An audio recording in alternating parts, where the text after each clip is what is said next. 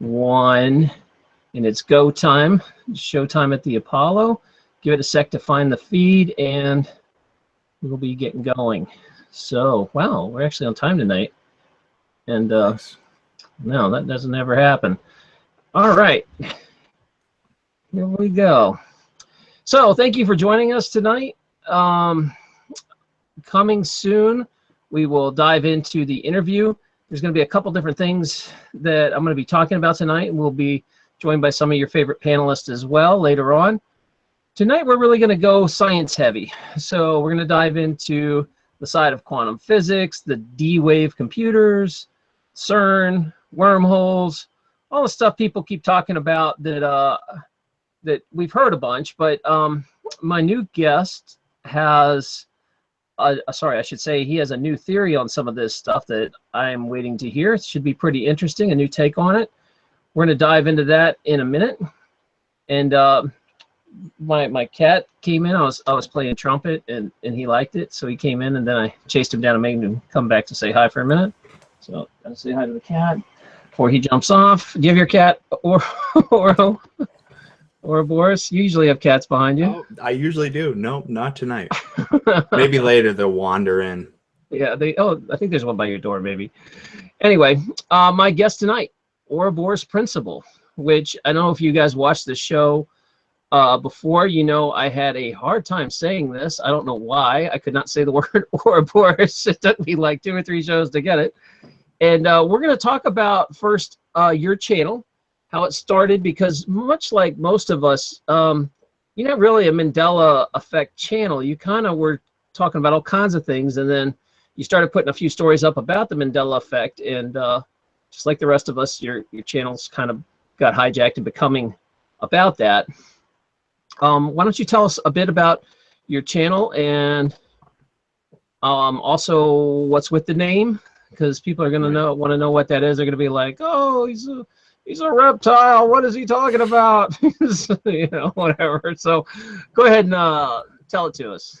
Well, originally, it started out as more or less a viewing channel, because, you know, YouTube is like, you can't watch this unless you've signed in, you know, mature content and swears, etc. So I made my own channel, and then I lingered for a while, and I was like, wow, you know, this new era of prosumption where we're now the producers and the consumers in this digital media era. And finally, I started putting up some of my art originally, like some poetry I wrote. I'm into hip hop, so I put up really crappy hip hop songs, and that was a while ago.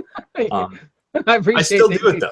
You quantify that. You're like, yeah, they're crappy. Yeah, I'm a fledgling musician. I would be way too embarrassed to put up anything. So you know, big props to you for that, because right.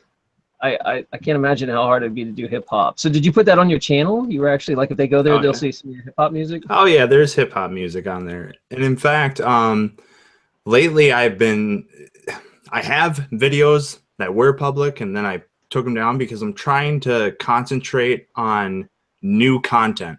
What I mean by that is I go on YouTube and you see like 10 videos of the same thing, right? You see this, and they're all talking about the same subject. On my channel, I'm trying to make videos now that are totally new. Like, I haven't seen, I want to go on YouTube, type this subject in, and see that I have the topic locked down. Because I feel like so many people will find a trend and they'll just make videos on that topic. You know how many Star Wars Mandela Effect videos there are? And then I think it hurts the actual conversation, because when you get so many people riding a trend, right, they're gonna just put that video out there just to be like, well, capitalize on that. But if they really want to produce something that they're behind, it should be original, you know? It should be something that you don't see and something that you want to watch. So I guess that goes with my hip hop stuff too. Like, I was like, nobody's producing shitty hip hop. I can not a white guy doing crappy hip hop. Yeah. I've never heard of that. Right. What I did want to say though is I agree, because I think if I like Google the search or whatever, search in YouTube Mandela Effect, The guy with the most hits, someone named Shane or something, it's got like 2 or 3 million hits. I think he's only done 1 or 2 stories on it. He's just like a popular dude who did a story and moved on. And he's got the most out of hits out of everyone. And like, you know, we're killing ourselves on these videos. And I'm lucky to get 20, 30,000 hits. So I'm pretty happy. So I agree with you that it kind of gets, unfortunately, it started out more like an internet meme, but as this community built, it's become a force now. You know, there's a lot of people that are being brought together by this. So I'm glad to see your channel is evolving. I totally understand that, by the way. My channel has some old stuff. I still leave it up because it's kind of like history of who I was, but it is nothing. It is not reflective of me now at all. Like I have a video where I talk about scam baiting a Nigerian scammer, and it's one of my most popular videos, and it's horrible. It's a terrible video. I made it, I mean, it's funny, but I made it like as a joke, and it took off and got 1 million of hits or something. And so like all my crappiest stuff gets all the hits from my old days, and now all these good videos that I work really hard on like get, you know, 100 hits. So I'm with you. I feel you. Well, and that's just it. Like these roundtable discussions are so fascinating. And then you see a guy who has thousands upon thousands, like 1 million subscribers, and he puts out a few videos on Mandela, and you're like, well, what did you actually do for that community? What did you actually produce that was quality? And what you're doing here, I would love to see the people go into those channels to get just skimming the surface. Even like you are going beyond skimming the surface, and I think what you're doing here is more of a part of a greater conversation. Actually, you're starting to evolve into just philosophy and almost a coast to coast AM with a little bit more of a wider view. Well, I appreciate that. This is all completely by accident. Basically, this is the first time in 7 years that a community's really rallied behind me and gave me love and supported me, that they're like, this is what we want to see. And I'm like, okay, I'll do it. And so at this point, they're steering my channel. I haven't even made a video for myself in weeks. It's just pretty much what they asked for. So I think that'll happen to your channel as you start putting stuff up. Yeah, and I'm actually looking to produce some, like I went to the Afterglow community, and once in a while I'll pop in, but I was just telling people I want, before I make a new Mandela Effect video, I want it to be original, and I don't want to have it be super negative or super positive. Like I don't want it to turn into this, like, you better believe me. I want some evidence. So recently I've been digging through and collecting lots of old newspapers. And just to give you an example of some of the stuff I have the terrorist attack. Been digging through this for any anomalies. The 9/11. Oh, okay. So, you know, if there's anything changing, I have these papers. I have the we talked about the moon landing, but I have July 21st, 1969 moon landing. So like all this stuff is not only culturally relevant, but I feel if you're going to be digging and scouring through the internet for material, why not go to some of the stuff that cannot be edited by these unknown people who may want to change your mind just for, you know, to deceive you. So if you're really going to dig through material that has some punch, you should go to your libraries. You should look over those hard files, you know, those VHSs. Like so many people say, well, did the Star Wars line change on your VHS at home? See, that has so much more potency and credibility than some guy posting some edited version on YouTube. See, and that's where I think Mandela really gets the conversation going. When you have historical context and stuff that you really cannot refute. Like I can't Photoshop an aged, smelly newspaper from the 1960s. Some of the best stuff I saw about it was some guy that like dug it all up from microfiche, you know, or was finding all these changes from the 80s, which was great. And I think the changes actually, the one that kind of brings me around are the ones that the Christians are talking about and so up in arms about is, you know, they've had family Bibles for over 100 years, and all of a sudden something they've read 100 times, you know, this verse, probably more, changes in this old Bible, and it's like, how do you explain that? You know, a Bible that is 200 or 300 years old is talking about things like couches and aliens, and you know, you're like, what?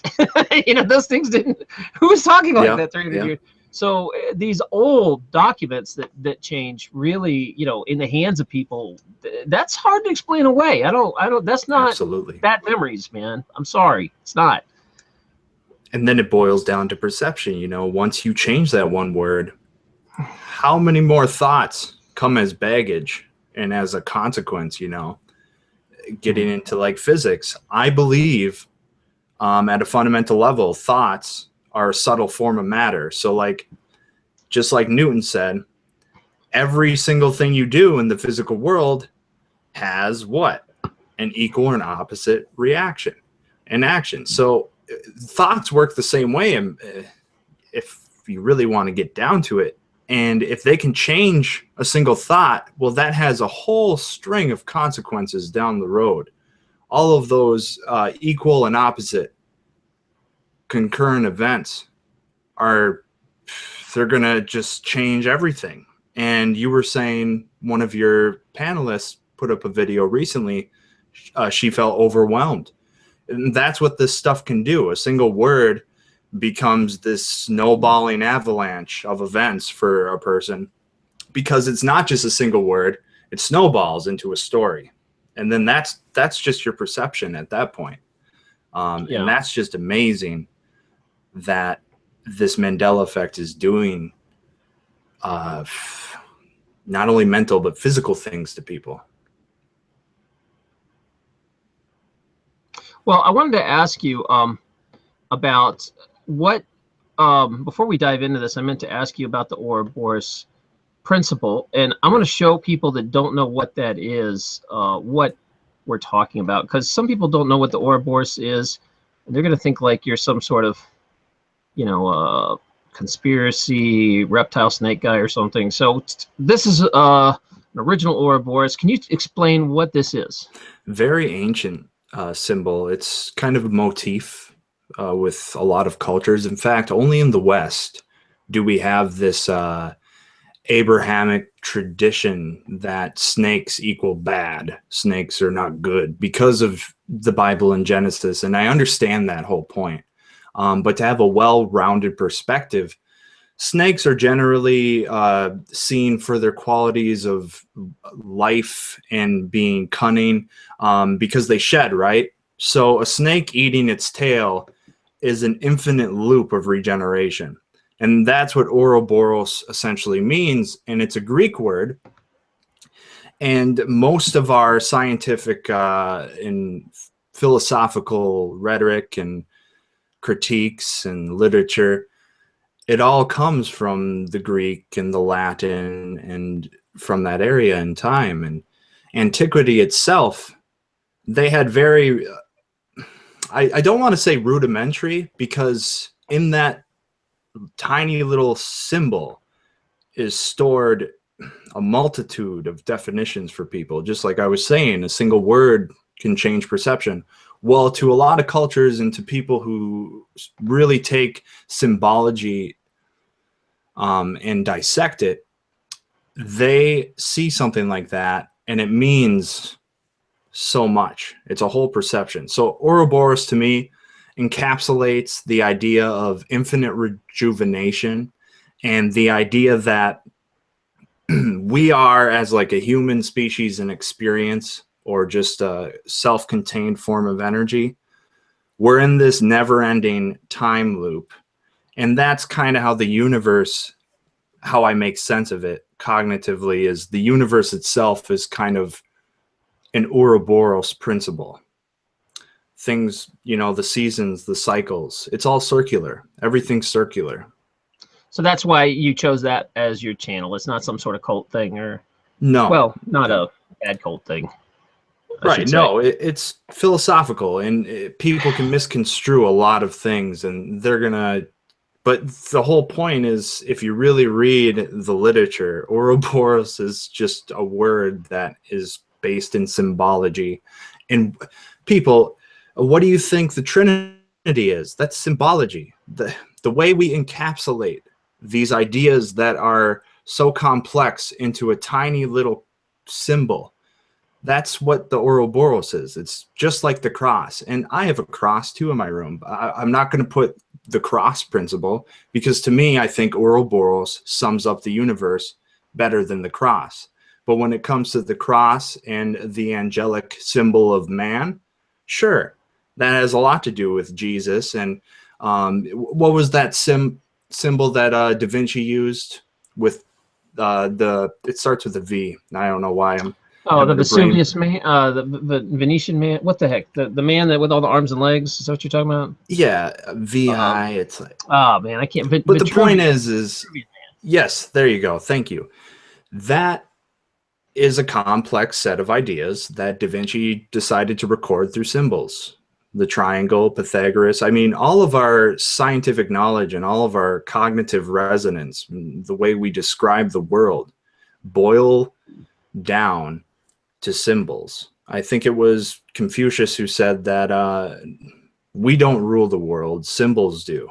I mean, even our language, they're nothing but symbols. So we always take complex cognitive patterns and we distill them and repackage them in something we can transmit and receive together as a collective. So don't ever be afraid of a symbol because you give it its meaning. The fact that I assign infinity to Ouroboros is my own cognitive pattern that I agree with. So on a side note, I do want to ask about the Vitruvian man. Kate and me kind of had a thing about if this was a Mandela effect. She remembers 6 legs and 6 arms, and I remember 4 legs and 4 arms. And she also doesn't remember the legs being twisted. So if anybody in the chat room wants to jump in on that and give, we're kind of undivided. We're not decided on that one. I don't know if it is or not. I'd be surprised. Yeah, no, that's a good question because I haven't seen it in a while. I haven't thought about that. Well, no, it just came up last week, so I'm dealing with that right now. Anyway, so let's get back down to the real dig of this here, and we are going to first. We talked about the channel, and we're going to get into more of what is. Well, let's just dive right into the meat. You have a new theory you'd like to talk about Right. that might tie into the Mandela effect. You have the floor. Go ahead. Okay. I just wanted to flash a photo here. Oh, there it is. Yeah, 4 legs, 4 arms. Kate says there was 6, and I don't remember 6, so we have different memories of that. Right, and I don't know if I have a solid memory for that. But the theory. So I've been thinking about how a lot of people are saying that timelines are shifting, time speeding up, or just like you said, you experience one thing, somebody else experiences something else. And it's not false memories. Like you can't scapegoat that stuff and try to explain away all these group thoughts.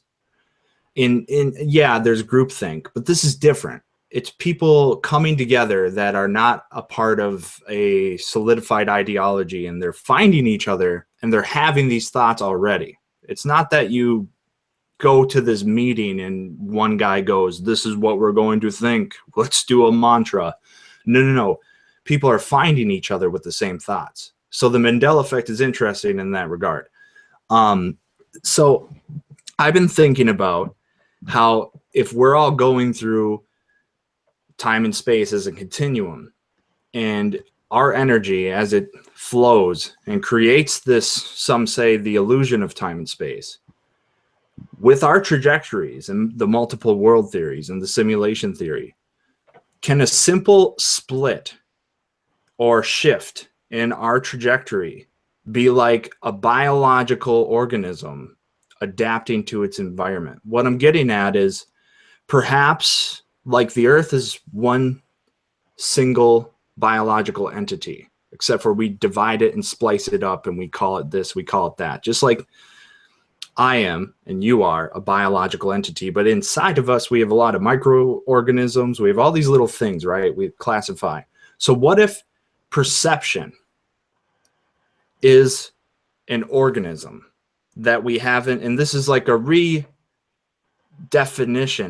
like a redefined vision for biology itself, because I don't know if we have words for what I'm trying to describe. What I'm getting at is maybe time, space as a continuum, and as we shift through it, we are going through these different worlds, and if one breaks down, a Mandela effect occurs.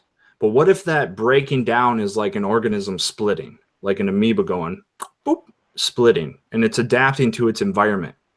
And this is going to sound a little convoluted, and I'll try to explain it. But if we are all fish in the water, we all would not know that we're in water, because they say that the fish never discovers water. So what if we're all fish in water, and every time we swim a different direction, that water changes its trajectory like a tiny organism, and it's adapting to its environment to survive. So the fact that you remember something and somebody else doesn't remember it the same way you do, it's because your time-space continuum or parallel world had a breakdown, and in order for this organism that we call the time-space continuum to survive, or your perception inside of it, it had to adapt and evolve. Thus, the external features in the reset or the Mandela effect changed. So it's just like a simple microorganism splitting. It will have similar traits, but tiny little ecological details will be different inside of it. So I'm saying that maybe our perception is like a biological organism, but we're inside of a bigger organism. And each time we move through time and space, the Mandela effect is simply the organism evolving or adapting to survive. And can people manipulate these trajectories? Could, at a fundamental level, something like Cern or the LHC or any of the other superluminal luminal colliders, could they break down particles at the speed of light to force these organisms to adapt to an environment that they stimulate? So I'm looking at this from perception in a petri dish, and we can poke and prod the perceptions, and we can change the timelines according to the code or the information in the petri dish. And with that in your mind, and stop me if this isn't making sense. Now keep going. I'm getting the analogies. Tie it together for me. Okay.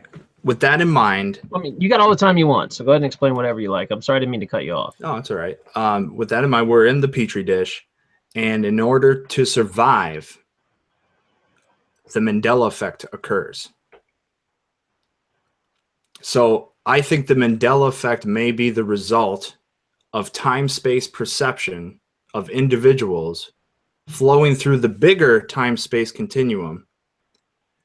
And when they have a shift in their timeline or reality, that's actually their perception biologically pivoting down a new pathway. And that's where you get the multiple world theory, except for all the collisions are causing the discussion, because that's what Mandela effect essentially is. Because you're saying that it's since it's fractal, it's going to be on all levels. This is kind of doing the same thing, even all the way down to the microscopic, which I get. But you're saying it also can happen at the larger levels the exact same way. Right. Like if you, the way I would look at the Earth and our experience inside of it is kind of like a holographic schematic.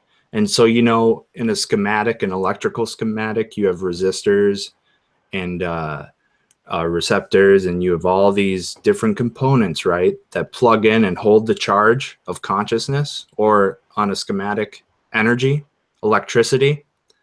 Well, we're kind of plugged into the holographic schematic, I suppose. And on this schematic, every time we get switched and the energy flows a different way, those shifts occur in this holographic reality. And the reason I kind of have been thinking about this is because a lot of people on your channel have been subscribing to the simulation theory.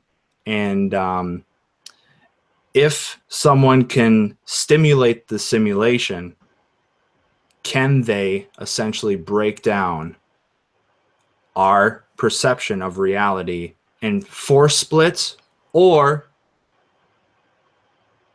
can we have natural adaptations occurring in the universe, just like biological organisms inside of their environment? That's deep, man, because you could have it on so many different levels that way. And I mean, so you're saying that perception can cross all these different levels, from all the way down to probably smaller levels than we even know about, beyond quarks, all the way up to galaxies and everything else. Right. From a micro to a macro, it's still one unit. I mean, without the micro, you can't have the macro. We only see the macro, the result, right? But yeah, all these little collisions, like right now, I said something else and you said something else. So the multiple worlds theory is every single change or nuance of our will and intellect and cognitive recognition of our environment creates one finite trajectory that we experience. But the multiple worlds theory says that no, you actually experience every single cognitive pattern available in the infinite world that can exist. So, you know, I didn't show up for this show and you didn't show up for this show, but then I showed up and you didn't, and vice versa. And then thousands of, you know, X amount, man, we got pie.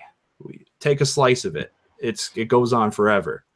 And what I'm getting at is, if this holographic schematic that is the universe, if we're all in it, and the multiple worlds theory is also contained in it, and there's a holograph, and there's this spectral refraction, like the multiple colors going through a prism into the one white light, but the one light is the energy powering the holographic schematic. All those colors are the trajectories, but you can only see one of the colors, but they all exist. And what I'm getting at is, do we adapt to only one finite trajectory, or can somebody manipulate the trajectory? And that's where I'm at with the Mandela effect. Is it a natural, and I keep using the word biological because I don't know how to describe a time-space adaptation without assigning it biological features as a metaphor. So can our perception behave like a biological organism and adapt to survive, you know? And can people, like you were saying, below quarks, well, I guess below is not the right word, but you know, all the little things causing the quarks, because space is not empty, can they manipulate the fundamental building blocks of perception? So can they steer us, or is it a natural biological adaptation? And keep in mind, I am redefining biological for it to be used as a metaphor to explain what I'm describing. And that brings up free will. If, you know, a lot of the intelligentsia, like the popular people like Sam Harris, they love to say you don't have free will because you're just a bag of meat and consciousness is electrical impulses and, you know, stimulants flow through your five senses and you don't have free will. And I get that, but how does that fit into the framework of multiple realities? If multiple realities are rolling, you have free will to choose which reality you exist in the multiple trajectories. So how do you feel about free will if the Mandela effect is involved in that argument? Man, I don't know, because every other week I try to figure out what the Mandela effect could actually be caused by. And I go around in circles because a lot of stuff sounds good. You know, could it be caused by mind control or D-Wave computers or Cern, you know, trying to manipulate on levels you're talking about, biological, you know, micro levels that then show up. But I kind of go back to the, I feel like, you know, this is all, I'm more of a simulated reality person, that this is all fake here and that we're just here for an experience. We're just a consciousness from a higher life form, that we all kind of are one gigantic collective. We come down here.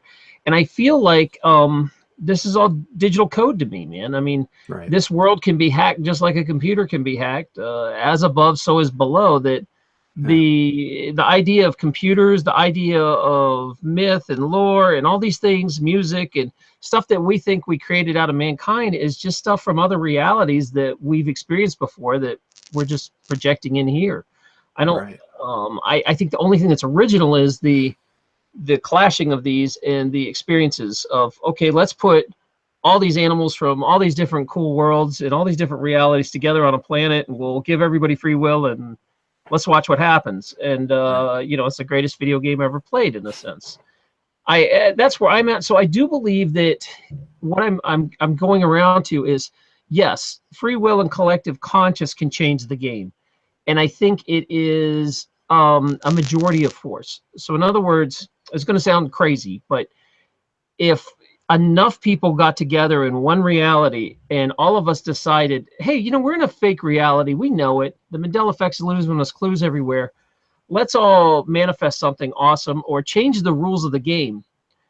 I think you can change the rules of reality here if a majority force got behind it and changed the rules, rewrote the code. When enough energy decides, you know what, this gravity's lame here, we're going to make it 10 times lighter so I can jump 20 feet. You know, that sounds crazy, but I believe if this is really just a simulation, a fake computer program, why couldn't you go in and change the rules?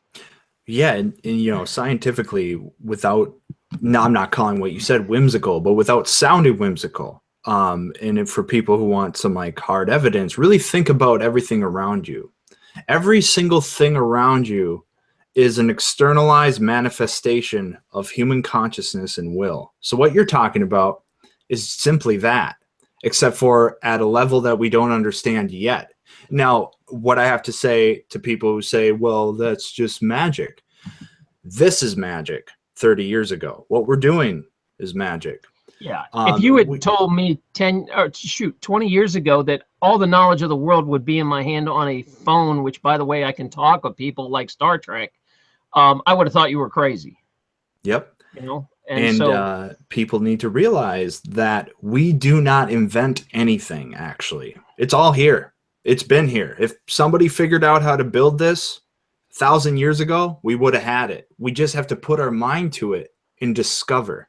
That's what this all, everything is discovered. We cannot invent anything. We simply rearrange the periodic table to match our cognitive patterns.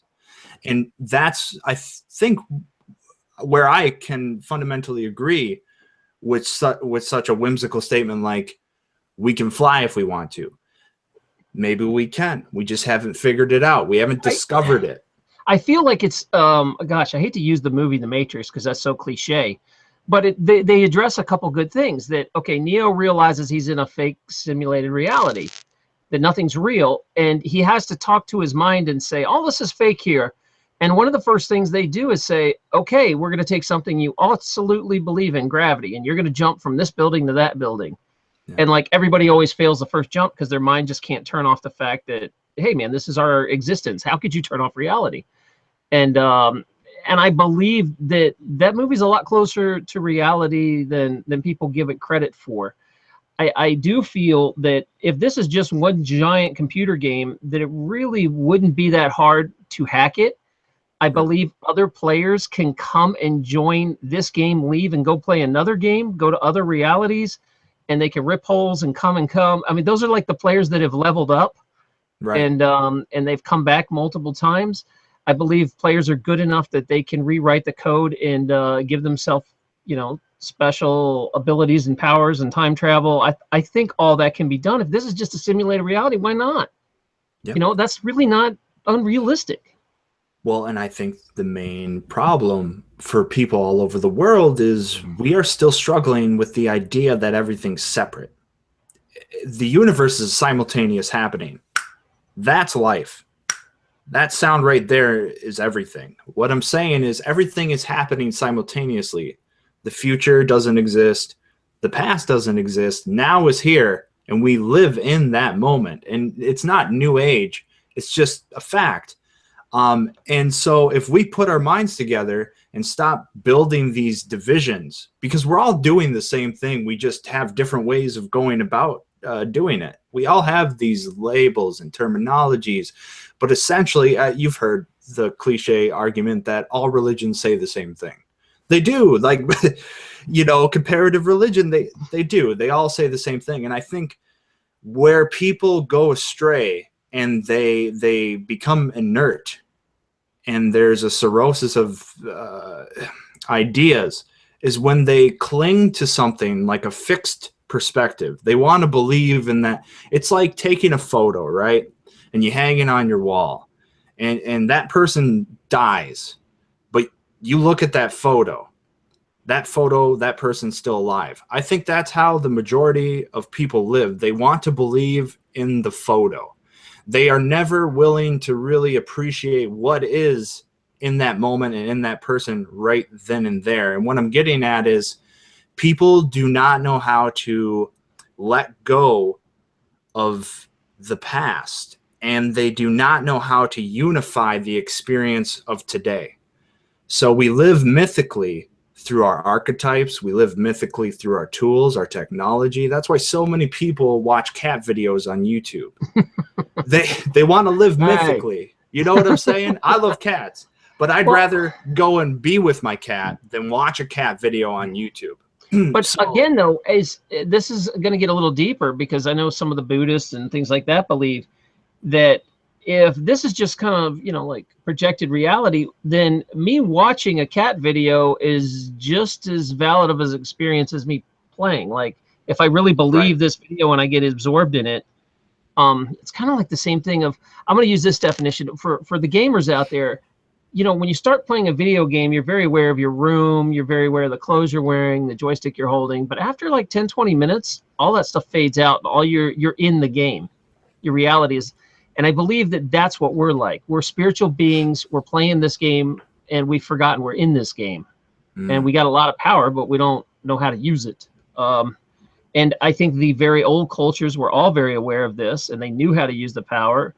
Perhaps there was a nefarious thing that kept us here, or perhaps it was like Dolores Cannon said, where we just kind of like agreed before we came in that we have to have this experience. Because, you know, what good is a video game if all the characters are good? There's no conflict. Right. You know, we got to have good and evil and conflict and consequences and experiences. And if we got to play the same video game 1,000 times, it's going to get really boring playing one character the same way each time. We're going to come in as all different kinds of characters, good and bad, for the experience. And I feel that that's kind of where I'm at with that. I can see that. And this is the beauty of what is emerging through quantum computers. People are now gaining, instead of classic dialectics, instead of binary opposition, we are now in the quantum realm where you're right, I'm also right.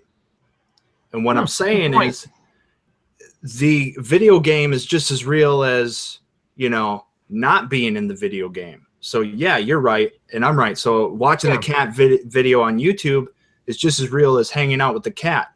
And so I think our ability to live with paradox is how a quantum logic system would operate. And if we take that into tomorrow or apply it to today, that even better, we will stop trying to tell people that they're wrong, and we will live with the paradox that they're right, you're right.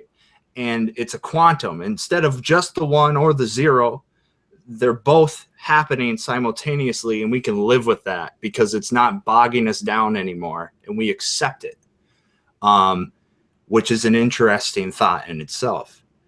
So perhaps as we move away from sequential linear logic or dialectical thinking, like black or white or black, light or you know, hot or cold. No. They exist simultaneously, and you have to accept that. And it's all the years of training that our species has been trying to escape. That's why we've been building all these tools and technologies. We've been trying to invent new purpose for what we are and what we experience. And once we evolve away from that, I think we will be able to do so many more things, like perhaps anything. If we apply that paradox, if we hold the paradox in our mind and we accept it.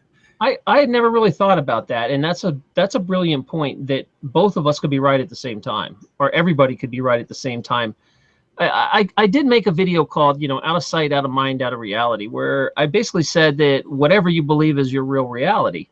And it's not like I came up with this idea. It's thousands of years old. It's just, maybe I said it in a new way that people get or understand, that that me and you can both be right about stuff. And this is how I feel, because I have fans who are Christians and I'm not Christian, but I know that they're right, and I know that I'm right, and I know the science guys are right. I think all these different things can be right at the same time, because we're talking about, how a person experiences their own reality. Yeah, it's a human experience, and that's what we got to keep in mind. It's a human, that's the key word, the human experience. And last show, when I was a guest on, somebody brought up that, all these different archetypes, they're all relevant. And I said, yeah, absolutely, because how can they not be relevant? It's a human projecting it. So when we tie this into manifesting your reality, that is essentially what all of us are doing. And see, I can't be like, you Christian, you're not right, you got to listen to me, because that's where you stop growth and you stop evolution of the human itself. And that applies to Christians as well. Christians shouldn't try to tell other people that they have it 100% right. I think people would we would live in a much more peaceful world if people let go of dogma, let go of the idea that they are 100% right. And living with that paradoxical thinking is actually how a quantum computer makes quantum connections and calculations outside of our mind. Like, that's literally what a quantum computer can do. It can calculate and solve a problem that we cannot even fathom, because it's holding the two concepts at the same time, and it's drawing from the infinite well of perception and calculation an answer that we can't even perceive, because we're so fixated on the one or the zero, but they're both at the same time. Yeah, that's just it. If you could explain to new viewers who've never heard of things like this, that something like the D-Wave, Right. The D-Wave computer, if you guys don't know, is a quantum computer, and you can actually buy one yourself if you have $15 million. So that's going to be interesting when rich people start owning all their own D-Wave computers. Right. But the thing about it is, for it to actually work, the multiverse universe has to exist. It's kind of like proof that, yeah, there's really multiple universes if this computer actually works. And as far as I know, it does work, right? Well, NASA has one, Google has one, they share an airbase, Lockheed Martin has one. So if those companies are willing to invest, you would assume it works, right? I cannot confirm such things. Could be a giant marketing ploy, like Lockheed Martin owns one, you should too. But no, the one problem they run into is decoherence. So what that means in quantum jargon world is, when they have the quantum computer operating, and the reason why, for new viewers or listeners or people unfamiliar with D-Wave, it runs on qubits, and D being the fourth letter in the wave, so it's four-dimensional wave thinking. It's the D-Wave. It has to be in a very, very cold room. They haven't miniaturized this technology yet, but that's how most technology goes about. You invent it, then you miniaturize it down the road, and you sell it to consumers. But the one problem they keep running into is achieving the quantum symmetry, the into the other dimension calculation, because what these computers keep doing is breaking back down into 1 0 0 1 0 in a linear fashion, and that's what decoherence means. And in certain models of quantum physics, consciousness actually creates decoherence in our world. So going back to an easy example is the cat is alive, the cat's dead, but when you look into the box, your consciousness breaks down the situation into a decoherence. It no longer is a coherent, simultaneous happening. In the quantum world, it becomes a linear, binary prospect through your conscious exploration. So two things with the quantum D-wave computer. One, they have to have it so cold for these qubits to process. Their processors have to be like, somebody would have to look up the temperature. So they're having problems with that, but they're discovering ways to cool things down with lasers and new technologies with, I forgot the word. It's something with the fractal. It's basically all the stuff Maxwell has with lights and colors and spectrums, you know, the electromagnetic wave spectrum, but they can use it to cool things down. And if they can get that into a processor and cool down the qubits, they can achieve a quantum state. But the problem is it keeps breaking down into decoherence when they make calculations. Some people say it doesn't. And some people who have tried to peer review the quantum D-wave computers say it breaks down to decoherence. I don't know who to trust, but the fact that these big companies are buying them says that they must be working. Yeah, because you can watch like TED Talks where they're talking about how they're doubling speed and quadrupling speed, and the speed grows exponentially, the computing power. Because for you guys that if we got a little too deep, what this means is that if you have multiple realities and this computer's running in one reality, it can actually use all the computers in the other realities that are built at the same time and mass solve a problem. So if we have like infinite universes, that's insane amounts of computing power at the same time. They say it works. People say it works. But again, can you really trust anything you're being told? So, right. You know, that's why we're going back and forth on this. Yeah. And even if you achieve a quantum state, there's still one more problem. The human brain, the biological supercomputer, it potentially breaks down everything into a binary opposition. So even if you achieve quantum states technologically, can the human brain observe a quantum reply, a true quantum reply? Like, would we be able to cognitively interface with that kind of logic? Because that's where it gets so strange. How can we create and extend ourselves through this technology?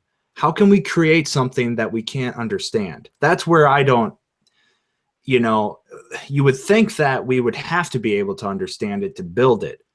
So do these machines take on a new type of sentience? I've seen a video of one of the people behind D-Wave say that this machine's like an alien and it breathes. It literally makes like a breathing sound. And I'm not using some anthropomorphic terms here.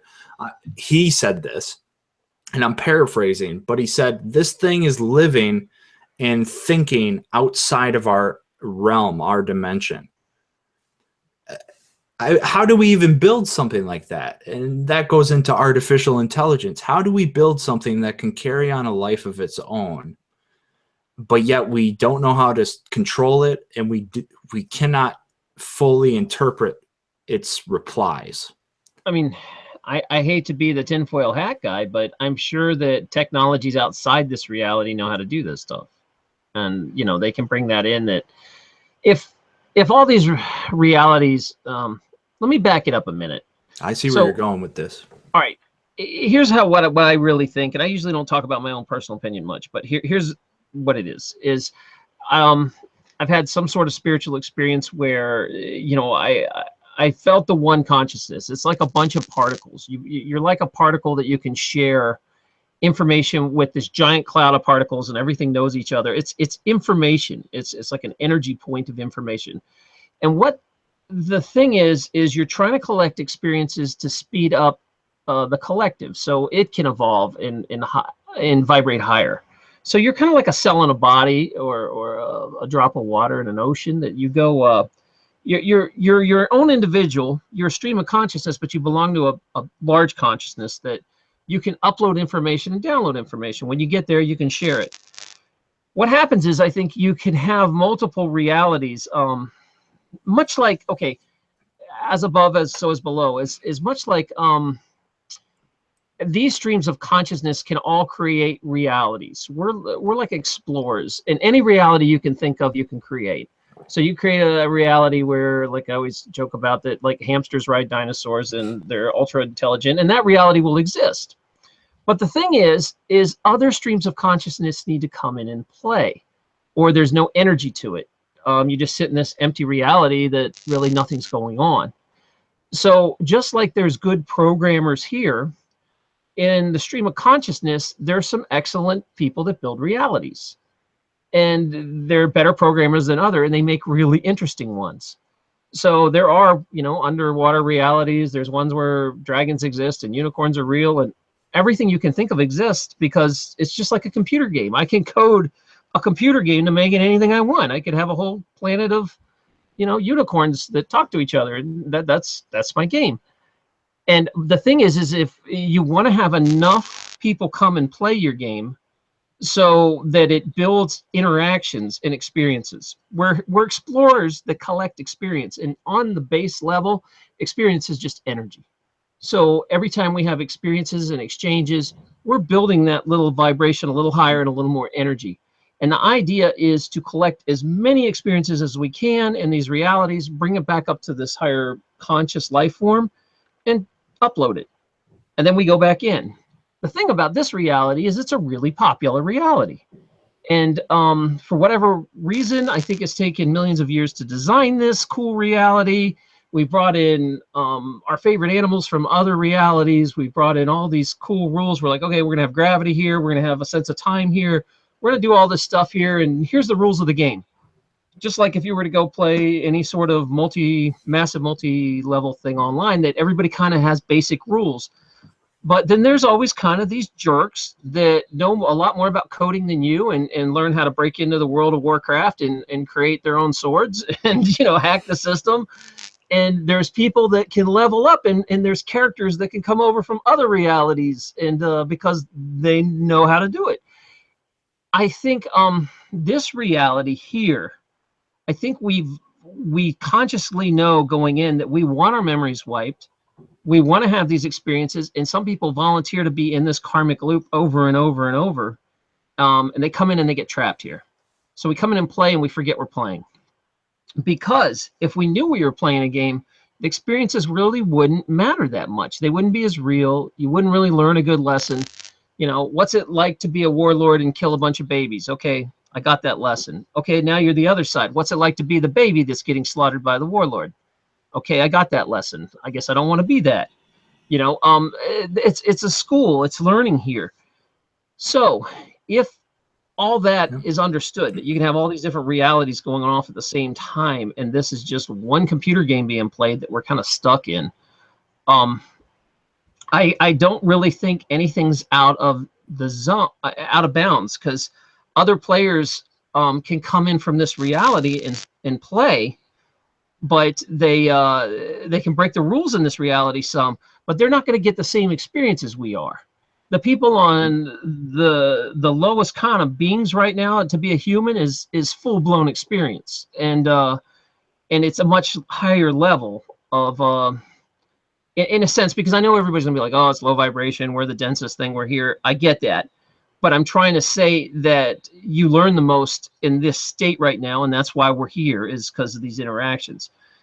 I do believe that what happens, sorry if I'm talking too much here, but what happens is when you come into this video game, instead of just staying here and collecting one reality, you can break out, and every time you make a decision, you make kind of like 2 save points in a game.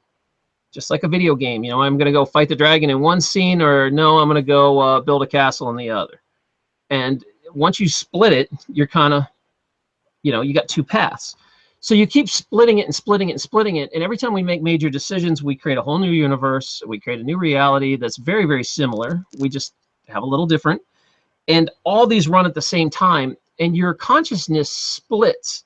And I believe as above and so below, it works kind of like DNA. There's a dominant gene and a recessive gene. You have dominant consciousness and a recessive one.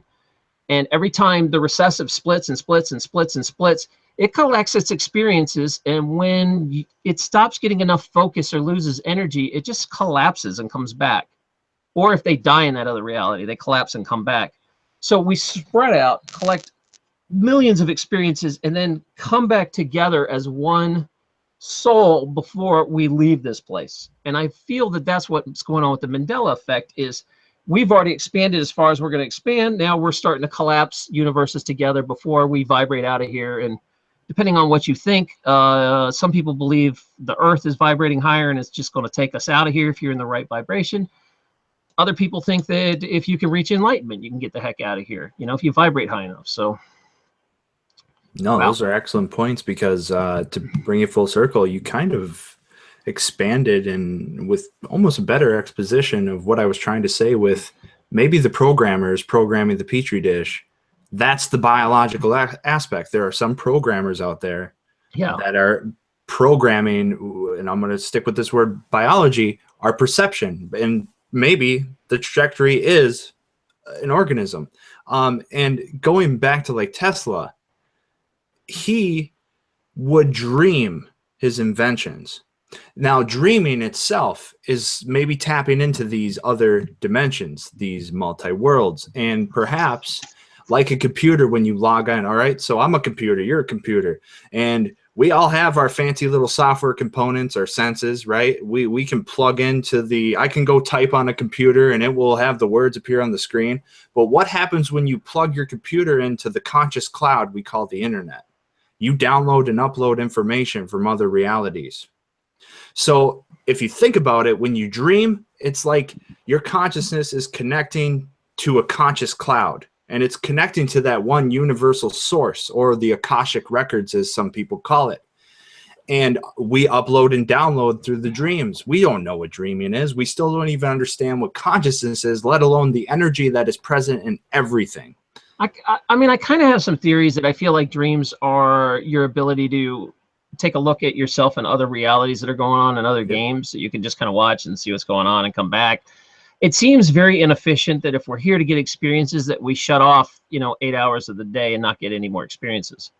So I think it's either a mechanism for us to create realities that simply just collapse when we wake up, or we're actually spying on other realities.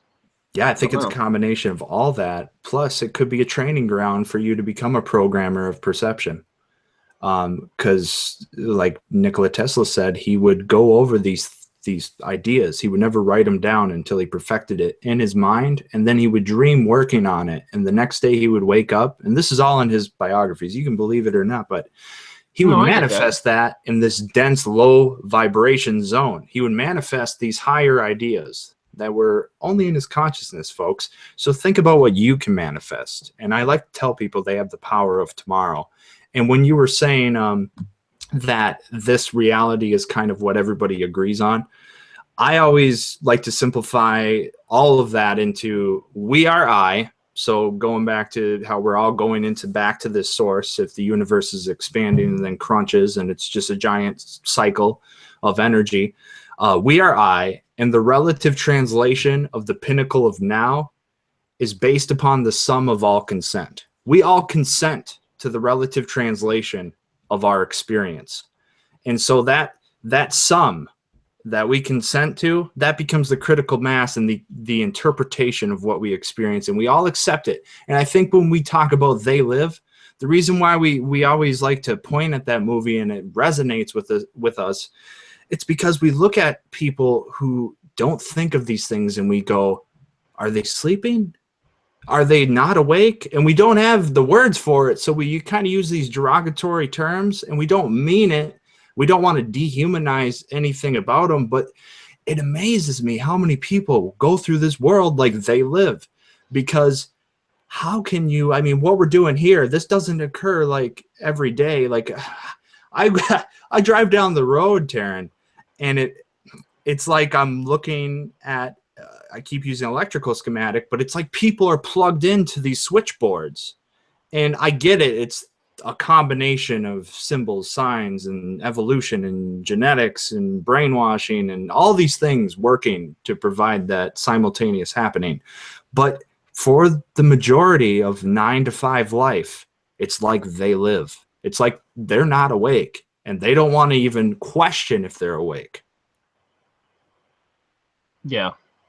I'm really kind of I don't even know what to say on this tonight, because it's like we said, there's I mean, I keep going back to this, but if this is the first time you heard this, just like if you play a video game, there's characters that are run by the computer, the non-player characters, the NPCs. And, you know, you'll be playing a video game and you'll go buy a sword from a blacksmith or something. He's not a real character, but everybody else walking around in that game could be a real character. You know, you can interact, and we can have adventures together. We can share a reality for a bit, and then we split up and we have separate realities and adventures. Sorry, I should say my reality is going to be different when we split up and we don't do the same part of the game anymore. We don't go both fight the dragon. We go different ways. Yep. Well, we're still in the same game and we're experiencing different realities on our computer screens, but it's still all coming from the same data code matrix floating around up there. So, you know, like you can look at the screen, and that's kind of like our eyeballs. It just decodes the data stream, but it's all there at the same time. It's just data. Our reality is only what we're kind of looking at the moment, and the rest is just 99.999 of it's just a data floating around that it's not real until we focus on it. Yeah. And that's kind of the same way. Again, I go back to video games because it's such a wonderful analogy. It's as above as below. It's from the same idea. All right, so we have reached the top of the hour. I'm going to take a break for a second, invite everybody in. I do have some things I want to announce tonight, though. You will notice, let me see if I can show a little picture of this. You guys that are in the chat, I haven't really been watching too much going on in here, but you will notice that there are some screenshots that I'm pulling up right now. And you'll notice in the chat there is a little $sign down here, and that is brand new. It is a new feature YouTube has allowed us to come in and do. And what happens is you get to you know, a lot of this chat goes by really fast, and it is really difficult to it's very difficult to what am I trying to say, to talk in chat and see your comments said. So a lot of times when that happens, it gets lost. So what happens when you want to be seen, and you'll see some of these go by tonight. I'm going to turn back on the screen share so you can see what I'm talking about. You will see your comment become sticky. And what I mean by that is you'll see a bar up top that says what you want to say. This was from last week. Jeremy C. said a lot. And when you donate some money, it lets your comments stick around on top for a little while. And again, YouTube made all these rules. So like if you want to make a comment that everybody sees, that's kind of an easy way to do it. I think it's like $5 will stick it for a while, 10 will stick it longer. You can go all the way up to a lot of money. I believe you can go up to $500, which sticks around. Your comment stays for about 5 hours. This is called a super chat feature. And I'm going to show you guys that we had a huge donation tonight that I didn't want to interrupt the guests, but I have to say something because it's beyond awesome. I've had this channel for 7 years, and nobody's ever donated money until the last 2 weeks. So, yeah, that's pretty huge. And I don't want to sound like one of those, you know, those marathons for public TV. Our lights are going to go off if you don't donate. Well, this is what I'm seeing right now. And someone named Techie Farm came in and gave me $100 tonight. Thanks for all the awesome videos on farming. Much appreciated. So for you guys that didn't know, I also do farming videos. That's kind of how I started. and he came in here just to because he appreciates that, and that is so huge. I've never had anyone do anything like that. So if you feel the that was the $100 donation, Techie Farm, you are one awesome soul. Thank you so much. I've never had anyone donate anything like that. That is huge. So I have to stop the show and say thanks for that. I'm going to invite the other guests in tonight, and they will, the returning panel, you know, these characters. So you're getting an email right now if you're listening. People like Jinx and Moneybags and Vegan and all the same guys that like to come in. You'll see any guest that has been on here gets an open invite to come back, and I do appreciate that. So besides that, I'm going to turn this back around. I do, like I said, I just wanted to tell you about that little money button in case you want to say something. It'll stick it there. Also, you know, I was thinking of maybe having something like Patreon where, say you give me like $20, maybe I'll let you pick the next story of what to talk about, or you know, we'll get more interactive. But tonight I'm just playing with the feature to see if anyone would even notice it. So hopefully you see that little money sign and you understand what that is. I really appreciate it. All right, so let's get back to the business. We'll have some people coming in here in a minute. Ouroboros, let's get back to talking about computers. Well, no, you're 100% right, man. Like, video games are sociologically relevant. Like, why do you think people love to hack? Why do you think people commit crimes? It's the same thing. You know, people are looking for ways to glitch and make a quick buck. So yeah, man, I totally agree with you. You can find so many insights in human behavior by looking through that lens. It's kind of hard because people, you know, my show has kind of gone down some serious rabbit holes and I'm not really a rabbit hole kind of guy. Well, hold on, I think Sam came in. Sam, I can hear myself on your mic. Can you turn down the sensitivity a little? Mute that a little bit. All right, so we that's tough because I feel like this is one thing that if we are in a fake reality and we're here for experiences, then I think we contract with some of these people to be evil. It's much like if me and you were going to sit around and play a video game, and we play the same game over and over, and I say, you know what, I'm going to be the dark side of the force and you're going to be the good, and then we're going to switch and see what happens. And I think I'm like your best friend, but in the video game we're going to compete and beat each other up, and that is what this reality's like. That these evil characters, these evil, if you believe in reptile aliens or whatever, I think all that's contracted outside. And then we say, okay, you're going to be evil. And they get in here, and sometimes they forget they're evil too. They're here for the experience. So these higher forces, the dark cabals that run the government and stuff, they're just role players that when we all get out of here, we're going to be like, man, you played that good. It was hard this time. Yeah. You know, but who's the dungeon master? And I feel that, you know, I was like, man, you know, I was doing good, and then you ran some cheat code and you hacked the system and kept me here, and man, well played. You know, and I got stuck in karma for 10,000 times. Well done. You know, so I think that evil is agreed to before we come in here. And I think you agree to the amount of evil you can handle. And you say, you know what, I'm going to have a really tough time this time, but I'm going to get a lot of experience and I'm going to level up because I'm going to come in as an orphan who his parents get killed, and you know, I'm going to come in and I'm only going to live 2 years and I'm going to have cystic fibrosis, or, you know, there's special souls who come in here for the sole purpose of teaching other people lessons. And they come in and they're children with cancer who die young, and they're people that have never really harmed or done anything. And they die and they go, why? There is no God. God would never allow children to get killed. All this has been preordained before we came in so we can have that experience. And that is why it exists. Because when we get the heck out of here, that stuff doesn't exist anymore. It's just like a video game. You shouldn't be any more upset about dying than turning off a computer and restarting your character. You know, it's like, ah, man, my character died. Darn it. I had a good bunch of money built up, and now I got to start over. That's about it. You know, when you get out of here, you look back. And the lessons, you know, the lessons you were talking about, that somebody lives for a short time, but who do, like, 50 years from now, maybe somebody's going to watch this show and something Vegan says, something Sam says, something you say, something I say might ring a bell in somebody's brain, and they might carry humanity forward.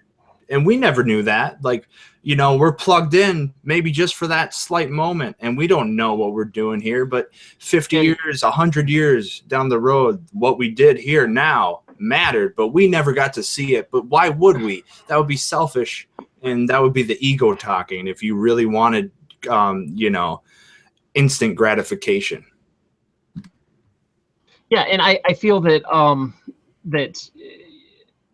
yeah, instant gratification. You don't learn anything without these hard experiences. And the people that came to play this are some serious characters that are. This is a very hard existence. You know, out of this reality, people don't have. You have love and light and experiences. You don't have this horrible, horrible death around. And I think that you know, we have a lot of help on the outside that's trying to help you out get through this, and people. It depends on what their flavor of help is. You know, do they pray and they have guardian angels, or do they believe in nature spirits, and or do they just believe that, you know, in Tesla? It really depends on what your flavor is. Yep. Yeah. I'm sorry, we kind of really went off on the tangent there, didn't we? I did. That's it. All right, so we got some new guests in here. I'm going to go around the table, and you guys introduce yourself for about a minute or two. Tell everybody who you are, because we have some people that have never seen you guys before. So first in was Sam. Sam, say hi to everybody. Sam's came back to talk to us. Sam, can you hear us? I can. Yeah, I'm Sam. I've been having some great chats after your show for the last 3 or 4 weeks with Joel Ouroboros there, and we've been discussing the idea of beginning either like an afterglow program that people can participate in a chat with us about, or just general discussions and then posting those.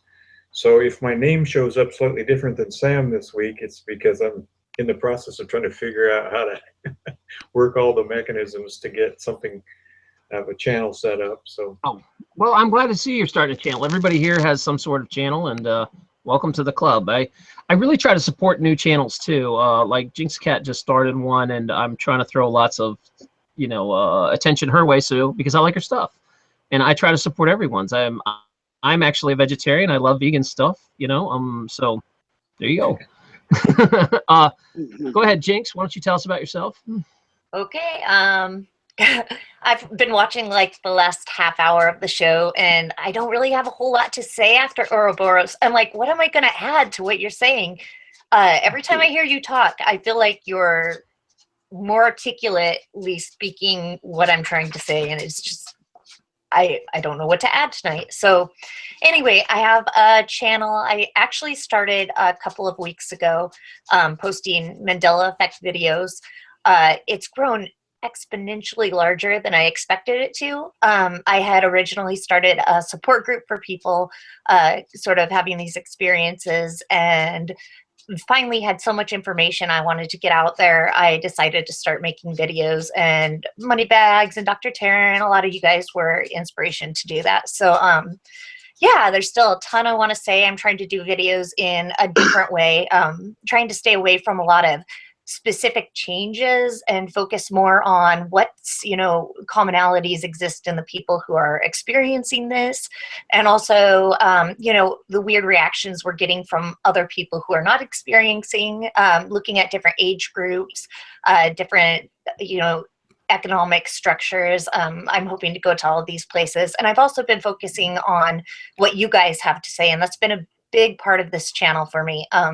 I feel like in the community, we're really quick to talk about the changes and things that we can try to prove, but tons of us are having our own experiences, and I really feel like they need a platform to be able to talk and share what they're going through too, because they are us. They're all of us and everybody in the chat room tonight.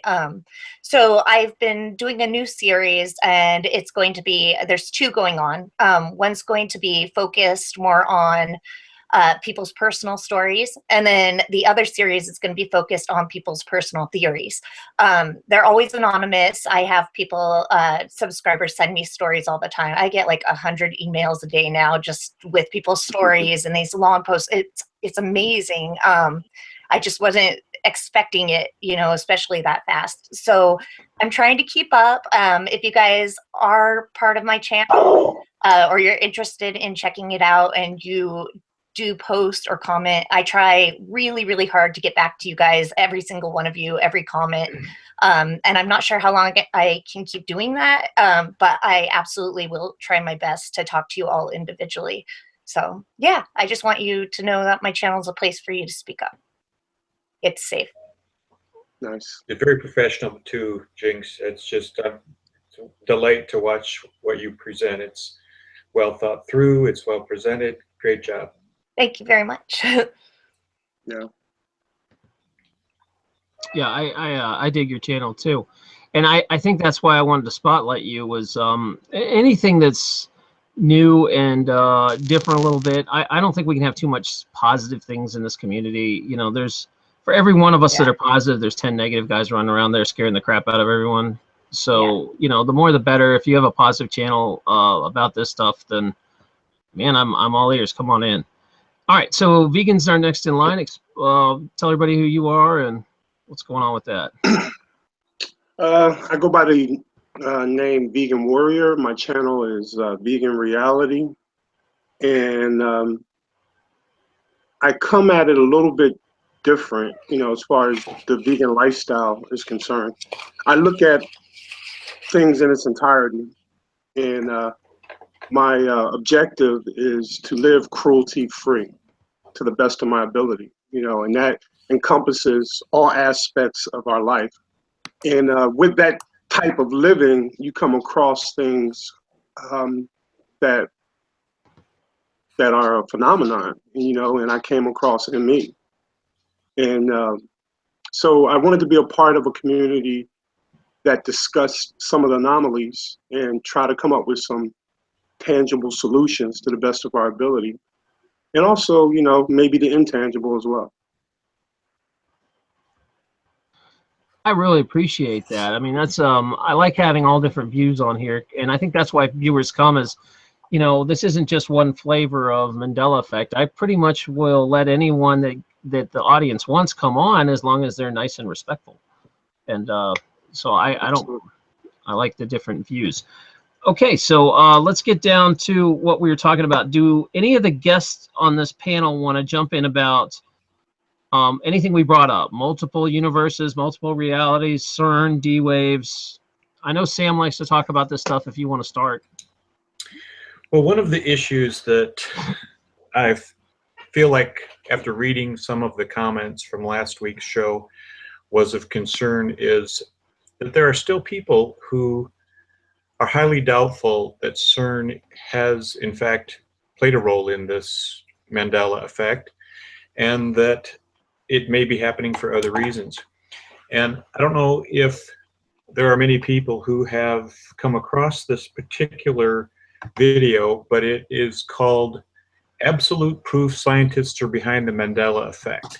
It's not a long video, 3 minutes, but one of the things that they show on it is a list of the people who were communicating in emails, the scientists who were referring to Cern. Now, I've got the little thing right here in front of me here. The first one that spoke was Richard Dawkins. What he had to say was, I'm not supposed to talk, but some things need to be altered so we can have a new order on this earth. Physicists are starting a big secret project. Richard Dawkins. The next one was a scientist named Professor Brian Cox. We are about to change reality.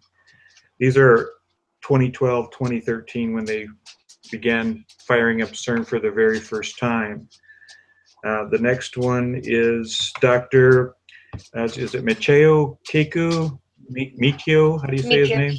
Michio Kaku. Michio Kaku. Cern, I believe in you. We will change history. Another one is coming up here. Bill Nye the Science Guy. Something big is going to happen. CERN involved. These are their emails that were screen captured by this particular individual. So those are just a few. It might be worth the listeners' time to go and check that out. And of course, CERN themselves have, there's several videos made about that people can find a reference to it. We referred last week to Cliff High having made a substantial theory of his own, suggesting that the D-wave computer may be accomplishing the Mandela effect without the use of CERN. And as I've been thinking about this a little bit more, I'm skeptical that it can be just the D-wave computer, simply because the condition of the quantum field is so vast. I mean, it's all of the atoms in the entire universe, and it's a fairly obviously stable structure, and the role it plays in the construction of material reality, that you're not going to be able to affect it very much on a quantum level naturally. Otherwise, we would be seeing all kinds of variations in our reality continually. It'd be an insane asylum more than it is. And so now that this technology with CERN seems to have the capacity to add energy, I mean, these guys are talking about adding 20 times the entire Earth's output for a year, and they do it when they fire it up. So at that given moment, and they're shooting for 5 times that amount of power during this year coming up. So the effect of adding all this energy, we talked a little bit last week about the idea of bringing the quantum field to a threshold of fluidity, where with a little bit of informational input, once that threshold is accomplished, then they can reform the appearance and solidness into something else that they want. And we also talked a little bit about how possibly the D-wave computers have the capacity to scan technology, buildings, physical geography from these other parallel realities, then come back and re-vibrate the quarks of our own reality into a copy of that, or bring that one into ours and blend them. And so that whole structure is a pretty, it's becoming the leading runner in the race, so to speak, in terms of defining what's happening. Sam, there's even some theories that some people say that we jumped to a backup Earth. In other words, when you make a decision at a quark level, one quark goes one way and another quark can go all the way across the universe if you want, and set up. So it's kind of like a second reality is already in play because of the interaction between these quarks. And some people are saying that maybe the quarks came back together and we jumped from one reality and pulled all the way across the universe to another, because there's a big debate about where we are in the universe now, if we're on the arm or if we're in the middle now, or all that. So I'm going to throw that out there and let you guys discuss for a few minutes. So anyone that wants to jump in, do it. Is it okay if I make a comment on this? Yeah, I'm turning it over to you guys for like the next 5-10 minutes. Okay, so I just wanted to bring up the idea that I don't think necessarily it's LHC related or CERN related or D-Wave separately. If you read up on things, sorry I'm out of it tonight, but if you read up on things, you'll actually see that CERN, which is the establishment that originally created Google, is the first purchaser of the D-Wave computer. And so my thought is that the D-Wave computer is actually the computer they're using to process the information gathered from the LHC, the Large Hadron Collider. And then I really think that that's working in conjunction with what's going on. And so maybe the LHC is opening the portal or opening the doorway, and the D-Wave is actually interpreting the information that it's receiving back. So that's my own personal thought. And then I also have a really strong belief that it is in some way also connected to Google and the World Wide Web. I really do think that it's being monitored somehow, because I think it's all connected to the same system at this point. It's owned by the same people. They're all kind of doing something where they're working in conjunction with each other, you know? So that's my thought on it. Well, they definitely are. I would agree with that. The university systems all share Cern's data. DARPA and Cern, they collaborated to invent the internet itself. Yep. So you're right. What were you thinking, Vegan?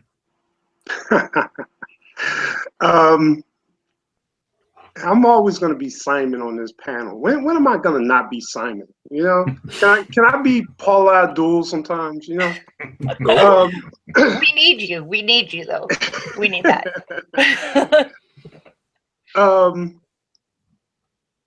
My beef with all of this is if you go to Netflix and you look at the number of movies that talk about time travel, quantum computers, multiple dimensions, it's ridiculous. Hollywood is preparing us for this.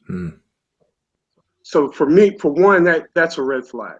You know, red flag goes up. Secondly, we have scientists coming out saying they're about to do this great thing, which falls right in line with all this sci-fi, and not a shred of evidence. There's not. They can talk it. They give you rhetoric, of course. They give you the science on stage, the science guy on stage telling you we're going to go to multiple dimensions and, you know, string theory and all these other things, but not one strand of evidence other than rhetoric. The role playing. I have a problem with that. I have a serious problem believing the establishment when they say they're going to do something, because then again, if you flip it around, if I had a D-Wave computer and, you know, and I had the ability to do the things that they say that they're doing, I wouldn't tell the public. I wouldn't tell nobody. I would just use that as a tool to keep my advantage over everyone else. And that's how our government operates. When they expose stuff, they're exposing stuff for a reason, in my opinion. Right. And it's either, it could be partially true, maybe, I don't know, but it just doesn't sit right with me. You know, it doesn't sit right with me. I'm not jumping on that horse yet, you know, and I've been doing some research and I've been looking at some alternative theories, which I spoke on last week. And I think I have a good case to present. And I'll reserve that, but that's how I feel. No, I mean, I'll share it with you guys tonight. You know, I talked about hypnosis, you know, and it sort of just blew over the conversation because it's not really, it could be perceived as not being relevant, but I could show you people are pulled out of an audience and put on a stage and completely controlled by the manipulator or the hypnotist. You know, is it possible that the powers that be, have they established a way to push out mass hypnosis to the public? Yeah, it's called television. I think they have, and I think it's frequency related. Right. So that's just my, you know, I'm not locked into any theory or dogma or anything like that. It's just, I question it. You know. Well, You know, VJ, Anthony Patch had that. Oh, Anthony Patch. I encourage people to check him out. Some of his stuff is a little fundamentalist, but he's definitely encouraging. Vegan, when you were saying like with the predictive programming in Hollywood, I 100% agree with you. I always balance that on one shoulder, that whole realm, that whole concept, because does art imitate life or does life imitate art? Can you create predictive patterns that will, through the power of suggestion, cause mass hypnosis? So I understand where you're going with that completely. And speaking on hypnosis at a frequency, can they actually tap in? We know that they can actually put voices, you can Google this is like from the 70s, through certain vibrations, vibratory hertz, they can put audio into your cortex. So can they push moods? Can they push? Can we become rats in a maze? And can they make us pull levers to get treats the way they want us to do it for their scientific experiments? And is it for the better? Is it a Machiavellian grand scheme where the end justifies the means? Will they argue through their elitism and scientism that perhaps it's for the greater good that they program mood and behavior?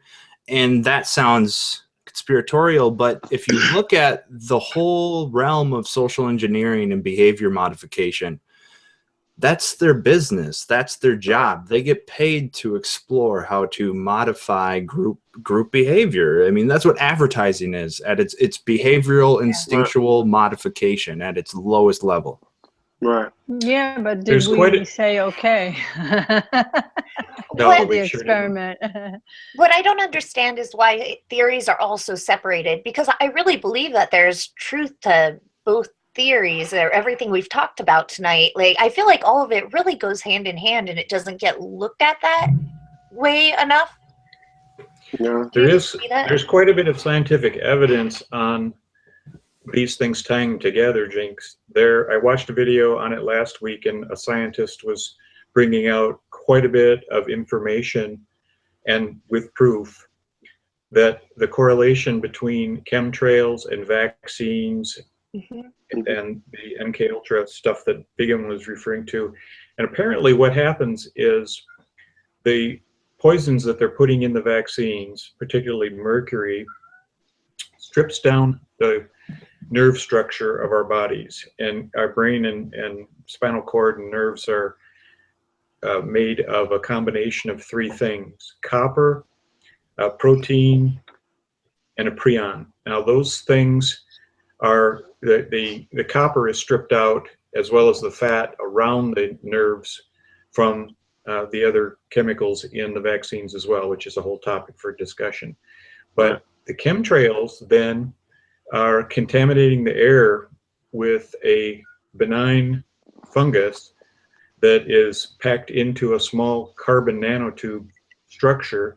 And one of the minerals in that is strontium, and there's three others. And the strontium is what the body will use to rebuild the nerve structure without an adequate copper supply being in the body.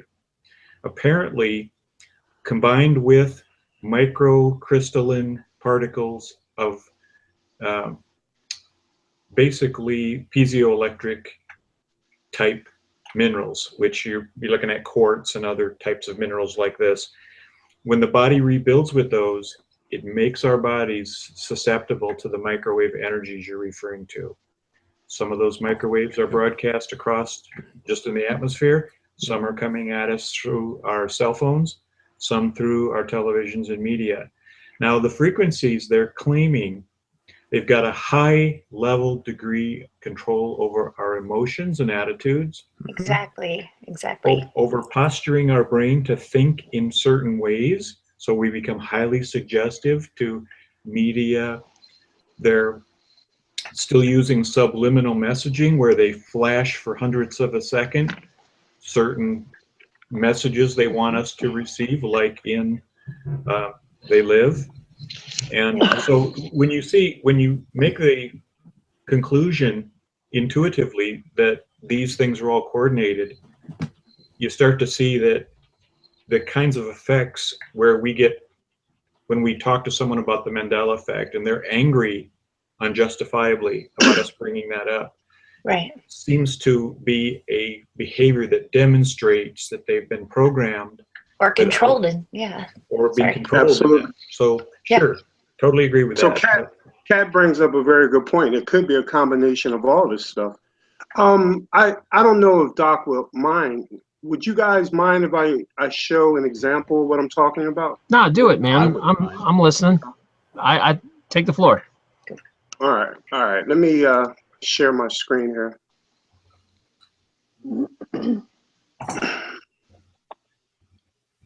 I agree that it's all, by the way. You guys see my screen? I don't know if you see it or not. Now we can. You can? Well, when you're talking or when. Yeah. Okay. All right.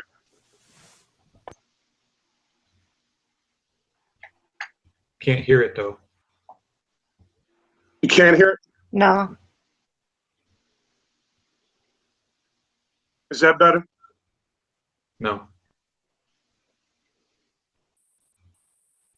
Tell us what's being said.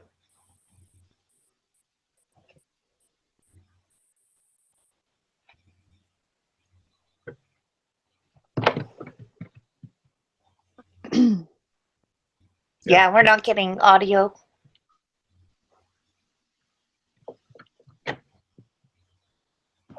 Vegan, I don't think we hear. I don't think the sound's going to come across on any of this stuff. It's Oh. all the with the. You'll have to tell us what's being said and what it's about because Okay. the screen share only shares the image. It doesn't share the sound. Okay. Well, basically, these are executives for a company, right? And they were having a team building conference, and they brought in this hypnotist. And the guy that he's talking to right now with the yellow shirt is a sales director or something, and believe that he's being hypnotized right now. And everyone sitting there is hypnotized. And what he's doing is he's talking to this guy. See, if you guys could hear this, he's explaining hypnotism as he's doing the example. The guy in the yellow shirt completely feels that he's not being hypnotized, number one. Number two, to really hit it home, the hypnotist tells him, if you don't fall asleep, I'll give you $20, right? It's pretty interesting. Let me move to that part because he's really explaining hypnotism right now and how it works. And he's talking about how the mind and the subconscious work, you know, and at the same time, he's hypnotizing this guy and he's telling him, don't fall asleep. I'll give you $20. And he goes all the way up to $100. He says, if you don't fall asleep, I'll give you $100. And then he puts him under and he falls asleep each time. Let me just sort of speed it up. So he's explaining to the audience how hypnotism works. And so my point is, commercial market, they're doing this as entertainment, all in Vegas and places like that. Then your psychologists and your psychiatrists, they also practice this. But the government has been studying it for almost 100 years. Almost 100 years they've been studying forms of hypnotism. My question is it possible as an alternative theory, or maybe a theory in conjunction with what we already believe, is it possible that the delivery system of the Mandela Effect and other things, of course, is nothing but a form of hypnotism, maybe through frequencies, as Jinx spoke of, and other methods. But this guy, he tells him, if you put your hand on your head, try to take it off, I'll give you $100. Try to take it off, I'll give you $200. He cannot pull his hand off of his own head. Yeah. May He's I? trying. I'm sorry. Yeah, go ahead. Go ahead. I'm sorry. When you're finished, remind me to tell you a story about somebody that I ran into yesterday. I was going to say, Jinx, I'd like to interject before we get too deep into that. Yeah. I actually was trained to do hypnosis, so I know a little bit about it, and I have been hypnotized. I do know this much. Anytime you try to hypnotize someone and they are not consenting, it will not work. Right. Like, I cannot make you do something. All I can do is you can allow me to influence you if you give me permission. But as far as like, you know, a hypnotist getting on TV and hypnotizing everybody watching, that's BS. It doesn't work like that. Now, who's not to say that the government hasn't developed some sort of frequency that can do something like that? I don't know. But as far as true hypnosis, as in going to a hypnotist, no way. Doesn't work like that. Exactly, and that's what the common knowledge is of hypnotism. Is that if we have it and we're practicing it on an occupational level and on an entertainment level, what is the government doing with that? You know, and I believe they may have tapped into something to control minds a lot more easier than we may believe. The weaponized level. Yeah. Yeah, the weaponized level. That's a very good example. You know, like right now we all have drones for cameras, but they had drones for the last 20, 30 years. So by the time we get it, they've already mastered it and created an advanced version of it. Anyway, I just wanted to introduce that into the topic, and you know, take it with a grain of salt or whatever. But minds can easily be manipulated, and that's my point. Well, I wanted to just ask Dr. Taryn, do you think the people who, because you said, you know, it doesn't work if people are not consenting to it. Do you think we're like the antibodies to that system? When you question reality, the mass hypnosis doesn't work because the people in They Live, going back to that analogy, the people who are asleep, they are suggestible, right? They can easily succumb to the hypnosis or the treatment of hypnosis. Yeah, I think if it depends on if it agrees with your comfortable lifestyle, you'll let it in. Why not? You know, these people that the sleeping people around, the people that haven't woke up, they're comfortable where they're at, man. Right. They don't want to wake up. It's like Neo with the guy. Again, to go back to the Matrix. Cypher wanted to go back in after he woke up. He was like, "This sucks. I don't want to wake. I don't want to be awake. I want to go back in where I can be the king." Yeah. So I think, you know, as far as that goes, I think these people just don't really want to wake up. They're not that receptive to it. They're happy, you know, drinking beer, watching football on Sundays until they die. I don't. So. Well, sorry, go ahead, Jinx. No. I just wanted to tell this story because it relates so well, and I want to see what you guys think of it because it was yesterday and it was a really odd experience. So I wanted to kind of bring it out. Are you guys cool with that? Yeah. Does everybody want to hear it? Okay. So I was at Papa Murphy's with one of my best friends, and I haven't talked to her about this topic yet, right? So kind of trying to wake her up, started talking, was showing her one of my videos. We were in Papa Murphy's. This woman walking down the street in a wig comes in off the street. Well, we're waiting for our order. Comes up, just stares at us like mean, and then turns and walks out without ever ordering anything. It wasn't until we started talking about this conversation. I had it happen 2 times yesterday. I went to pick the kids up at school. I was in the middle of typing messages back to some of my support group and looked over, and there are 3 people in a car, 2 kids in the school line and 1 mom, and they have their heads hanging out just looking at me like mean. It was so weird, and it was twice yesterday out of nowhere. So Wow. yeah, what do you guys think of that? I mean, it was only when I brought up this conversation or was talking about it. So, I mean, do you think maybe that could be frequency mind control related? The NPCs? No, I don't know. I mean, it was, weird. Well, there is a theory out there that part of what Cern is trying to accomplish is to facilitate beings from other dimensions to participate in our reality for their subservience, and the people in charge of this whole Mandela Effect transformation. And there have been a few people who have said that, in a sense, on a quantum level, that these things are in fact already occurring. Oh, yeah. And in doing so, they have a will and they have an intention, a goal with that will. And as a result, they've started a strategic plan where those who may be able to resist or oppose what they're trying to implement may be on their radar. And the more effective you are, the more you're on that radar. It's kind of scary. I mean, I'm not trying to be negative. Yeah, it was just, it kind of freaked me out. Sure. So I wouldn't ignore or deny it. I would certainly keep my eyes open and keep track of those kinds of things and the behaviors, see if they increase. But I still think if you wake enough people up, the critical mass will override any system they make, any algorithm they produce, because we're still a part of the essence, right?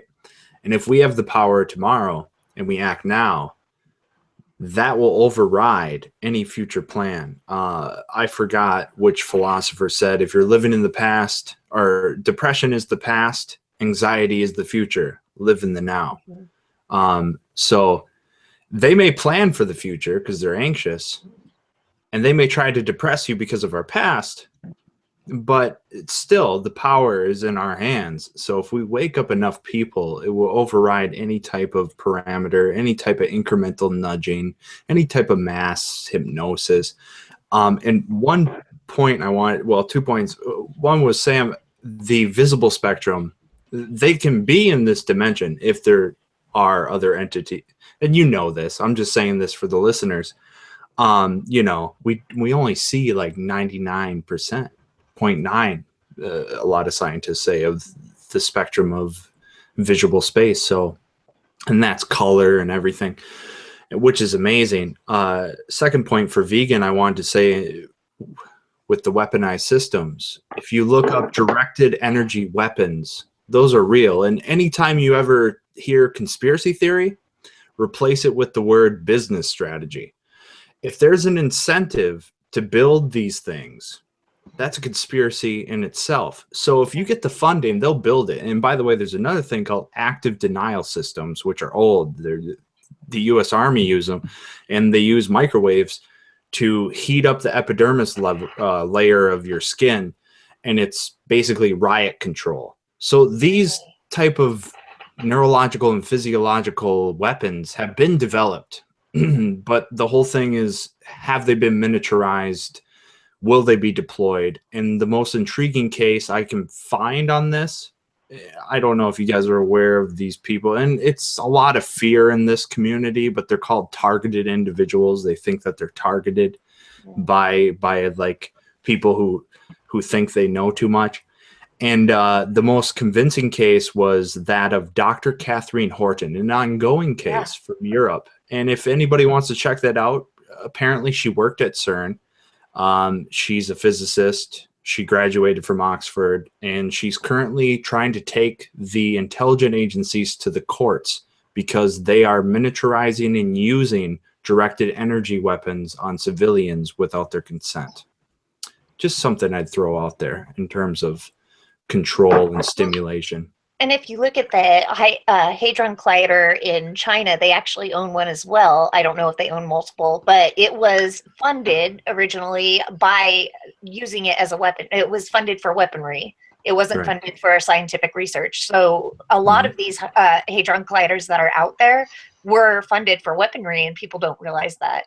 Yeah, I'm actually reading a book. Sorry, go ahead, Tim. Oh, no, I was just going to say, you know, and this is, because I need to pull the show back in a positive direction too.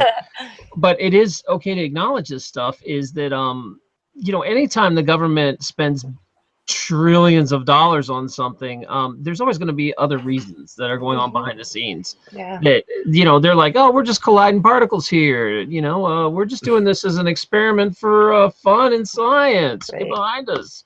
Yeah, the ridiculous idea that they want to find out where the universe started from. Right. So I don't believe anything that they ever say. There's always some other reason of it's a magician, you know, here's the, watch this hand, but don't watch this one. Right. Yeah, I just wanted to know what your guys' take was on how they would be able to do that, you know, because you do see all these people who are scared they're being watched, and I'm not one of those people usually. I'm pretty open, and I don't really worry about what I say, you know, overall, in terms of who knows what about me. You know, I'm pretty, what you see is what you get. So it kind of surprised me, because it was like I read about, or like people send me stories about, and I'm just like, you know, wondering how this person, if they were controlled, how they could possibly be controlled. And, you know, I think that vegan, his theory in general on like the MK Ultra experiments and the, you know, hypnotism, that's what I go to first with that. And I go to back to frequencies. If everything is quarks and everything's vibrating and it's all a frequency, just like, you know, string theory, then it makes sense to me, you know, that they would be able to somehow hypnotize them with frequencies. So, yeah. Well, if we're not too far off the topic, Can I jump back for a second to the idea of the entities in our reality now? I don't know if you guys happen to notice, but about a year ago, there was a new type of telescope / binocular telescope that was invented that made the front pages on a lot of science magazines. The Vatican one, right? Yeah. Well, this one's made in Florida, and you can buy one starting at about $550 on up. And it's gained a great deal of interest because it's the first physical proof that we've ever had that verifies the existence of energy beings in our world. Right. It allows you to see them. And the way it works is a normal telescope has convex lenses, so when the light goes in the end of it, it's the convex curve refocuses it through the second lens, so you see the objects you're looking at only enlarged. Well, this telescope, instead of the lens being convex, it's concave, it's convex, so it curves outward. And what it does is when the light goes in, instead of focusing the light to a point, it's scattering the light to the sides of the telescope and then refocusing that scattered to the outward light. And when it does that, it picks up a spectrum of light that is in the visible light range, but is completely out of focus for us to be able to normally see. And of course, they hook a camera up to it, and they can watch with video or still shots all these different light forms and of beings that are light energy. And so, if anyone is interested in seeing that, you can just on YouTube, look at that topic and look up the company and you'll know it's the right one because it's located in Florida. So it looks like physical beings. Yeah, they're really weird shapes. Some look like squiggly worms that are moving around. Others have this sort of fence line pass shape, like the crisscrossing lattice work things. They show you several pictures. Yeah, it's really fascinating. Okay. Cool. I'll That look it up reminds after me this. of the Mount Graham Lucifer telescope that the Vatican has.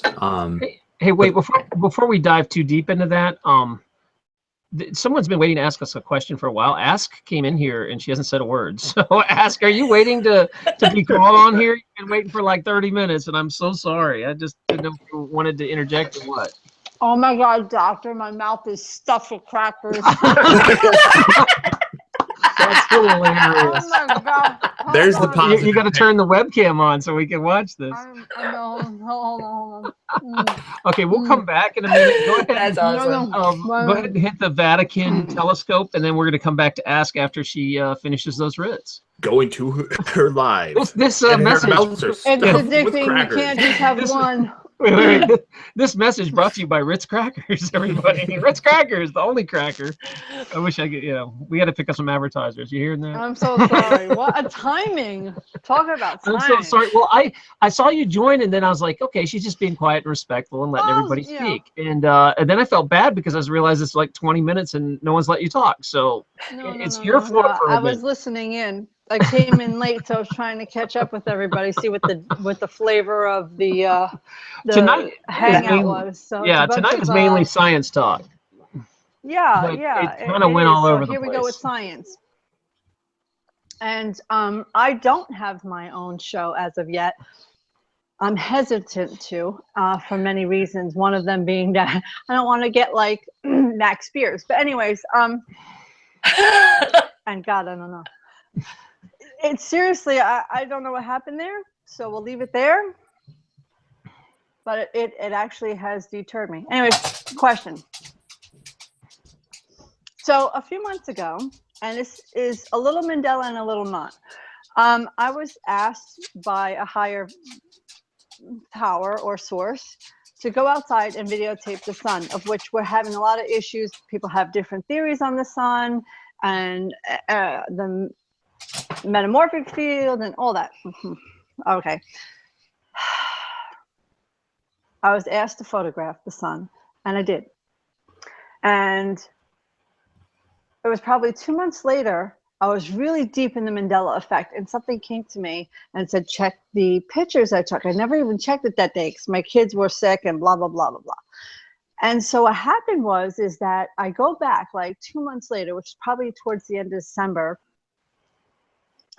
and I'm looking at this picture in slow-mo. I slowed it down, and someone mentioned before that even though you're seeing light spectrums or flicks of light, that might just be part of everything and not something supernatural or super high strangeness.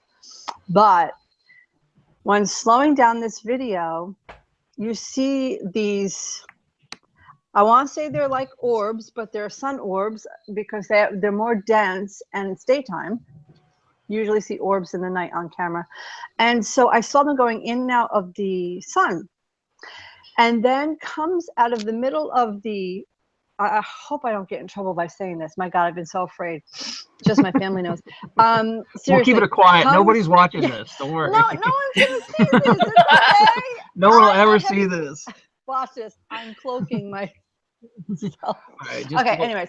What you so do is from the corner, it's kind of like the people that always have a friend. So it's not me, it's my friend that believes this is going on. It really is. You know, it's my neighbor down the street. I think she's a little crazy. Yeah, there you go. It's Herd's opinion. So you have this friend. So let's talk about your friend's opinion. Yeah, she had a weekend pass, and so anyways, from the corner of my camera, now I know you have the lens down here and that reflection with the little ball that looks like some people think it's an orb, but it's not. It's part of the camera thing.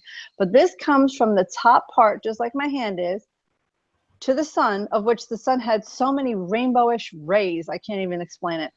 And it hooks to the sun, and it looks like a plasma, a ginormous plasmatic orb, if you will, attach itself to the sun, and you could see it almost sucking some of the energy off the top of the sun.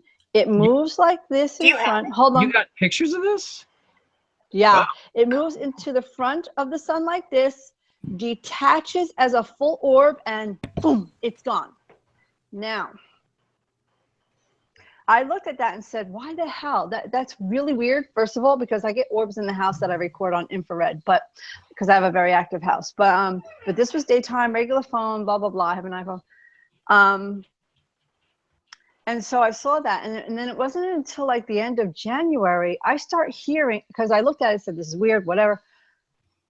And I looked and I came across someone talking about us having coronal holes. Now, I know scientifically coronal holes come and go, blah, blah, blah. But right now, there seems to be a ginormous one that's not closing so easily.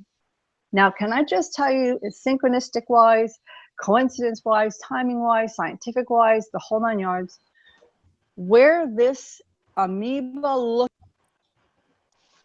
came in, is this, and then move to the top, is the same spot on that sun on the northern, slightly Midwest hemisphere of the sun. And I have it on tape. They are taking energy from whatever our sun is, whether it's some kind of portal, whether it's a gas star, whether it's a simulated thing, whatever it is, they are taking energy from the sun. Yes, I do have that on videotape, and I have to actually move it to a hard drive or a USB. I was going to say that's worth at least putting up so people can talk about it and see it. It's. I'm afraid to. I'm afraid to. I wouldn't be. Well, then, that's you know not what? the only kind of footage I have. But I'm afraid to do it. Send the footage to somebody that would do that, because you know that's the safe way to do it. Just pass it on. I'd be happy to do a video on it if you're interested. You would? Yeah.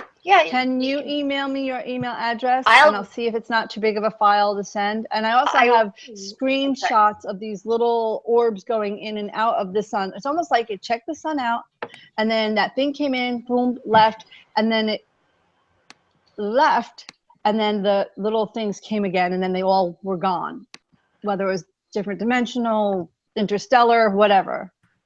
But if you give me your email, I will be happy to share it with you. Just leave my name out of it. Well, never use anybody's names, so sorry. Go ahead. Okay, I know that. You know, I'm just All right. It's my name at gmail.com. Okay, and like I just certain agencies, they actually record the sun in coronal mass ejections, and they have similar footage out in space. What you're describing, so I saw this. And what is it? Yeah, I'm sorry. Well, just a natural event.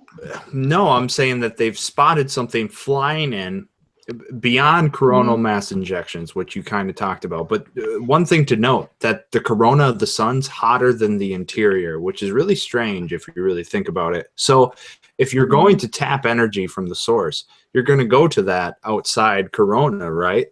So that's something to think about. And then that was it.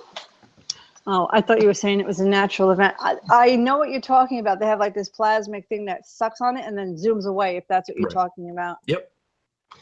And that's what made me go back to my video. Yeah, there's a really good video, and it does not look fake, of a black orb going into the corona and just sucking up energy like he's talking about. It's all over the place, and it's been out there for years. It'll make you go, damn. It looks pretty real. This is plasmatic. It looks like a big orb that is plasmatic. You can tell it's like jellyish, like a plasma. At the top, right before it closes itself back into you could see the lines. There's definition. There is space in between. There is no like, oh, maybe it's this, maybe it's that. No, you know when it detaches. But while it goes like this off to the side and moves to the front, it actually splits. And you know when an embryo does its first split, okay, and it has two nucleuses in the middle, or whatever those little round things, it does that. So I want you to know that when I send it over to you to check for that. I'll leave notes. How large are these orbs that you were seeing that were doing this relative to the sun? Like 1/5, 1/6? No, they were. I had to slow the video down to see them. I mean, you see these flashes as you're watching it, and you're not realizing what these flashes are to the naked eye. But and actually, while I was filming it, I wasn't even looking in my phone. I just filmed it. My kids were sick. When I get messages in like that, or downloads, they say nowadays, younger group and whatever. When I get the messages, I know to listen. So sure. I just I'm just wondering what scale they were, since we aren't seeing the picture. Say my big old head here is the sun. They were probably like this. Okay. You see in between my fingernails? Yes. So we're talking like about that. But the big globule thing, sorry, wrong side. Yeah. Would be like probably like this to what the sun was. And the sun happened to be very, it's very big. And then the sun itself was very white and had a lot of rainbows coming from it. The spectrum was splitting. So compare us to the sun itself. It's a humongous plasmatic orb. All right. So, guys. I don't know what to think of it.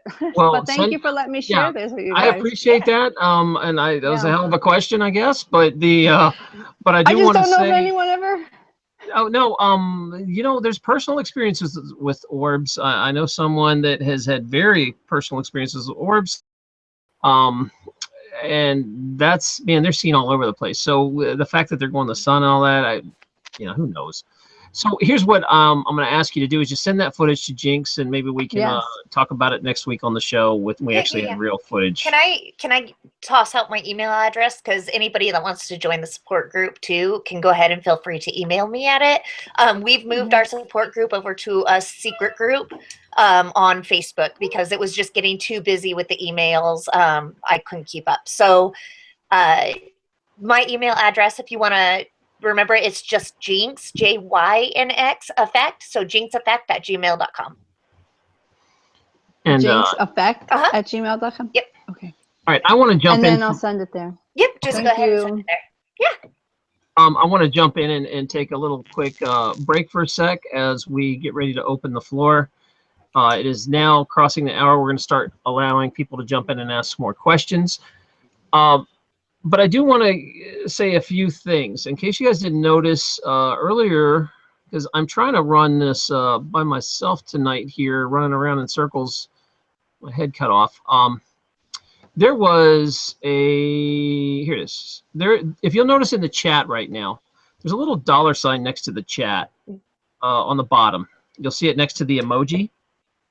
And I guess I can try to share what that is.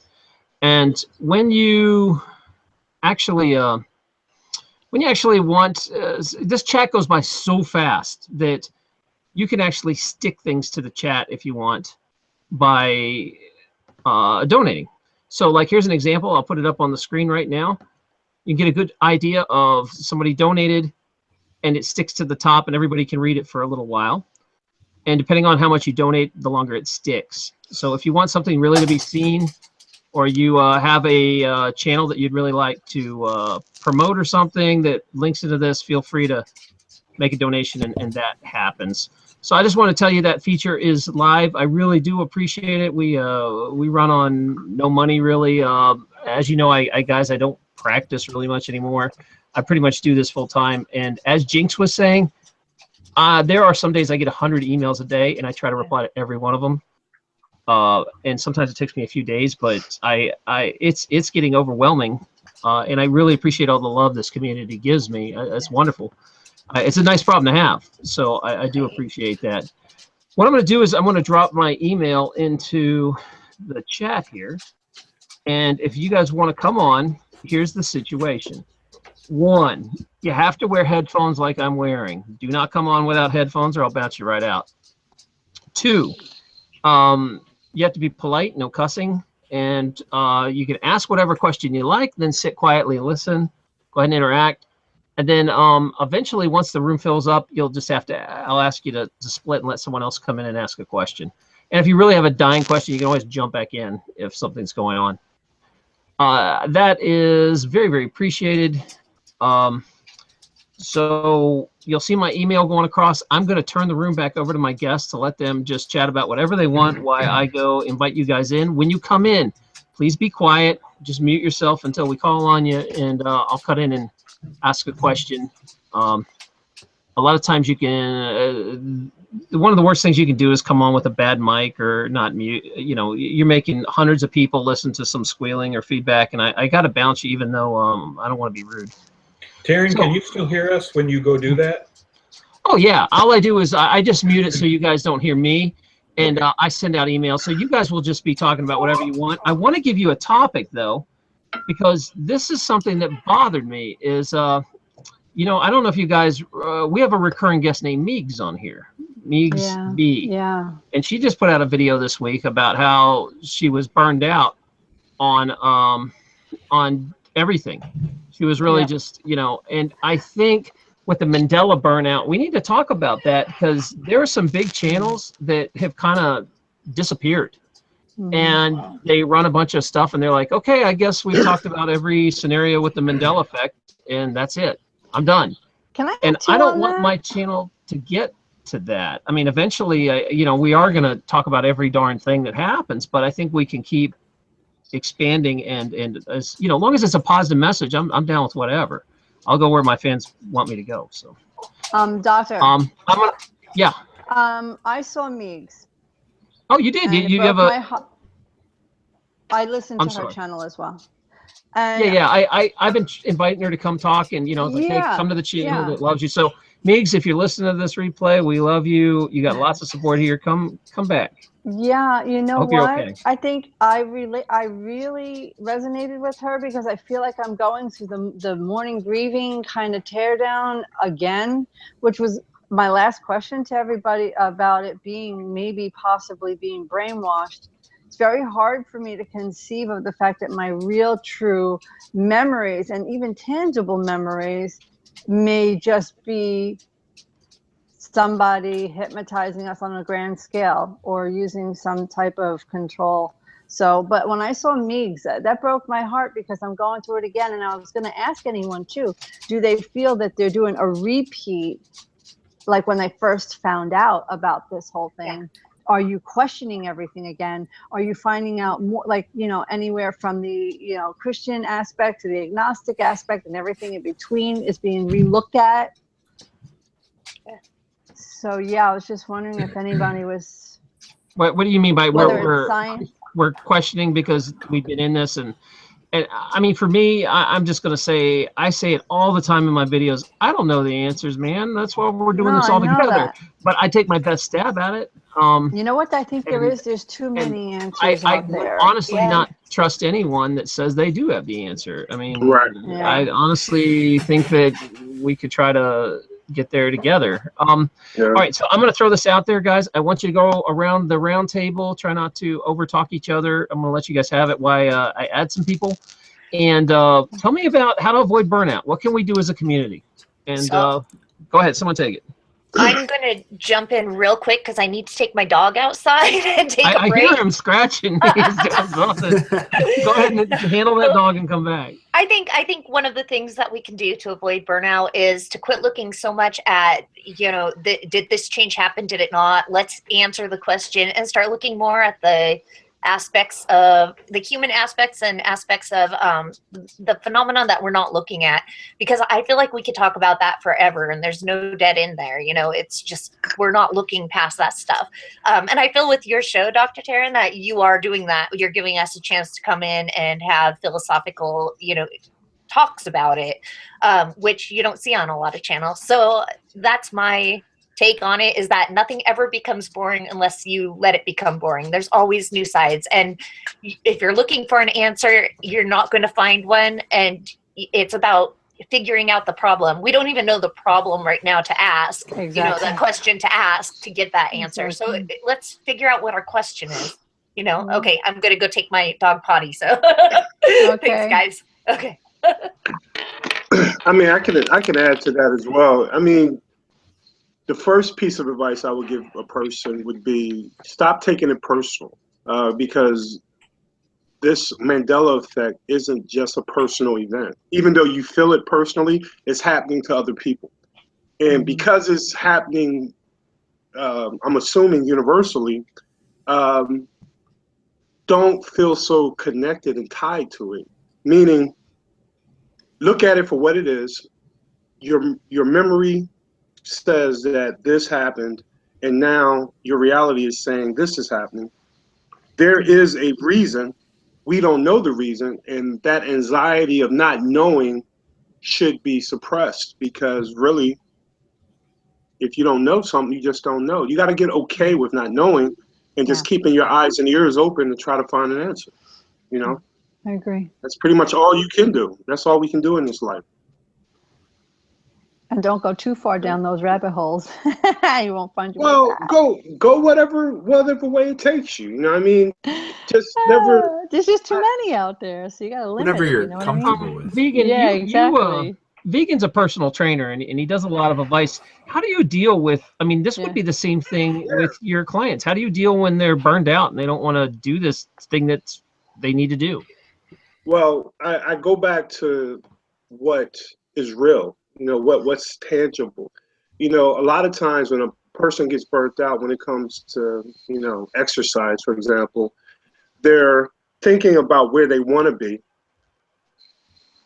about where they came from. They're either in the past or they're in the future. They're not present. They're not centered. And my whole objective is, don't worry about the weight that you have. It's here. Let's work on losing the weight now. Everything's now. And if you stay focused on what's in front of you now, before you know it, you'll reach your goal. And that's pretty much how I help people, lose weight. But I apply that to my life as well. I wasn't sitting at the table when Cern came up with this. You know what I mean? So I can't tell you how it happened. All I know is that it's affected me, crippled me. It has not stopped me from existing and living. And I'm going to live no matter what, to the best of my ability. Agreed. Yep. And, to reiterate, I think it was, now that I think about it, Lao Tzu who said, the future is anxiety. The past is depression. And all you have is now. So I agree with Vegan 100%. And, I do some physical workouts, but usually I'll dive down rabbit holes, whatever you're comfortable with. Don't force yourself. And I'm sure Vegan has this experience where he's training somebody and they want to overextend their limit, Right. They're going to burn out. So you got to know yourself before you can give advice too. So a personal trainer like Vegan must have some quality assurance, right? He must know to a certain degree himself in order to give people advice. So that's respectable. And on top of that, I know personally that when I go and dig through theories and read a really complex book, I like to take a break and, you know, listen to something that is just tangible, like Vegan said, something that, and I wouldn't call it tangible in my world, I would just call it everyday. You know, I'd like to go and watch Always Sunny in Philadelphia, some stupid comedy after I read a really complex science book, because your brain, whether we like it, it's a golden rule. It's very ancient, the idea that you need balance. And if you ever overextend yourself, it's going to lead to unhappiness. And hopefully, Meg's wherever she is, she can find that golden rule. She can find that balance, and she can begin to know herself, so she doesn't have to go through that pain and, you know, externalize a breakdown. Because that, you know, when you throw that out there, other people absorb that, and we internalize some of her pain, especially if you have empathy for your fellow man, and you can feel that type of stuff. That's what I did. So hopefully she's watching, and if she isn't, down the road, who knows? But some advice. There's two ends of that spectrum: going and doing too much, and then getting stuck in only one, which is what's happening. She's biblically, I believe, and so I know she knows stuff in outside with the logos and all that stuff, but she concentrates with the Christianity and the changes in the Bible. Right. And I think that that's freaking her out, because talk about tangible, that is one of the most tangible changes in this Mandela effect that I personally have come across. I mean, because logos, this, that, right. But the Bible is the most tangible thing that is changing before our eyes. And that's what has gotten me rethinking what I thought I knew again.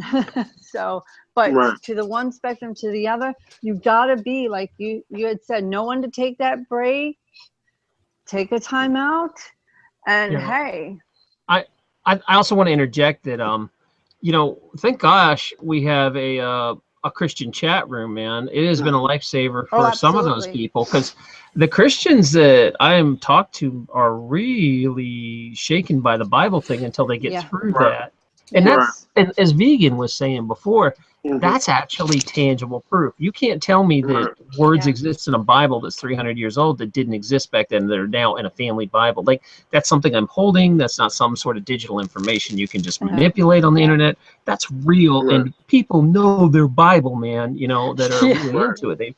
They've read it. And, you know, that I like how it mentions the word stuff like 27 times, and you know, like it has all this beautiful old English language, and it's like, and then take your stuff off the couch and fight aliens. And it's like, it's only stuff. What?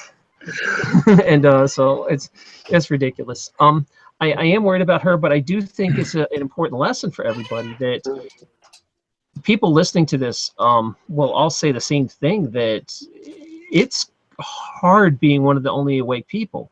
Yes. That everybody around you thinks you're crazy. You can't talk about it at work. You might lose your job. Your family, your spouse is sick of hearing about it.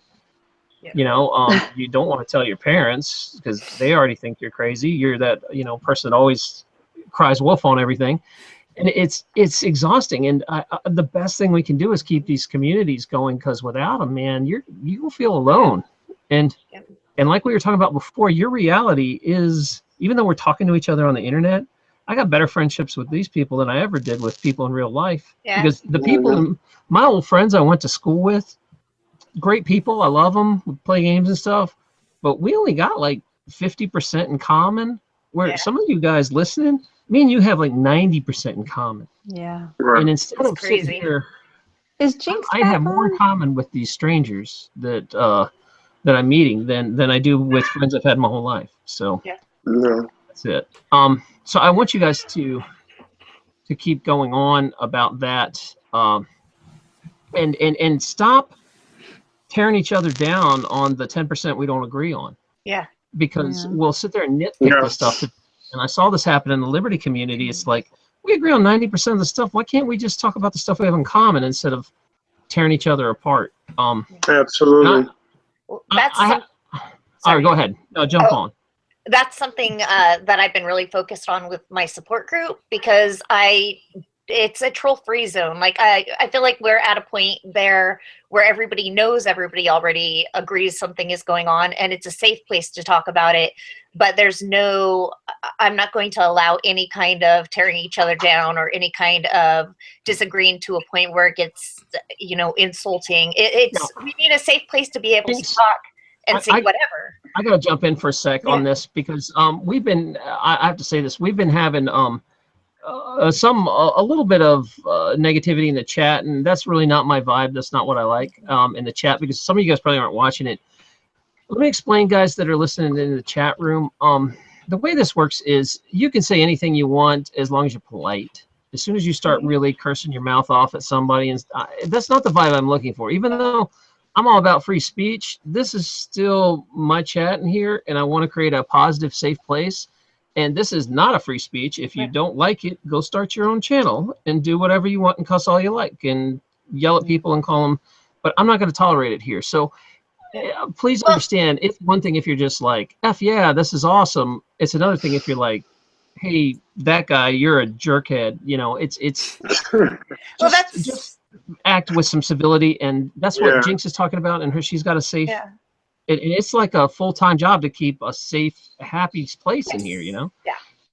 So, you know, that's all. Be cool with each other and try not to, you know, for my moderators and stuff, don't kick anyone out that cusses. Just if they attack someone or it gets personal or it drags the vibe negative, then just put them in timeout a little bit, like hockey. Yeah, there's no... Put them in the same bin. There's no need to ever have to run anybody else down in order to prove your own point or make your own point, not even prove it. You know, if you're running somebody else down to do that, to start out, you know, that it's not the purpose. The point you're trying to make is not really the point you're trying to make. You know, you're trying to create emotion in somebody to get them to respond to what you believe in the way you want them to respond. And you need to go into offering information without that expectation in people that they need to believe you. Does that make sense? Right. No, 100%. Respect people and challenge ideas. Yes, you can say, you know, you can offer any information that you believe you have or what, you know, but if it never has to intrude on somebody in that sort of way, it never has to. People choose to make it do that. Well, and that reminds me of last week where, like, me and Vegan got into it a little bit, but we were civil about it. No, but the whole point is if you're emotionally mature, you're not going to let that stuff break you down. Right. And you're going to be able to have discourse with another person and realize that you can exchange ideas. Even if they don't agree with you, you're going to present your ideas. Absolutely. And that's what I respected, Vegan. And I read a lot of stuff. I read a lot of stuff in the other chat where they were kind of against you, saying you were narrow-minded. But I saw what you were bringing to the table. That's why I made a point. Yeah, I made a point to extend a moment of gratitude.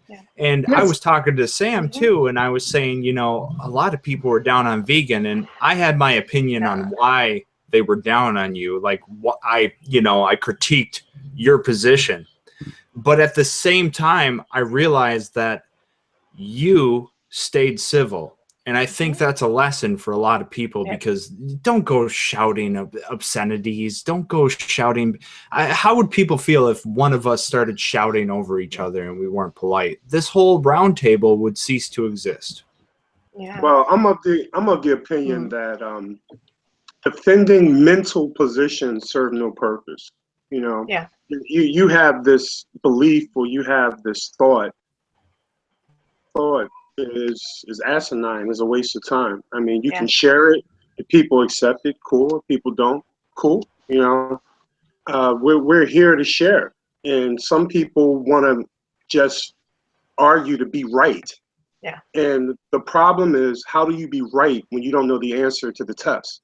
Right. You know, so if you agree with an opinion or not, it's irrelevant. I mean, it's not irrelevant, but it doesn't mean that you're right if you agree with it or if you don't agree with it. It just means in a quantum sense, what if you're both right? Right. And that's what I believe. Yeah. That's just your opinion. You know? There's nothing wrong with having an opinion, but you should never have to defend an opinion. You just present it. It's an opinion. That's all it is. Well, I started getting, you know, I've gotten enough subscribers now where I'm starting to get my first haters. That's why I didn't want to do it, Jinx. It's hard, but because I'm a really emotionally empathetic person, I'm really sensitive, you know, and I think a lot of us are. It's hard to get that, but the way that I always come at that, you know, is I tell them, yeah, you're right. Yeah, whatever you just said, you're right. You're right. You made a good point. I might not agree with it, but you're right. I don't even go into it with people past there. You know, it's not worth my time. And why do you even do that? I mean, because look, I had the same problem because once I started becoming a lot more empathetic, then all the good and the bad hurt my feelings a lot more. Well, I think you just have to kind of not feed any of that energy. Like when people troll me, I just erase it. I just erase it and block it, erase it and block it, and eventually they just wear out. Well, see, sorry. I do it so bad. I know you could. All right, go ahead. Take it down. Take a breath. Relax. Let your dog out. All right. I guess the reason I do it is because I feel like anybody that's putting any energy, negative or positive or whatever, out, whatever I presume it is, you know, because it's my presumption. I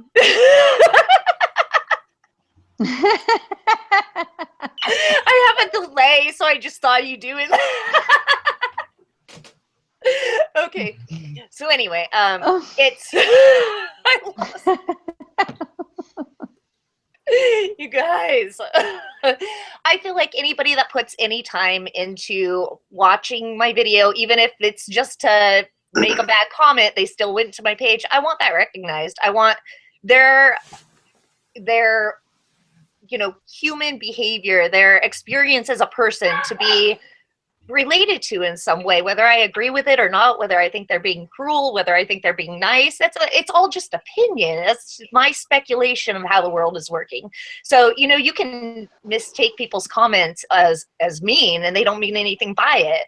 So how do I know when that is happening? You know, I want to be one-on-one with everybody who writes to me in any kind of way, because sometimes you can see an obvious troll, you know, and yeah, you don't play into it, but how do you express emotion on the internet through comments? Right. You know, it's tiny, and it's assuming that everybody that you take as offensive is offensive, and that's not always true. Somebody could say, like Dr. Taryn said earlier, you know, like F yeah, and that could be an insult, or it could be, you know, a compliment. I mean, it's really so I just answer everybody. I give everybody the same amount of time, but I won't argue with people. I don't expect people to believe me. I don't, you know, I believe people because I've had strange experiences, and I give them the benefit of the doubt. But if they prove me wrong, then after that, I don't bother, you know. But yeah, I treat everybody equally. I mean, I think if you're positive, the positive will attract positive. Likeness attracts likeness. Yeah. And you said, let the rest drop to the waistline. I even look at it from a perspective that someone that's negative is actually serving a purpose. I look at it that way. That too. I think so too.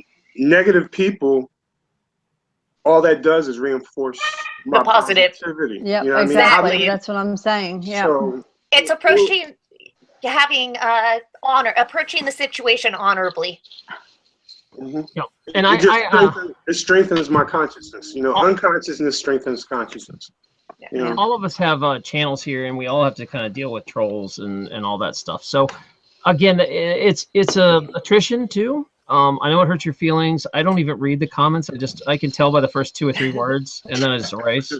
And it is a matter of, it takes someone, you know, 10 minutes to make an account and leave a comment. I see it immediately. I block it. It takes me 2 seconds. So they spend 10 minutes, I spend 2 seconds. They spend 10 minutes, I spend 2 seconds. The cost of return is just not worth it after a while. They just eventually go. And guys, I have to apparently moderate here in the chat room, guys. Let's bring this vibe back up, because I wanted to just talk about, you know, the burnout, how to support each other, turn to each other. And since I brought, unfortunately, this in, everybody's arguing about what they can say and what they can't. And understand this. Say what you need to. I want to make a positive supporting environment. And this is not necessarily a free speech zone. If you don't like how I run my channel, please go ahead and start your own channel and say whatever you like and do your own thing. You don't have to be here. This is all voluntary. So if I'm asking you guys to be polite, don't be a jerk. Yes, you can curse once in a while, and just don't curse at each other, but don't just be like F, F, F, F, F, ha, ha, ha. You know, come on, man. We're not 10. This isn't enough. You're not a frat boy. You know, let's just let's all just wash over, start over. We're not You're gonna get angry frat boys. and we're gonna get love. We're gonna get love back in this vibe. Bring it back. And I want the chat room to settle down, chill out. Everything's cool. Okay, everybody breathe. Now, let's get it back in here. I do want to talk about some of this other really weird stuff that's come up this week. Did you? Is there still time to make a comment about the burnout topic? Yeah, please. I'm sorry, Steve. I didn't mean to cut you off. Go ahead. If anybody else wants to keep going, this just let's stay happy. Well, for everyone that's experienced the burnout or the Mandela Effect, rather, there's this sort of we've drunk the wine of astonishment experience. And, you know, like the world is spinning so fast, we want to stop it. I want to get off, you know, the teacup at Disneyland ride. And, you know, there's this sort of process we all go through where that shock affects us very deeply. And we'll oftentimes feel overwhelmed and go through the 5 stages of grief kind of process. I mean, we've all experienced this loss. Oh my God, I'm not in my own reality here. These may not be my relatives. These may not be my original friends. And if they are, it seems they've been affected or doctored, or their mind has been, you know, adjusted. It really is like a shock experience of like almost, I would say, just like grief or losing someone. You're grieving the old reality. You're like, you wake up and none of this is real. What the heck is going on? There really is. I mean, you would see these emails, Sam, of these people that send me, and they're heartbreaking. They'll just sit on a couch for a month and watch videos and freak the hell out. And I feel that it is our job as this community to hold these people's hands going through the shock and saying, you know what, instead of going down this scary path over here, let's, yes, acknowledge it, but let's move over here to a happy place. Because otherwise, man, it's a bad place, Sam. But keep going. I just wanted to interject those 2 cents. Oh, I'm glad you did, because I was sharing that from the perspective that we have all gone through the same process to one degree or another. And when you maybe spend more time in one area or another, we're looking for something that now feels solid. What do we base our life in? Because history has always seemed like this rock of things you could count on. The material and physical reality seemed once, you know, to be something that was immutable and unchangeable. And now we're discovering that, like new technology, there's a new issue every week or every day, sometimes in hours. And even on a personal level, I'd like this when Jinx is sharing these personal stories, but I've had several of my own that just are delightfully bizarre, but at the same time unsettling. And what seems to come out of it, and again, we go through this process over multiple times, but you get to this place of accepting that the reality you've known is in a fluid state, again, much like technology, and that can become okay if you come to a place of acceptance and you look at it like, what is it that life really is founded on? And for me, a lot of that search has brought me to a place of realizing that it's the inner life that's going on. Whether you've got a relationship with God, or whether you are feeling like you have various, you know, connections spiritually and with each other. When you come to understand something and believe something, you can say, for example, I will be a friend, I will be loyal, I will be true. Those are solid decisions of character that will set a foundation for how you exist in this moment, in this world, and throughout the future. Right. And so regardless of what they change or what pressures they try to bring and bear upon us, the rigidity of our lives, or the solid foundation of our lives that we can establish, is by determining, I will be this kind of person. And Ask was saying, well, I'm afraid to confront these people. Well, the Mandela Effect has kind of freed me, and I suspect maybe, and you guys share your viewpoints, but it's created an environment where you say, well, all of this is in flux anyway. And I'm not going to take this BS being pushed on me or others that I care about, or you know, people be just mass oppressed. So I'm going to speak. I'm going to say my piece, and regardless of my longevity in this realm or the way in which opposition comes against me, there's certain things in which I am going to stand for and work toward accomplishing improvement of my own character and contribution to others' growth as I may be able to. That's sort of what pulls me out of that spiral where I want to 5 just minutes. pull it over my head kind of thing. Pull the sheets over my head and stay in bed for a few extra hours. That kind of feeling. Can I say real quick, I was reading through the comments and catching up on all the chats, and everybody who started trolling me, I was busting up just now. That was awesome. So I just wanted you to know, I know a lot of you out there, and I know you were playing, but Right now. Oh, okay, they're good. doing Because it? I was like, yeah, I saw the stuff. And I was like, come on, guys. Yeah, don't give up on the guests. But then if they're your good friends, people. that's a whole different. They're Yeah, my good people. friends will get on here and just like beat on me, and I'm like, oh, just ignore that dude. Oh, they had me laughing. So yeah, you guys had me. Even if I don't know you and you got on there at that timing, it was awesome. So whatever. You know what's really amazing though? When you run into a stranger where like you have a good debate with them, because okay, when people contact me on my channel personally, I'll have a debate with them. Like if they disagree, I'll be like, oh, all right, yeah, I'll type you a paragraph or two. If you supply a paragraph or two that says, hey man, you're an idiot. And I'm like, well, okay, but here's my point. But when a stranger becomes just disrespectful and mocks me, I will delete their comment. But I had this guy, and maybe he's watching, because I'm sure he discovered me through this. Well, if he's out there, I respect this, and I want more people. If you're gonna be rude, at least be respectful. That sounds like some type of contradiction, but if you slip up, at least have the guts to apologize. This guy. After I blocked, and I didn't block him, I deleted his comment. If I blocked him, I wouldn't be able to see his response. He said, I'm sorry, dude, and I went too far and I mocked you. Like, I don't see that. Like, I really don't see that on the internet. And if somebody debates you up into a point. Character, man. Yeah, because exactly. all of us have lost our junk. I mean, I was a pretty mean rugby player on the field, and if you kicked me, it would have been on. And so, like, all of us have lost our tempers and lost our stuff, but we're also maturing. Yeah. And part of this is we're going to have to practice, and there's going to be times where we're going to blow up at each other, and we're going to have to just say, you know what, I'm working on it. I'm sorry. I understand your point. I just disagree with it. Here's why. Bring it back down to a cool level. But shoot, man, look at the community here. Works pretty darn good. Most people at least tolerate each other to a good extent and are respectful, even if they don't disagree. And we're from all different walks, man.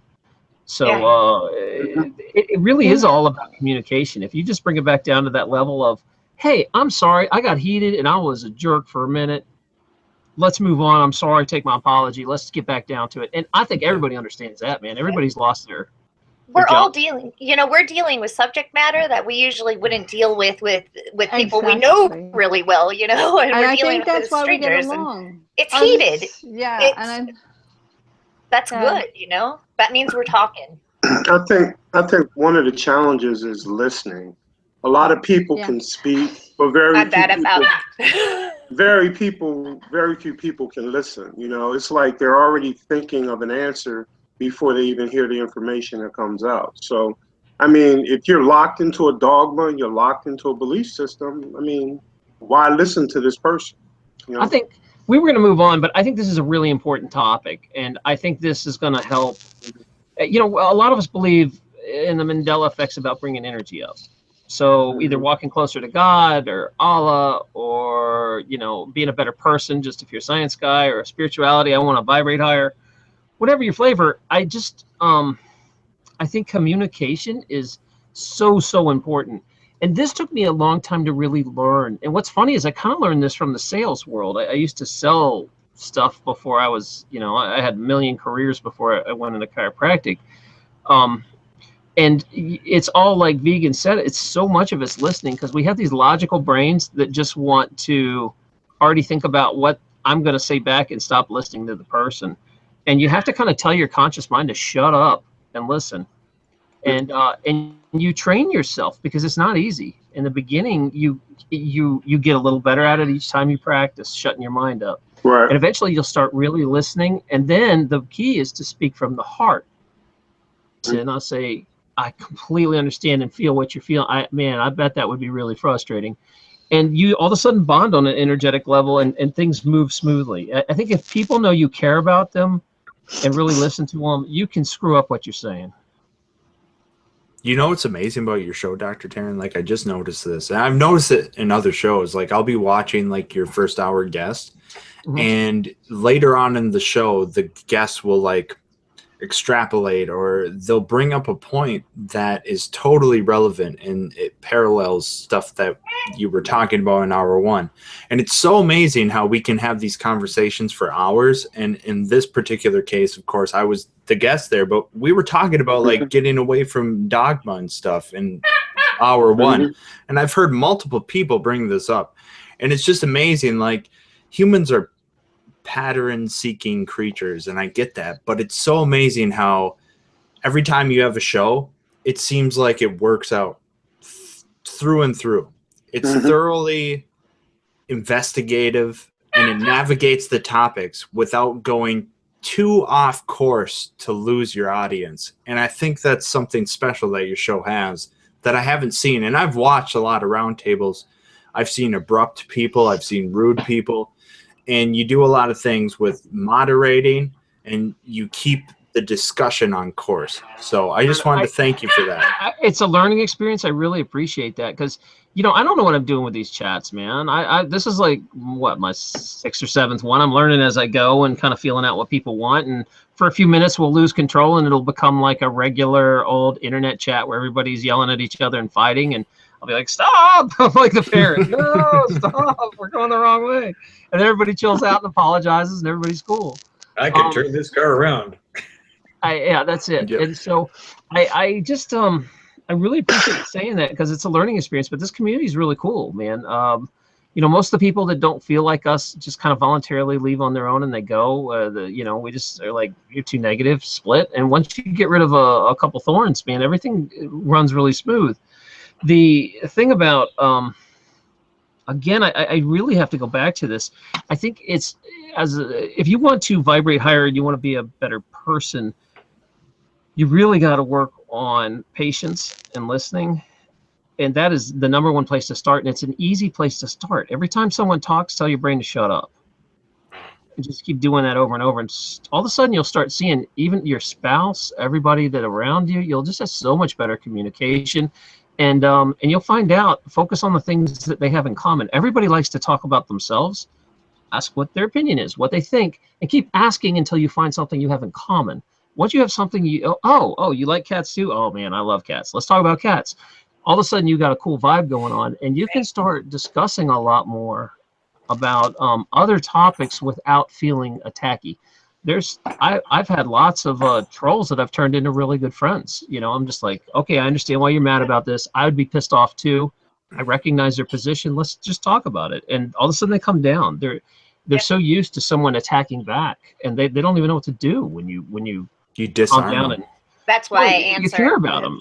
Yeah. Yeah, and I get that. If you want to answer them and take that on, but you'll see, Jinx, once it gets to yeah, you can't. Once it gets to, like, you know, your videos start getting thousands of hits, it's really, you just don't have time to invest, because it's this argument of, do you put all this time to save one person when you can, you know, talk to 10 people and help them out for the same amount of energy? And unfortunately, it becomes a numbers game eventually. Yeah. But I just hope you guys understand and that are listening. And I'm going to let my guests run rampant here in a minute and let them talk about what they want. But this is a topic that's really dear to me. I had to work really hard to get the anger out of my life and to be calm. And so, you know, the first reaction isn't, you don't push my button and I lose my crap at you. And it can be done, which is really good. And the nice thing is, you just need a tool to start with. And the first tool you start with is telling your mind to shut up. Yeah. It's that easy, guys. If you have that thing going on where you feel like your spouse can push your buttons, or you feel like, you know, a troll can push your buttons, just start there, man. I'm telling you, it works if you just do a little piece at a time, and all of a sudden your brain starts changing. Now you And, guys Can I you know, say something when other before you people leave? react Oh, yeah. to the Mandela effect to us, and they're that negative that way, it does help if you can do what you just said, Taryn, and just say, hey, it's okay if you have a different opinion than me. I say it all the time. I'm the crazy. I feel crazy talking about this stuff. Yeah, it sounds like BS. I get it, man. Lead in with that, and all of a sudden you got their attention, because now you're not. There's like this by proxy that if I'm saying something and you're on the other side of it, I'm automatically saying I'm wrong. And or Boris talked about that at the beginning of the show, that we can both be right. You know. I'm sorry. Did someone say they had one last thing to say before they split? I Is that did. you asked? Before you leave, I wanted to say Oh, no, I I'm see a here for another difference in hour. you. No, I say like for the moment. I see a difference in you. And you talking about you did the last 6, 7 shows. You kind of did a switch to yourself, and from that point until right now, I can see it in the way you're holding your status, the way that you look, the way that you're speaking, and I can see that you've come to some sort of change in your life too. So you want to talk about changing and coming into your own? I'm still in that very racy part that you're talking about. It's a balancing act, man. Yeah. You know, here's the thing. I'm going to share personal stuff. I don't usually talk about this stuff, but for you listeners, I've always been a pretty happy-go-lucky guy. And then for a bunch of my adult years, I started hanging around negative people. And now I take ownership that I went and did negative things with them. I've even done some bad things I really regret. I wish I didn't go down that dark path. But you finally hit that point where you have your come to Jesus meeting and you hit rock bottom and you say, you know, I have to change or I'm going to die, or this is not the life I want. And I got tired of being in a mediocre life where I was just coasting in there because it was comfortable, but it wasn't uncomfortable enough to leave. You know, that coast that some people do, especially like when they're married or something. Yeah, they don't have a good marriage, but it's not bad enough to leave. So you you settle for this crappy, mediocre life, and before you know it, 10 years goes by.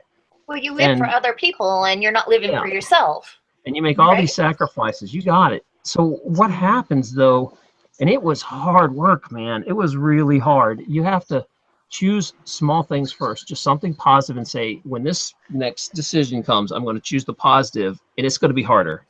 And I'm going to keep choosing the positive, and it's going to be much harder. And you're going to go through the fire. You're going to earn that peace. But once you do that, it rewires your brain where now people can't get the same reaction out of you, and you start having a sense of peace, and you're like, this is the person I'm supposed to be. I'm no longer leaving this crappy, mediocre life. And I'm starting to finally come into that, but it's taken a lot of work to get there, and I still slip, and I still go backwards sometimes. But I'm really working hard on myself to be more compassionate and have more patience with people and try to just preach love. It's noticeable.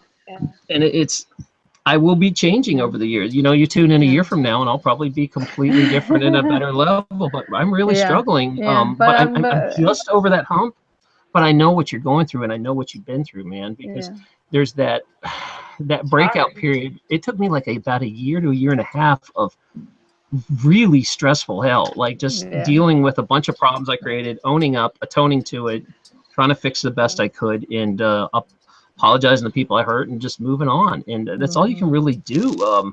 And then you forgive yourself and say, okay, today I'm making good decisions. Now, nobody necessarily has to get to that point. I hope you don't ride the ride I rode, but I am sure some people listening have done this ride and you understand.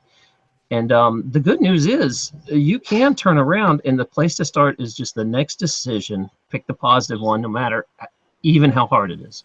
And just keep pushing and talk from the heart and listen. And those 3 things will get you where you want to go. And take responsibility for your emotions, your own thoughts and your own emotions. And I hate it when people say, oh, this person made me feel like this.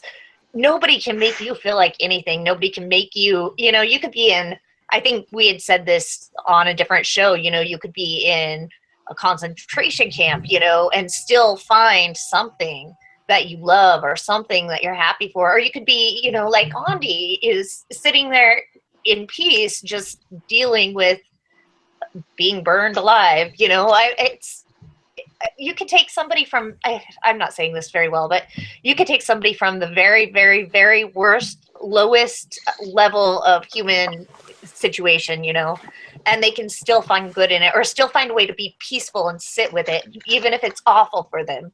And we have tiny things that we let wear us down every day. Am I making sense? Yeah, I want to say one last thing. And what really happened to me is, and I own responsibility for this, but you don't. I think some of you guys can relate. I was a happy-go-lucky person. I was hanging out around low energy people. Instead of them coming to me, I started getting dragged down to them, and I didn't realize it was happening. When it's going on, you don't realize it's happening. And then all of a sudden you're there and you're like, how the hell did my life go? So what am I doing? This is like someone else is running my life. This is not me. This is not who I was. And, you know, when all of a sudden you're sitting around and you're talking about all this negative stuff with all these people that you're associating with, you're just one of the negative group now. And you're like, how the hell did this happen? So you have to be very careful. And especially people that settle. And, you know, like I keep saying, you're here for a higher purpose, people. You know, watching football, drinking beer, and just living your life till you die is not a purpose. I'm sorry. You know, find your purpose. I don't care what it is. Create something beautiful. Do anything. The thing is when I was young and dumb, and you know, what do you know in your 20s, man? You know, it just you get sucked down and you don't realize it's happening. And I think a lot of people probably can relate to that, or maybe even in this position themselves, where they finally look around their life and they're like, who the hell are all these people? Why am I acting this way? Why am I so mad? What happened? And that's what happened. You didn't put your guard up, and you didn't ground, and these people dragged you down, and you let it happen. I mean, you are ultimately responsible, but that is a big reason. Well, and for brevity purposes, it reminds me of the Hunter S. Thompson quote, buy a ticket, take the ride. Yeah. And just to add to that, I would say, but realize the universe is perpetually evolving and you might get left behind. Well, I'm hoping to evolve with these folks. Again, I can't save the universe, but I can at least try to reach out to a few of you guys and help pull you up a little. Well, I mean, I think it comes down to some really simple concepts that I think is often overlooked. One is being present, you know, and when we talk about consciousness, see, there's so many different perspectives and definitions of, let's say, the word conscious. To me, consciousness is nothing but presence. Mm-hmm. If you're present and you're centered in the moment, you're conscious. If you are trapped in your mind as far as your past experiences or your future beliefs, you're unconscious, you know? So and Eckhart Tolle speaks of this very well. You know, he breaks it down and he keeps it very simple. Consciousness is awareness, and awareness is presence. And when you lose your awareness of what you have in front of you, example, if someone is in front of you raising hell and calling you out your name or want to fight or whatever the case is, to be conscious in that moment is to understand that the words that are coming out of that individual's mouth is not him. He's trapped in an ego. He's saying things, he or she is saying things that is not a true reflection of that spirit or that soul or that conscious individual.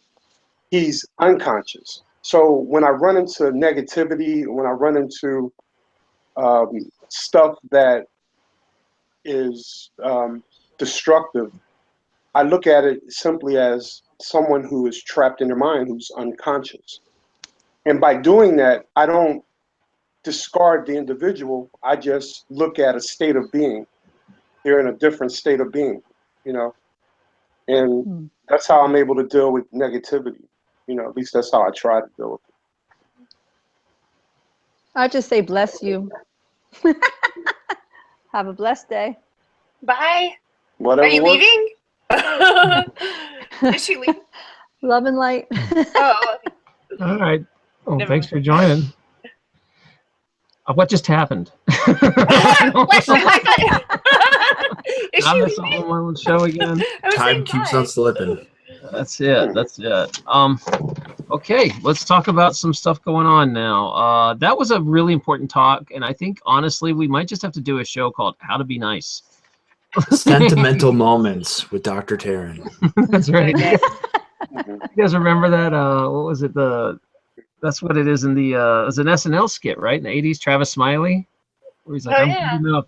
I'm smart enough that people love me," or whatever. He's talking in the mirror. Yeah, Travis Smiley. Give me back. All right. I'm so old with my jokes. Like nobody understands what I was doing. I was in a show Tuesday and I was doing a McLaughlin McLaughlin group joke, and nobody What are Got you it. talking about? nobody even know what I was like. Bob Buchanan, tell me about voodoo economics. Go, and nobody was like, what? You know, my audience is getting too young. I don't know what to do. All right. So there we go. We're back. All right. I was gonna bring up that one of my viewers asked me to ask the group if they have heard, and especially in the chat, since the Mandela Effect happened, has there been any new or enhanced abilities? Like some people are saying all of a sudden they start having some baby psychic power starting to come out, or I it's can. starting to. Are you That's talking what I about said last time. everybody? Or are you asking ESP? about No. us individually? Mhm. ESP. Mainly, you know, and I'm going to ask each of you guys individually, but also if you just heard about it. And I also want the chat to talk about it because there's some really interesting comments I'm seeing that people are like, oh, I'm waking up. And, Yeah. and I just didn't get it. The reason I was asking, I don't really have anything for myself I want to go into, but since I do keep a track of people's commonalities, I have a video on that, and I know we've talked about that in the past. That's something that is coming up almost regularly with everybody that I'm talking to, is that they've either always had some sort of ability or that ability seems to be increasing. And so in my experience talking to people, I just in the last like 2 days, I've probably gotten 10 to 12 emails just talking about their abilities increasing. So I can tell you, the people out there for a fact that people non-connected to each other are writing into me telling me that exact same thing. What kind of abilities, Jinx? There's been a lot of aura reading, seeing auras, shapes around. There's been a lot of being able to sense sickness. There's been a lot of precognition. I've had a lot of lucid dreaming and certain kinds of dreams that seem to be precognitive in nature. A lot of dreams that are on the same theme. I mean, it goes on and on. So I need more specific questions, I guess, if you want to know more. But yeah, you can ask. Sam, what about you?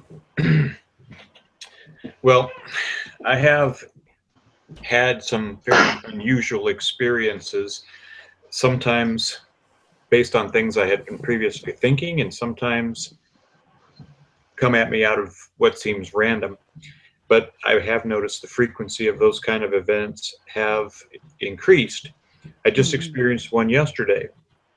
I was trying to learn skills, try different experiments to determine if there is some sort of common way of thinking or attitude or emotions in a frame of mind that might allow us to have more mental will and choice to affect the Mandela effect in our personal surroundings.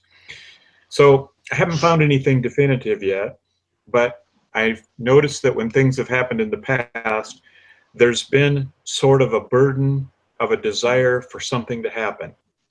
A friend of mine had one thing happen where he felt here's the example, his boat tire went flat. He kept thinking, I need to get to it. My trailer, I can't leave it like that. It'll rot the tire. I just am so busy, I can't get to it. He walks out one day, the tire is completely restored, pumped up on the rim. Yeah. And he asked me, is it possible it could fix itself? And no, it's just not.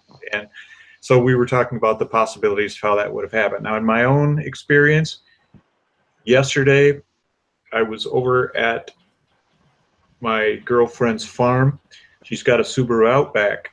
She says to me, have you ever noticed that the back window, the side back window on my car has a heating element in it? And I said, what? No way. That car wasn't designed with side. I don't know of any car that's got side back window heating elements. Not the back window, but the sides of the back, because it's a sort of station wagon. So I went out and looked. Sure enough, one of the two back windows now has those lines across halfway, and it wasn't there before. And she's a real troll when it comes to believing in the Mandela Effect, and so I knew I was going to catch it if I mentioned it. But I did say, I think you've just experienced your first Mandela Effect. I've put things in and out of this car for years. That window has never been like that. And I was thinking, previous to this, she's getting a rust spot behind the rear wheel. It's a 2003 model. And other than that, the car looks quite immaculate. And I was thinking, well, let me see if I can manifest that rust spot being gone and the car being restored to what it was, and holding that picture in my mind, thinking that needs to be fixed, and having that sort of initial attitude and thought foundation. Well, it didn't affect the rust spot, but it changed the window. So sure, a little miss on that one, but yet. So practice.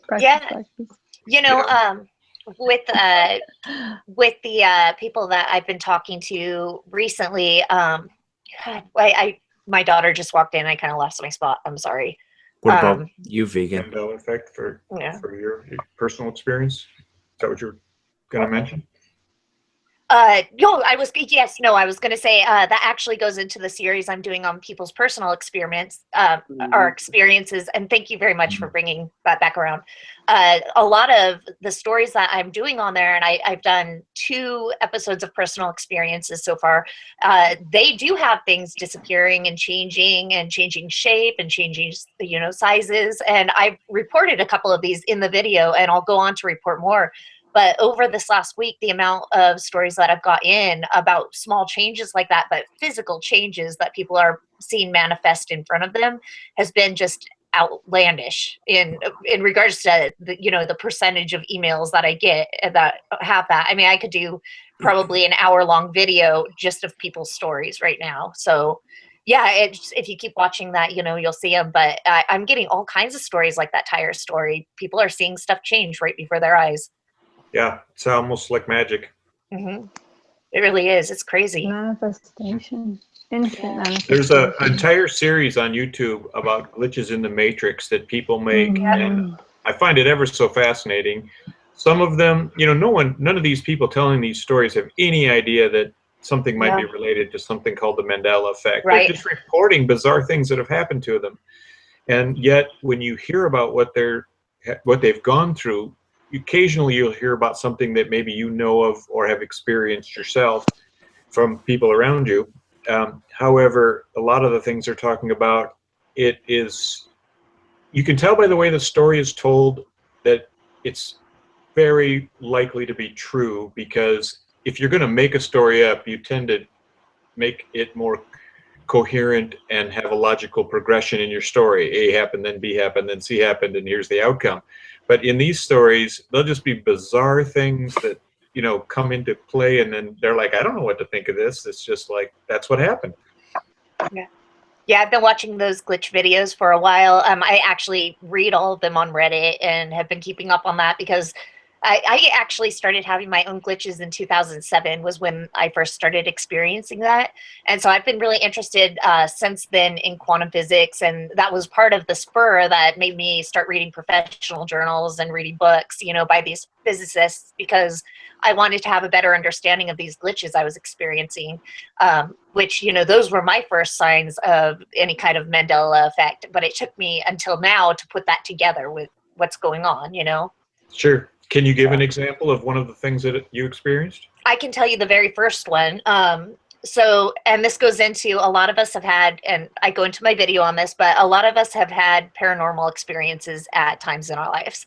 And I personally owned a business where the building was haunted. Not everybody is going to believe that, but we'll go with the traditional haunting.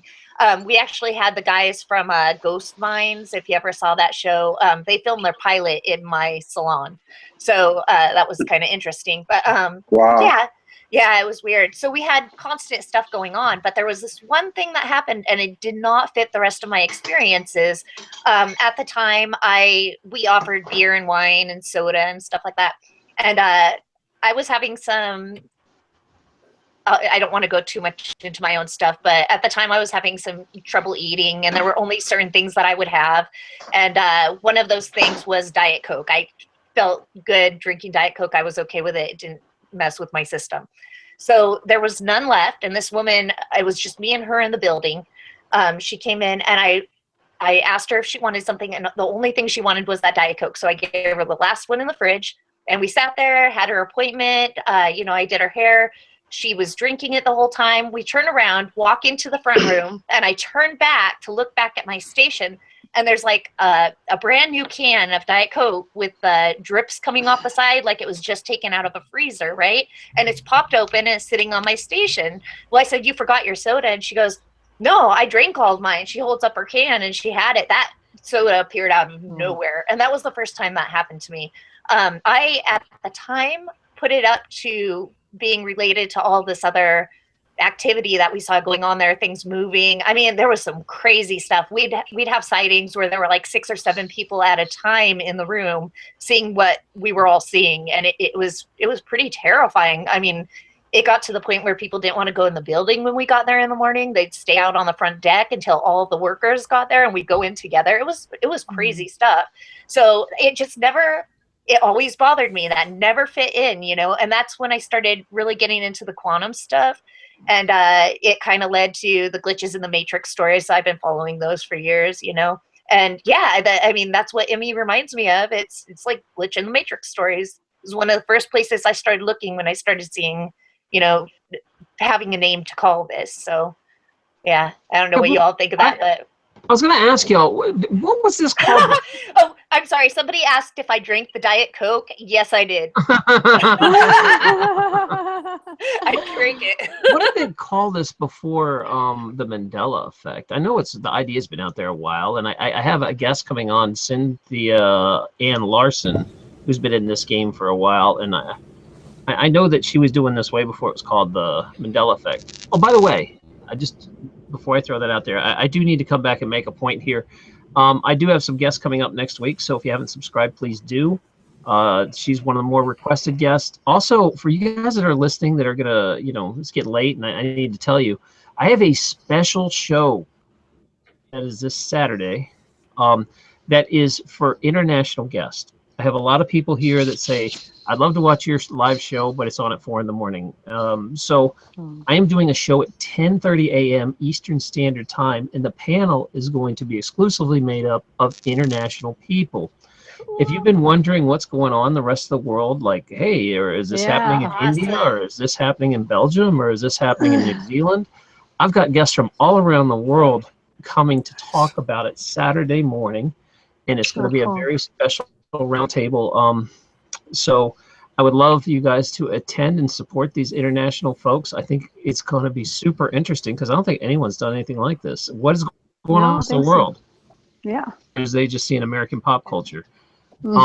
So please come back for that Saturday. And Saturday? And if you what want, time? That's at 10:30 a.m. It's going to be early because, we need to make it like 10 hours earlier for them. Right. Match their right schedule. Now, this is like the middle of the night for them.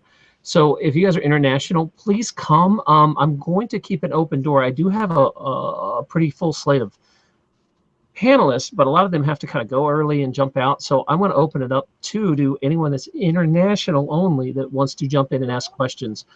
This is basically just going to be for them. Of course, you can ask them, come and chat with them and ask them questions. Hey, what's going on in Belgium? And you might get an answer specifically about something. This is an experiment. I've never done something from people all around the world. I think this is going to be really neat. So I hope you guys can make it. It is in 2 days. Awesome. All right. Okay. Taryn, in your afterglow, I ran into a few people from the UK, and I was talking to him. I was like, "Why aren't you on his international show? He's been trying to get it, and they've been, itching to get on." So I know there are people who want to go on that, Sure, and they have so many experiences. You know, a lot of UK people I notice have similar experiences, but they still say it's like American stuff that's changed. There are some, the interesting ones are out of Spain and Belgium right now. There's some out of New Zealand. And I'm really hoping this guy from India shows up. He has a channel about the Mandela Effect, and I haven't heard anybody from India talking about it. So that would be really neat if that happens. But anyway, at least if you're an international guest and you're listening, please make an effort to come, and I'll even get you on if I can. So I didn't mean to derail that whole conversation. I want to go back to what we were talking about, Jinx. What were you saying before I jumped in? And I don't know how that got into the international. I do wonder why we're like the majority, though. I do. So that's gonna be an excellent show. Oh, yeah, we're gonna discuss. I mean, we can take our best. We're the most connected. Yeah, we're the most probably. connected. That's just true. it. Like, Yeah, we're the first that's world, true. and we're the people connected to the internet. You can't expect people in the third world to have their externalizations aired. Bamboo sticks and enough. stuff, whatever. I understand it, but I think that's gonna be an excellent show. Yeah, And, it's important. you know, Actually, I think. I think some of it's probably also that so much entertainment culture was pushed out of the U.S. that the rest of the world watches. You know, they watch Star Wars, they watch Star Trek, they watch, you know, all these old movies. So a lot of the cultural stuff that changed happened. But if you ask Would be worldwide. if you ask some of them, like, hey, you know, did Australia move? They'll be like, I live in Australia, it didn't move, or I live in New Zealand, it didn't move, and it was like, but it moved to us, which is really weird because I don't even know. Yeah, and whoever you get from India, ask them about Bollywood, because like I've stumbled across some Mandela Effect videos from India, and they always cite American material, and I'm so curious about like why their pop culture isn't affected, and they have their own theories for that. It'd be interesting to air for an international audience. But absolutely. if you get India, ask them about Bollywood, please, and I will be tuning in. Yeah, and I'm really curious because is it that it's there and like you said, they're just not connected enough to find it? Like we live on the internet and they don't, or is it one of these things that it's coming in waves that maybe Brazil will wake up next, or maybe, you know, it hits different cultures, or is it something a little nefarious? Maybe it is programmers at Cern that, you know, they only speak English and they only mess with the US most culture. Prevalent pop culture. Yeah, they grew up here. They know they're testing to see if they can do it, and it's, you know, that would be kind of not cool, you know, if they're doing that. But the flip side again is it doesn't matter what they do. I'm still going to make it a positive experience and push back, because if you just roll over and take it in a negative way, there's no point anymore. Yeah, I mean, I get it. I've been so fear paralyzed and crippled, and you know, I was part of the Liberty movement, and there's a lot of survival guys that show up in there, and they are ready for, you know, poop hitting the fan, and they are, you know, their houses are stockpiled with guns and food, and I have some of that too. I have guns, I have food, I do all that. I think some basic prepping's just smart, even if it's not for the end of the world, just like tornadoes or, you know, disasters, whatever. So, but I take it from a different place. Some of these people are just so scared, and they're like, I want to shoot anybody that comes on my, we call them gun polishers, that they take my gun from my dead hand, and they're sitting there polishing while they're talking. The gun polisher guys, they usually, when you watch these channels, it's all fear. Like, you know, your neighbors are gonna come eat your cat, and I'm gonna kill everybody. And it's like, you know, you got to do you got to spend some time on an empowering thing. If you want to prep, the prepping can be very empowering, you know, but take the right attitude about it. Don't do it out of fear. Do it out of, I'm going to take care of the ones I love. I'm going to make sure my neighbors have food. I'm going to take care of my community. You know, that's the way. Anyway, I was going to ask you about that though. Again. Go ahead, Dr. Taryn. Like, and maybe some of the guests have some situations. And just to abbreviate some of the things I've seen that have increased: precognitive perception, sleep paralysis, lucid dreams. Yes. Those things have increased. I don't know why. I don't know how, but myself, other people, yes. But going back to the question, it seems like, and we covered this in the first hour, and I think I keep like replaying the first hour. I'm like, why were you trying to be so complex? I wish I could not dumb it down, but I think I'm better with more guests because I like isolate my point of views and I have time to kind of have brevity for them. But you're sitting and listening and thinking like we talked about. Right. Exactly. I just want to point that out. And when you're talking about your liberty, guests, it is a problem with the fear because I feel as if people manipulate enough people to get to that point where they gotta bug out, they gotta hunker down. They are expecting that worst side of human behavior, and people are being programmed into that.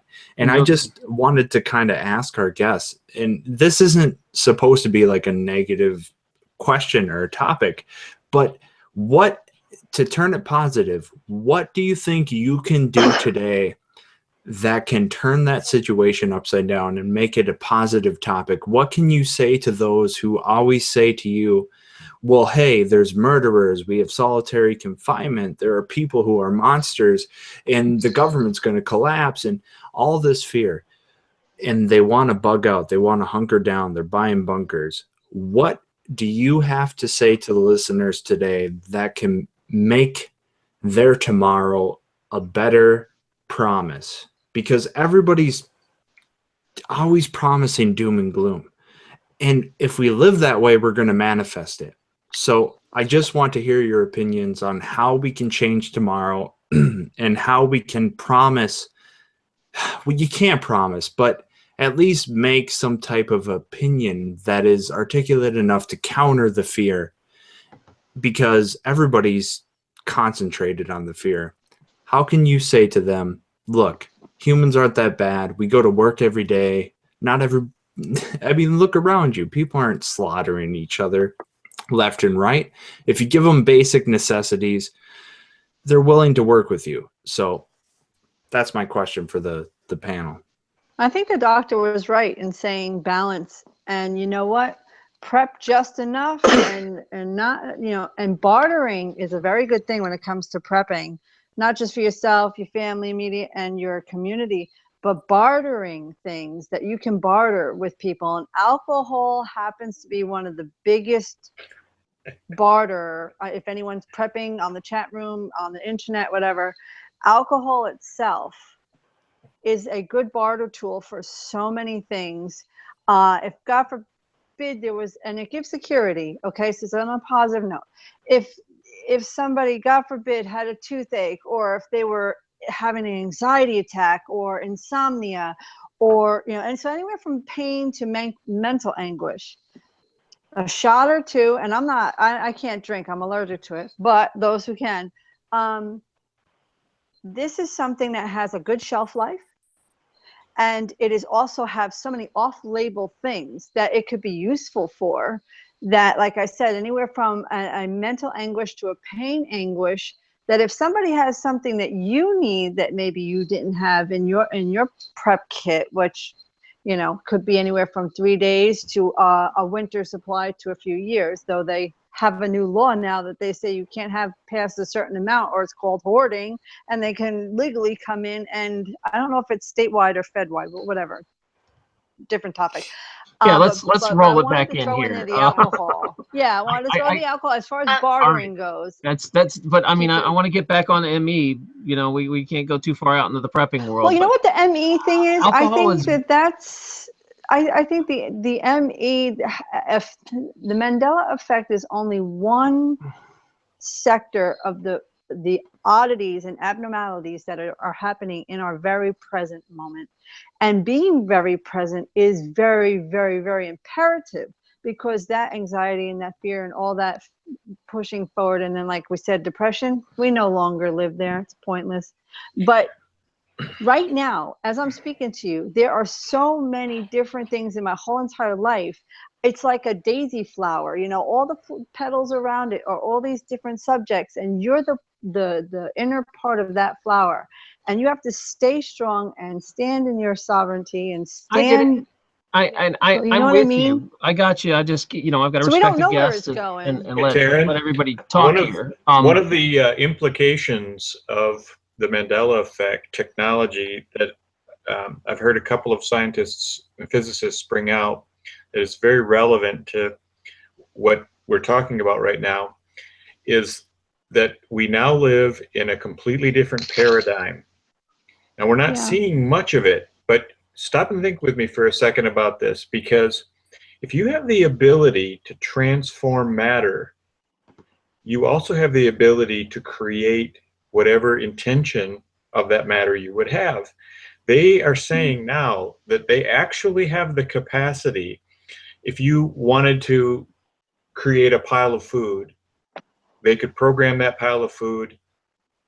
They've got to have some kind of atoms to start with, but they could rearrange those atoms and it would be the storehouses refilled.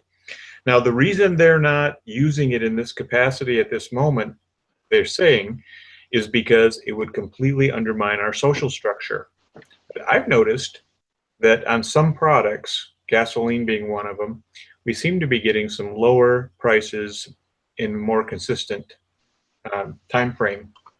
And of course, energy across the entire spectrum of things. Now, that's not just because they're pumping more oil or making more oil. I suspect, or at least I question, is it possible that they're replenishing supplies, and they're not replenishing them in the refinery, they're replenishing them in the ground, so they can just go in there and have all the economic system that's in place continue to have a resource. And as I said, they are not giving, you know, it's like having the genie from the lamp. You make your 3 wishes for them. They could manifest anything they chose. You want to design a car, you lay it out on your computer, you do all the 3 dimensions of what the picture should be like. They put that in and scan it, and you'd have the car sitting right in front of you if they turned the power on to focus it in that manner. So this is a bizarre paradigm shift for all of us, because we've lived always, and the planet up to this point has always lived in a supply shortage paradigm, meaning that the reason competition and the reason that the value of something is established is because there is a scarcity of everything, a limited supply, and therefore how many people want it becomes the basis from which its value is determined. And when it comes to manufacturing things, of course, that's a whole nother additional factor to layer in. But let me, point, go ahead and wrap it. Yeah, the point there being that as they introduce more of this, those people prepping, it's a different kind of world. We have to realize that these elite people, they don't want the world to have this many people on it. They've got their places where they've said, I want 500,000 or 600 million people in perpetuity in place. So they're going to try and wipe us out with things like diseases that are common, or the radiation that's coming out that is suspiciously manufactured from over there in Japan. All right. You know, I'm going to have to cut you off here in a minute. If that's it. Wrap it up. Saying, okay. That's a food for thought. I get you, and I understand. I mean, none of us, I think, on this panel disagree that there are forces that would love to wipe everyone out if they could. I disagree. Really? I disagree. Oh, okay. All right. Well, we'll hit you in a sec, but I'm just going to say this. There's not a damn thing we can really do about it, except try to live a better life. You can prep a little, and maybe it'll help. But if, you know, the military has technology now that can wipe everybody out. So we can live in fear and go, what if they come? Or you can try to live the best life you can right now. And if you dying's not the worst thing, you know. We go somewhere else. I'm saying that one of my points here is that it is now extremely unlikely that those kind of events will occur. The kinds of things that will get us have shifted over into these other areas because of the presence of this technology. I agree with you. I'm sorry, I missed that point. Thank you. I think Vegan wanted to jump in, and I cut him off. So Vegan, you get your say, man. Well, the reason I disagree is because, one, I think it's all a delusion. I can tell you this. I got a master's degree in criminal justice. And one of the reasons I didn't pursue a doctorate in criminal justice or in police science is because I started looking at the numbers. What we think is a serious problem in this country really isn't a serious problem in the scheme of things. There's 325 million people in the United States. There's about 3 million people who have been through the incarceration system, either in jail or prison. let's say it's another 2-3 million that haven't been caught yet.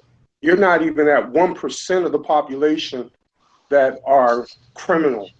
And if you look at the criminal, quote unquote, felony convicted criminals in this country, about half of them are victimless crimes, drug offenses, not paying their taxes, stuff that does not directly fall in the category of murder, rape, personal property theft, or whatever the case is. So when you look at the scheme of things based on the population and our incarceration system, it doesn't justify it. So there's a lot of fear base put out there to make us believe that the world's coming to an end when really it's not. You know, our military is only about, I'm talking about boots on the ground, with all the services put together, about 800,000. If you add federal and you add police, you're only at about maybe a couple million people against 325 million so-called citizens of the United States. Well, that's what automation is for, though, vegan. That's what robotics is for. That's what drones are for. And I mean, that's fine. Yeah, well, that's the point. The point is, by instilling fear in the people and by programming people and quote unquote hypnotizing people, they control us. But the reality is, no matter how many airplanes they have, how many battleships they have, they cannot kill 325 million people successfully and win. See, Plus, this is why. Plus, let me finish. I've been quiet the whole Go time. ahead. Yeah, let him go. I want to keep. Plus, you got to keep in mind, like I said in the beginning of the show, that almost half of the people that are engaged in law enforcement, engaged in the military and other stuff like that, are gonna jump ship. So their control is delusional. The only reason they're in control is because we give them the power. We believe that they're all powerful and they're ran by Satan and that they're Illuminati and they're this and they're that. And I actually believe they create that delusion. Yeah. They put that out there so we will feel weak and they are strong. And that's how they control us. That's how they agree with you, man. Here's the thing, though, like with that, like I agree with you 100%, but we have to reach the top people because at the end of the day, the police will side with us. The lower military grunts will side with us. When I mean us, I mean people who are freedom loving and open-minded. But the technocrats, man, you know there are people on this planet, and I know you're not stupid because I've had many conversations with you. You're highly intelligent in that regard. You can always bring open the other side of the story like you just did. And I'm here to counter it. And the whole point is there are technocrats that believe that they can transcend the paradigm of the population, right? So like X amount versus X amount. They don't care. Their whole idea is to reach a level of scientific achievement where they can install something that obsolesces the human race. Right, but I don't want to get too down this road on fear and you know, well, I kind of want to pull it back, but I agree with both sides. You know that I kind of get it, but what I'm trying to the point I guess that was missed. I was trying to say is I feel that maybe not wipe out the whole population, but they can do a lot of damage. Let's just say that. And if you let that fear eat you up and you base your whole life on what if, you're going to miss life here, man. Because right now, you know, everybody's like, oh, I got to protect my freedom and my rights and everything. They can already take whatever they want from you. Get over it. You know, it's all make-believe. The government can do whatever it wants to you, and there's not a damn thing you can do. So once you understand that and accept that, you actually frees you in a sense of saying, well, what am I waiting to live for? You know, why am I worried about doing all the stuff I want to do? And, you know, it eliminates that fear by recognizing it right in the face. That's actually what I was going to say before vegan. I kind of wanted to bring it back around to what I think Ouroboros' original question was, and that's with all the bad things happening in the world, what can we do to reassure people who are listening right now that things can still be okay? I feel like what hasn't been said, we kind of got off on a tangent on, stockpiling and what the government can do to us and what the government can't do to us. But I think what it really comes down to is what Dr. Taryn just said. I think my advice would be that you live for the present moment. We talked about that earlier. You stay present.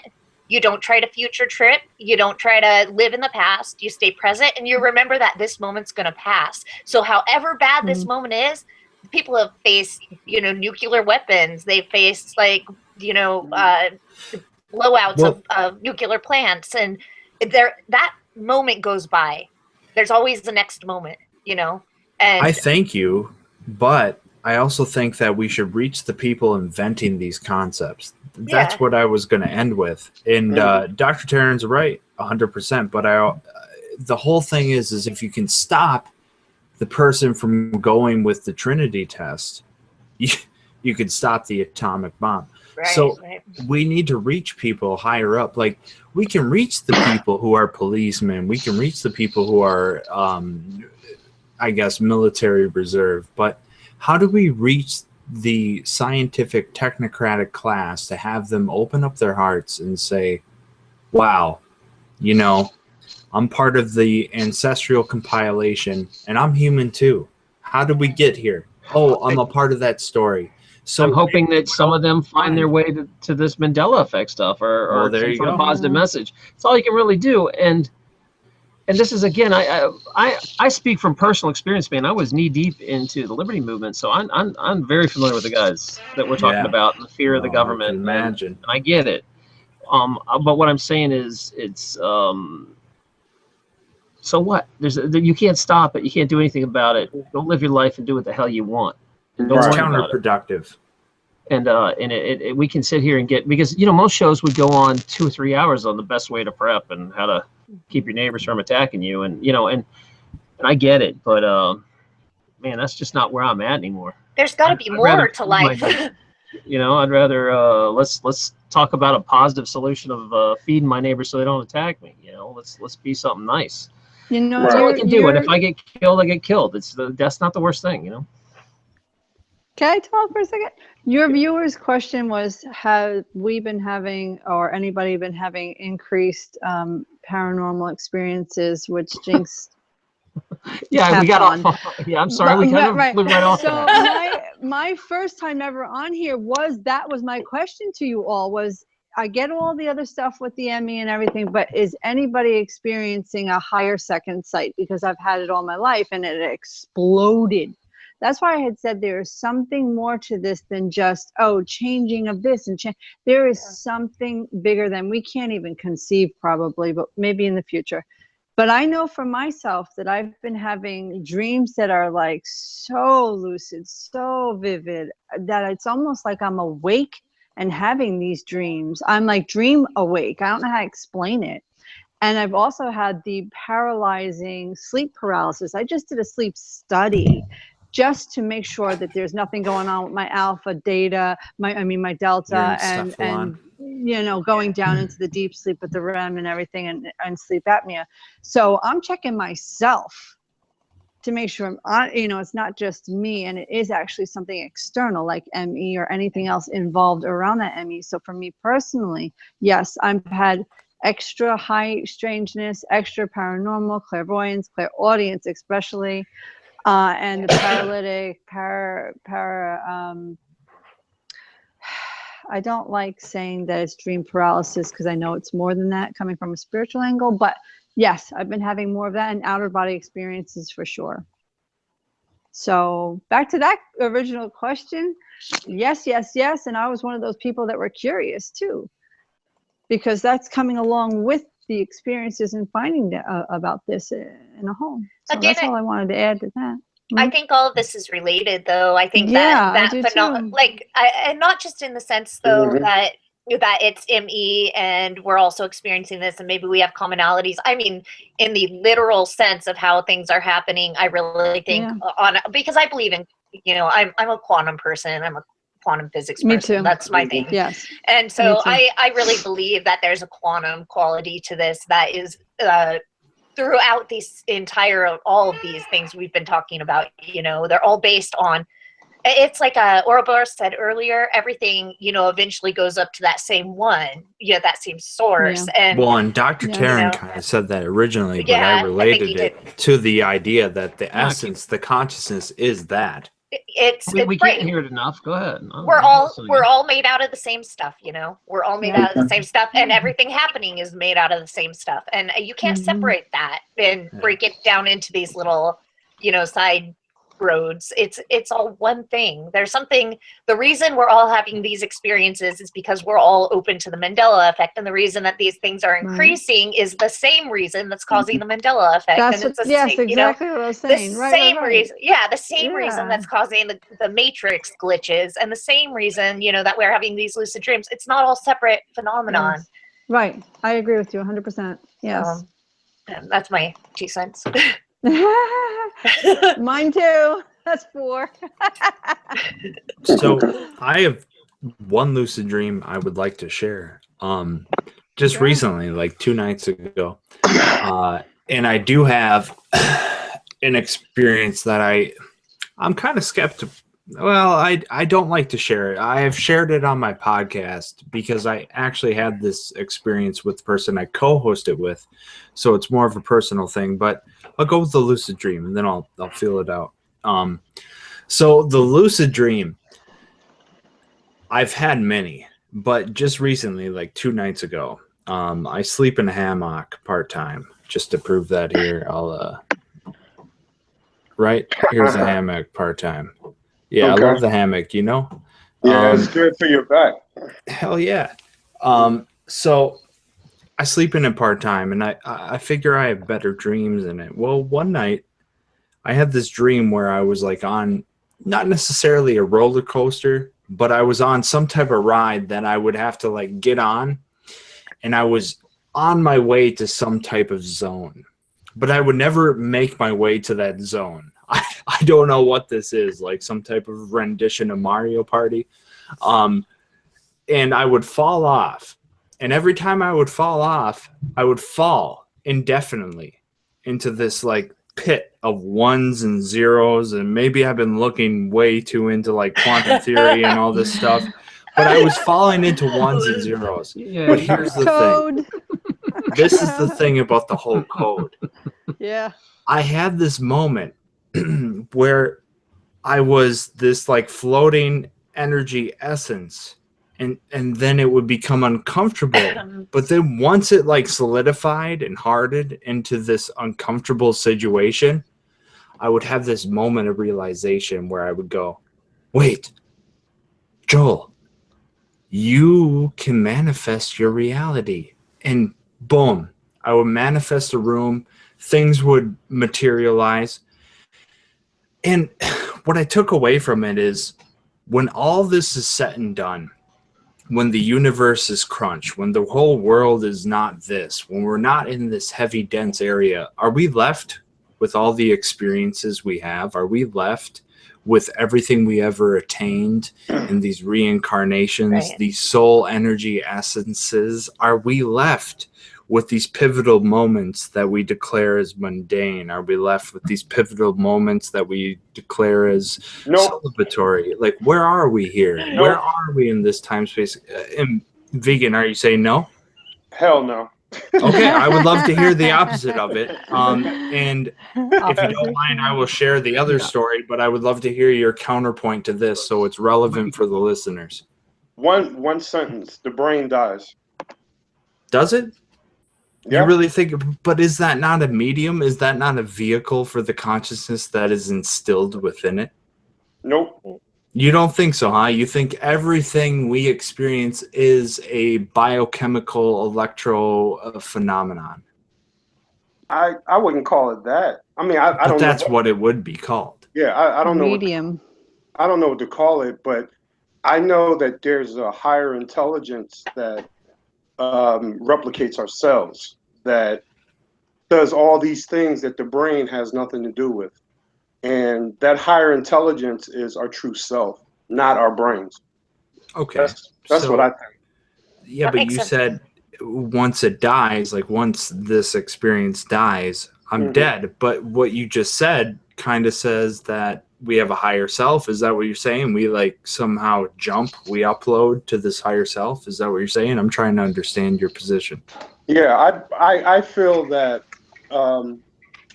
our bodies are vehicles and our brains are tools to Okay.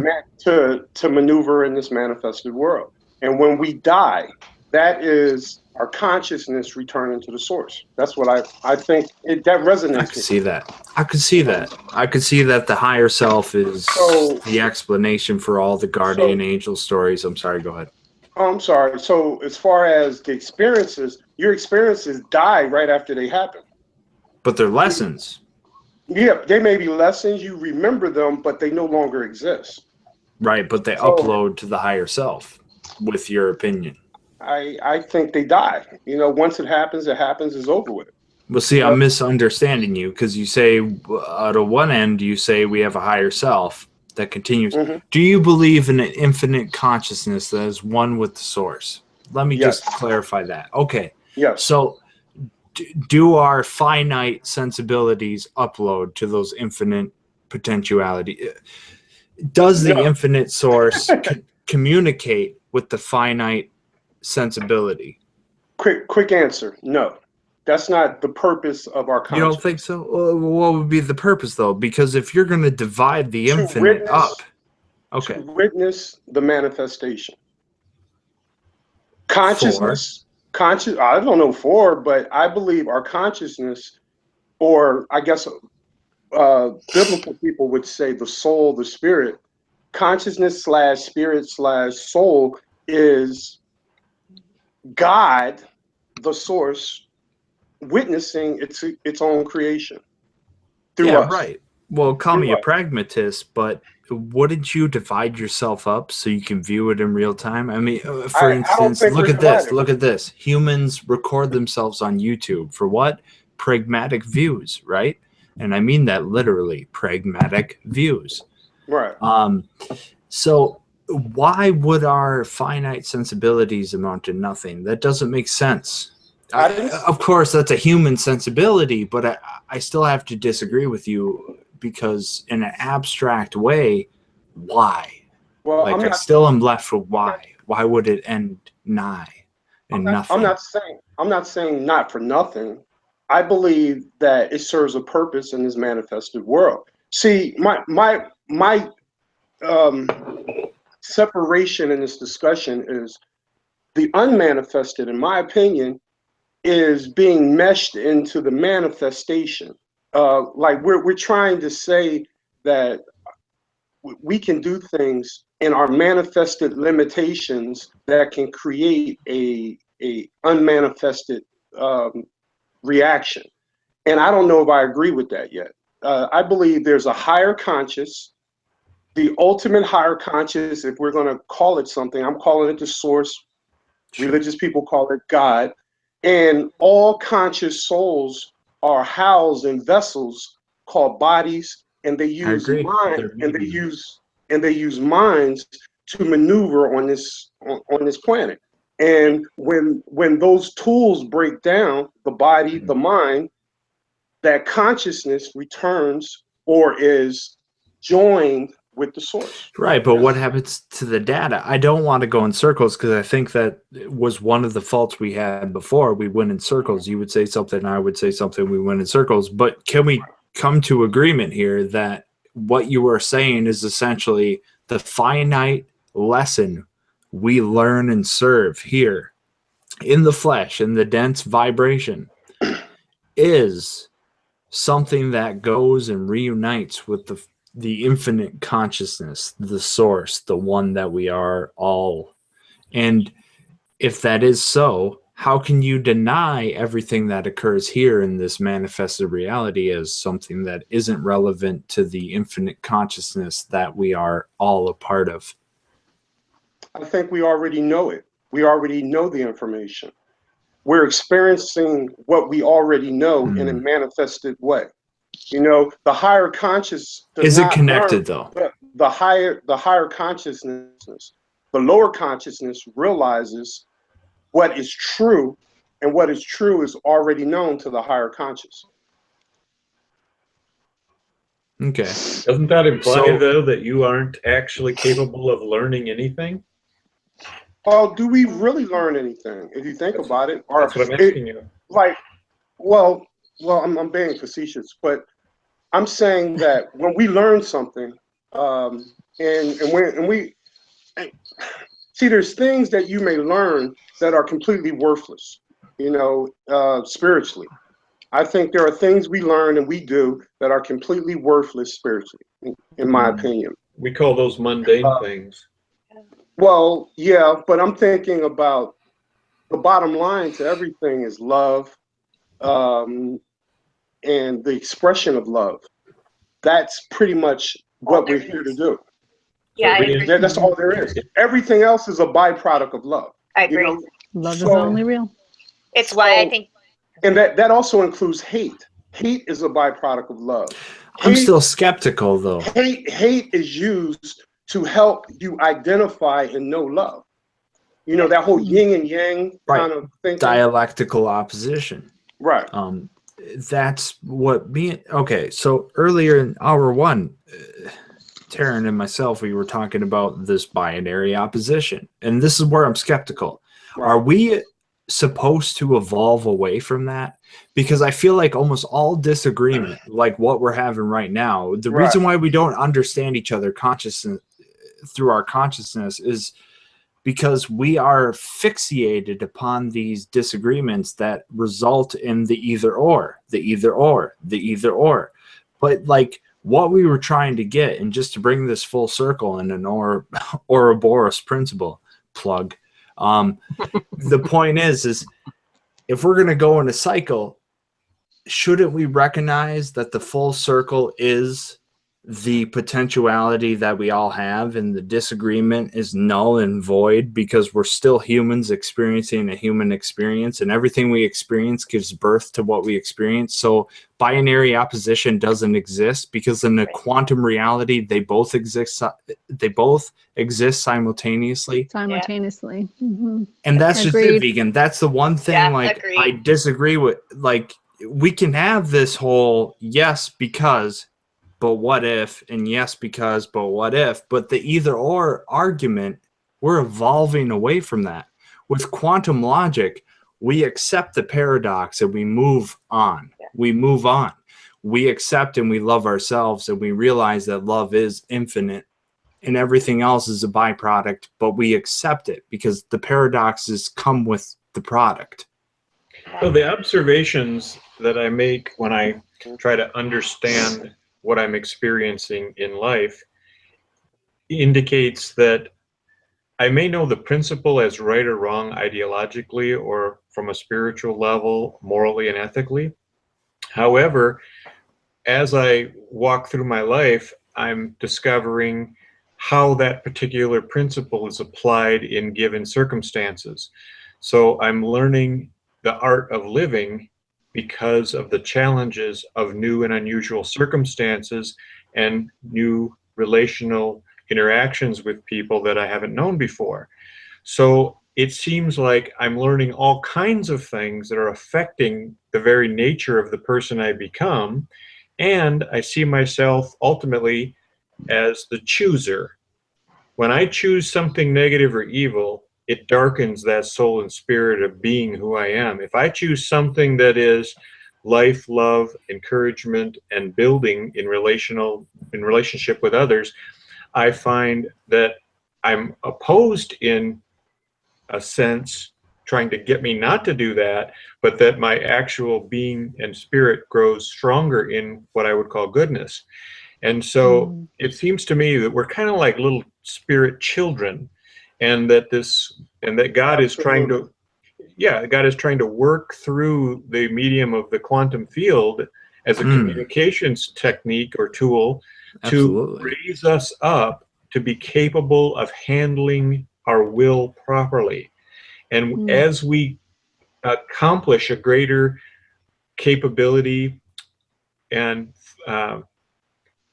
skill using our will, we are given more authority to affect not only influencing others, but it seems now to affect the quantum field itself, which then can perhaps affect reality, maybe sometimes even directly, as we've discussed earlier with Jinx's examples and my own. Can What I do you actually, think? How does that fit in with what you're saying there, Vegan? Well, yeah, we'll go ahead, people. Well, it fits. It fits. There's one factor here that is the challenge, and if you really drill down on it, I think we all can identify it, and maybe not. It's the ego. The ego is basically a tool that our conscious uses to maneuver this plane. I mean, It's the battery. It's the plus or minus. It's manifest. It's a manifestation that belief that that the ego is us, when really it's not. Our higher self is above the ego. The ego is something that is based on past beliefs and past experiences and future beliefs. And it's completely outside of the present.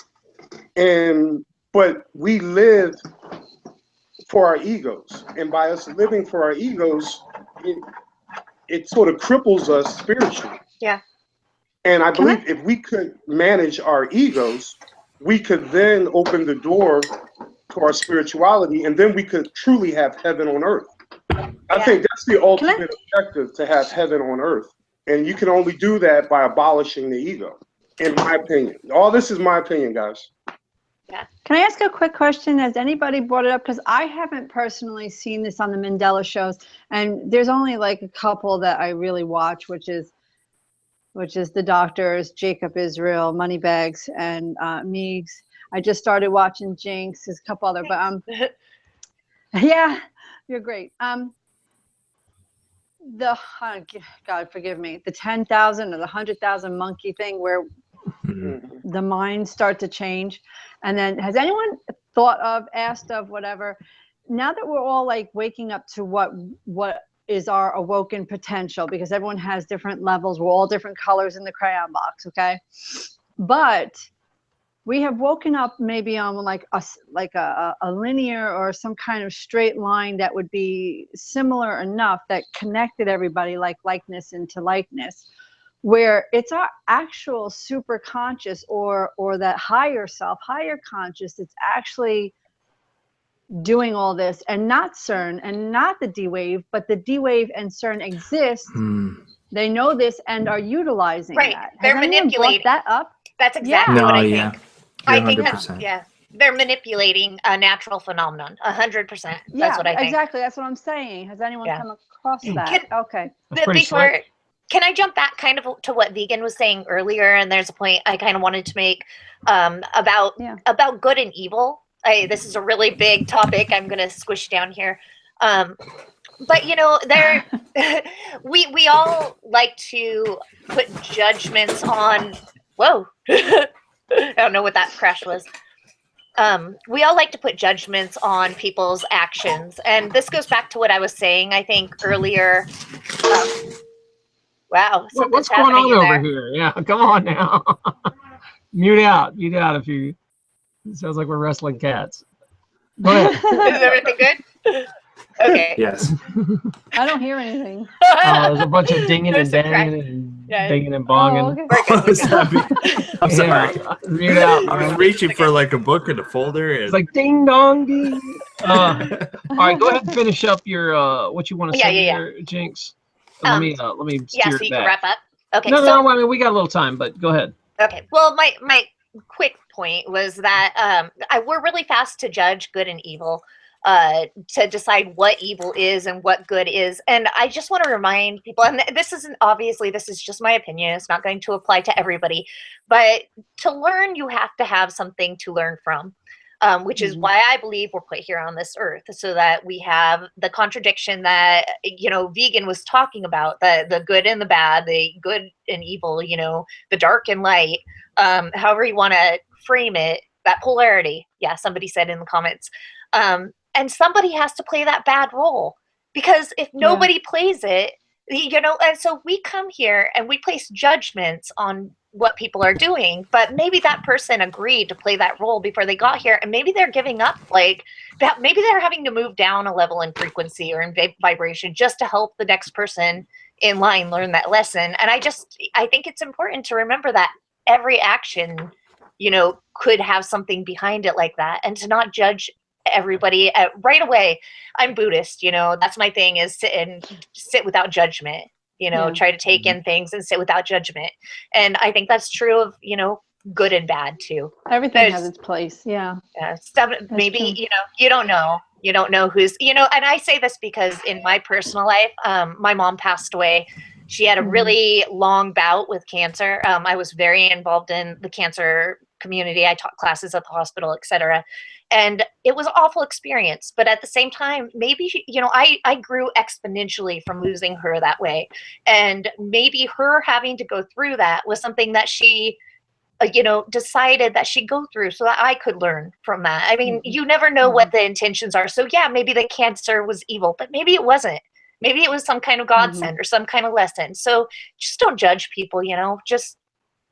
And I think on top of that, some people are here just to teach a lesson, and that's it. Like, yeah, that's what I'm saying. There's some people. How do you explain a kid dying of cancer at 3? Exactly. Exactly. Or how do you explain that? It's because that kid, that soul, agreed to come teach the parents a lesson about something. Yeah, exactly. And if you notice, like kids that come in that are retarded or missing chromosomes, they're super spiritual beings. They're like a super high vibration, and to sign up for that experience and come back and be like, okay, I'm going to be a retarded kid that, drools on himself and can't stand, and, my parents have to take care of me. That's like a serious soul to come back and be someone like that. That's you're getting major experience points that round. And and I think that that's the only way to explain these things. Why would this kind of evil exist or these things happen to all these nice people? And it's because it's not about them. It's to teach you a lesson, and vice versa. Sometimes I think some people are here and they're like, I didn't do anything in my life, but you might have taught someone else a lesson. Can I comment on somebody's Yeah, go ahead. You have something in the text? Yeah, John Anderson says, so Jinx, is that why you dismissed race and religion from your data? I actually didn't. That was one of the questions that I asked was ethnicity. And I also asked what religion you were, what spiritual background you have. I just found that in my data, which I think this person feels is skewed, which I'm not claiming that I'm any kind of professional anything. This is just me making videos. The way that I know how to make them, but I did go over that, and I didn't find that there was any kind of tie related to most cases. I mean, obviously there's going to be those that aren't, but he's asking that, and I wanted to go ahead and address that. I didn't dismiss those things. I asked them in the questions, but they just didn't seem to be important. It didn't matter what race people were. It didn't matter what religion. We were all having these other certain experiences. And that's just the information I came up with. So be it biased to some people or not, that's what I found. Well, thank you. Like, on a different level, like back in August 2015, I wrote a poem, and I would like to share it before the broadcast closes. Yeah, go ahead. Pretty short. We got some time. And the whole point is I look at the whole world as like the human species is kind of like flowering flowers, I suppose, in a field. The free will extends to how we can actually soak up the sun. So I suppose I'll read this. I don't know if I edited this or what, but it's 2015. I was going to say, it's not like a 10-minute poem, right? No, absolutely not. Because, it's just called Flowering Tower. Bring the energy. Okay, go ahead. Okay. Flowers in the field bloom without foreknowledge. Man's history, technology, symbols stretch across time and space. The collective past, present, and future, seeds, stems, leaves, and flowers flourish. Teleological biology, nature's mathematical story. We are one flower blooming. Synergy of energy, several mechanism of astroecology, working parts of the total sum. Seeds will always be, stems will always be, flowers, we will always be evolving. Parallel discovery, as above, so below. The mind reveals the past, our future will always grow. From the base matter of light To the abyss of the unknown, the human mind climbs up stardust stairs. To have no purpose gives purpose, according to the book of nature. To share purpose lives purpose, grow man's flowering tower. I'm one petal, you're one petal, forever we will settle, wilting in earth's dirt. Nothing created, nothing destroyed, something discovered, something deployed. Oh, all right. That's it. Pretty deep. That was well done. I forgot you're an artist, and yeah, thank you for that. There's a couple topics we want to get into because this has been a pretty kind of off-topic night. We just kind of been rolling where the show goes, so I'm cool with that. And I do really appreciate all the love that's going on around here. And that even though we talk about some scary stuff on here and we debate some finer points, we all end up at the same place at the end, that we all want to at least try to be better people. Right. And we might take different paths to get there, but I think it's all about intention, you know, like at least we're trying to do something good. And I think we can all agree that arguing and just acting like what I see become normal behavior is just appalling to me. I don't understand what happened. Like, there was a time where people would never talk to me the way they would talk to me online. Like, you never walk up and say that to my face. Ever. Right. But it's this shielded anonymity. It's like, oh, I can, and it makes me really, at first I used to be, my feelings hurt, and now I just kind of feel sorry. And I'm like, what happened in your life to make you this bitter and angry? Like, That's what? where I'm at. I don't want to carry that stuff around. Why do you want to carry that? I mean, that's your first reaction. Somebody disagrees with you on the internet and you call them Hitler and, you know, whatever. It's like, why do you want to carry that poison inside of you, man? There's a better way, and you don't have to be like this. And I'm reaching out, and I'm hoping that you know what's okay, guys? If you're that guy listening and you're like, holy crap, that's me. It's a good day to change. You know, start somewhere, because people will accept it. And, you know, the community's really loving and nice if you just explain a little bit of, hey, I came from this really negative background. I lose my temper. I've got a lot of buttons, but I'm working on it every day and I'm trying really hard. You know, you say that goes a long way, man. Yeah. A lot of people are in pain and they're suffering. Exactly. And they feel like they need to lash out to expose that suffering, because suffering wants company. You know, that's just the nature of the beast. Some people, and a fairly large enough percentage, just simply want to dominate a situation with their viewpoint, and they're willing to have very unacceptable manners to gain that domination. It's expedient, it's effective, and they really don't give a rip if you like them or not. Right. It's unfortunate, but there are people like that. And I think there's another thing. There's a person in the chat, Tedian, that said, you know, it's all about having good tools too. I think some of these people have just never been shown the way to be nice or communicate with people. Right. I think deep down, everybody would rather people like them instead of be angry at them. And it's like no one's ever sat down and said, you know, try talking to someone this way. Listen for a minute. Find out what they like. Talk about what they want to listen to, and just chill. You know, like it's like the very basics are missing. And you just got to help these people. Give them a tool or two and say, all right, here's one thing you can do. Next time your decision comes up, take the positive path no matter the cost. You know, next time, do it again.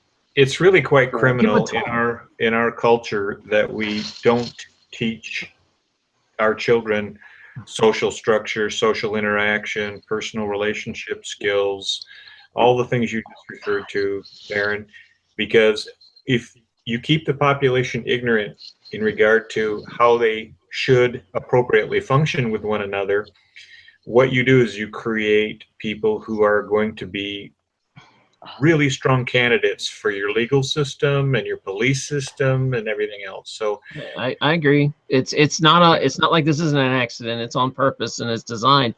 But as a community of hopefully us a little more enlightened than the others, it's our duty to reach out and to help these people that are pissed off and angry, you know, and say, hey, I hear you. And we're going to have to learn patience and tolerance as a community if we're going to evolve past this crap. Yeah, sure. Don't try to change it's people. Hard. Yeah, don't try to change people. Be an example. Well, there are Guys, those who are teachable. Yes, I I mean, gotta those are the ones we're wanting to reach out to. But the ones who have Right. no ear to hear or listen to anything, Oh. they're, you know, like you were saying to Jinx earlier, you come to a point where you just realize your time is better spent with Oh those my who God. need you and want your help. Someone's whispering they have to go. Do you need to go? Go ahead. Oh my, yes, Gabrielle. Thanks. I Bye, Gab. spilt my whole cup of tea on me, my couch. All right, go. Everybody say bye to Gabrielle. Sorry. Bye. I love you guys. Bye. Thank Send me you. your video. I wanna- I will for sure. I'm not quite ready to end the Bye, show. guys. Good night. Um, I'm sorry. That's no problem. Thank you. Let's bye. Let's talk for a bit, guys, because I'm not ready quite to end the show. I think these are some very important topics. Yeah. And I really think we got to get to a place where eventually we're going to run out of talking about the Mandela effect, and it's like, okay, we've got these leading ideas, and yeah, there's some new effects. Yeah, they're fun to talk about, but we really start need to focusing on what now. And I think simple solutions are the best. Let's just try to pick a project and be nice to people. Let's try to manifest something selfless. I still want to manifest finding a lost child, but we just haven't found the right one yet. If anybody knows someone in the community that there's a good chance that maybe we could do it, something super selfless. It can't be like, let's all win the lottery together. It's such a great idea, but it's not a very good candidate for trying to manifest the Mandela effect, simply because it is so easily justifiably explained as some other fortuitous circumstance coming in. It only has to be real to us. I don't care what the official police thing says. If we all pray about it and all of a sudden, a week later something's solved, that's good enough for me. I'm not trying to prove it to the world. I'm trying to prove it to us. Well, even we would have doubts about how much of it was our influence. That's why I thought we should pick something that wouldn't be specifically, aimed at another way it could be explained. Sam, it has to be good and positive enough to get people excited. It can't be like, okay, let's fix someone's back. It can't be like, okay, let's change a picture behind me or something like that. That's not something to get people excited. It has to be selfless, and it has to be something we can all get on board, that we're not going to have all this mental resistance. And there's not many things besides children and pets that. Oh yeah, how about helping others? I agree with your motivation. Somebody said, totally. I'm sorry, how about what? Somebody said, how about helping others wake up? I love the ideas, but I want something we can measure. It either worked or didn't. And worst that happens is it didn't work. If I'm going to take the win, if it, they get found in a week or two, then great. If not, then we say, okay, let's try something else. Let's manifest helping somebody in the community's pain, or let's do something nice for some people in here. If somebody's house burned down, let's try to manifest in my house. Whatever, we can switch to other things, but I think the first one has to be something really exciting to get people in selfless and quantifiable. And I mean, the kid's found, or he's not. I don't care if the cops find him. It's one of these deals that if we manifest it, it's not like the kid's just going to magically appear. What's going to happen is the universe is going to push directions for that kid to be found, which is going to be people finding him and cops and whatever. Sure. I don't think all of a sudden a kid's just going to appear in a police station. I think it's going to be, we're going to nudge the universe that direction. I guess in picking a goal like this, we are really trying to just reconfirm that prayer does work. Whereas if you have something that is completely a Mandela effect of something where nothing was, or a complete change in something historical, it's not because we can do more than one. The first one seems to me like what we'd like to pick is something that is so undeniably an alteration. And well, I'm open to ideas. I'm not 100% set. If you got something better, Sam, I'm all ears. I don't, but what I'm, like the drawing of Leonardo da Vinci's sky, that kind of thing where the foot's turned out and it used to be straight, or those are small insignificant things emotionally, but technologically it confirms an influence going on there. And again, we might all just tune into what they're already doing, and then we say, aha, it was us making it work. So it's not 100% foolproof. Yeah, you're gonna have the same argument. Whatever we do, there's gonna be someone in the community that says, oh, well, that's just coincidence. Doesn't matter what we do. Yeah, but like you said, for us. So let's do something like super selfless. What does, changing a picture of Leonardo have to do with Nothing. a positive influence? The worst that happens is we try this and nothing, but if pretend for a minute it works and we can actually help, man, we would have an awesome way to help, and we could do something. Let's just keep trying. What do we have to lose? A couple of minutes? Yeah. Anybody else? Got suggestions? And you got any names of kids and you're thinking of? Or bring it to me. Email it to me if you say, my cousin's kid's been missing for 2 months. We'd love to find some. Well, I'd like to help. We one should of our do own. a poll, Dr. Taryn. I know you were a fan of this before. We should really get the audience in, because their cognitive resonance can, reinforce whatever we want to establish here. I did a poll. No, I know you did. But I'm saying, I didn't see if we do some multiple polls and we get something that's quantifiable, something we can agree on, we not only have this little panel with us, but we have your audience for the most part. That's true, because it's going to take all of us to pull this off, right? And I'm hoping that if we do something like a kid, well, I want the Christians in because they rock at group prayer. They do this all the time. And then I want the spiritual people because they're on board all the time for manifesting things. And I think the science guys would get behind it. Even if they don't believe it, they'd say, yeah, let's see if we can do this as a scientific experiment. I'm going to pretend and I'll go along with it just to see what happens. Well, if they're real science guys, they're interested in the unknown. So people who aren't interested in the unknown, they're scientism. They're not science guys. I don't know if they would believe it, but they would do it just to see what would happen. Where I believe it, I think we really can manifest something. I absolutely believe it. But it's just a matter of, we just got to try it. I'm still open to it, and I'm hoping we can do it. They call me Meccan, says, don't screw around, bring a dead person back to life. Let's give Mandela another try. There's plenty of stories about people that were Mandela dead and now they're back. I've been meaning to make a story on that. I haven't quite done it yet. I have a personal experience with Billy Graham with that. I watched his funeral. Do you really? Yeah, I remember watching that funeral because my mom was super into him. We went to his live conference. I grew up Roman Catholic. She was very into Billy Graham for some reason. She didn't like any other preachers or anything like that. When he died, I remember watching it with her. I was in high school. At the time, I was in high school in the 90s. And we watched that whole funeral. There were people there that were government officials, and I watched that whole thing. My mom was crying about it, but yeah. And then I was shocked with that one when I found out he was still alive. I remember that funeral. So I remember it too, but I thought I mixed him up with Jerry Falwell. I was like, I kind of mix these preachers up. And then, this guy, there's no way that I mixed him up. Okay. No way. He's your mom's boy. Yes, all right. There was no way. Yeah. All right. Well, I definitely want to hear that. And you know what? A really interesting one I'm hearing. All right. Like you, Jinx, I get like a lot of emails and everybody wants me to watch a video or read something. Yeah. And I do. I want to. It's hard though. And then the other thing is someone emailed me, or maybe it was in the chat, and they said they had a conversation with their ex-girlfriend that died. And I was like, what? And she's like, I saw my ex-girlfriend who died in like 2005, and she was at the gas station. I went up and talked to her, and she had no clue who I was. And she had no memory of us ever dating. She didn't have a memory of anything. And he was absolutely 100% it was her. They like talked, and then she just took off and drove off, and he was like, what the hell is going on? Oh my God. Dead came back that he knew. Yeah. So can I give you a story real quick? Yeah, okay, so there was, I have a really close friend. I've talked about him in the past. In this Mandela Effect, I only know him, through this.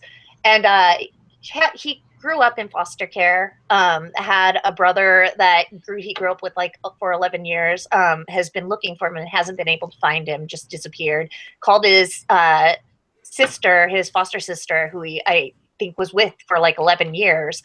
She had no recollection of him or his brother. She can't find him anywhere. Whoa.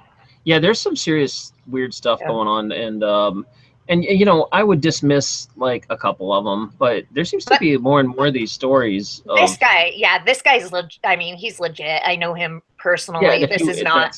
That's legit if you know him and you can vouch that or especially if you knew the 100% for him. person. Yeah.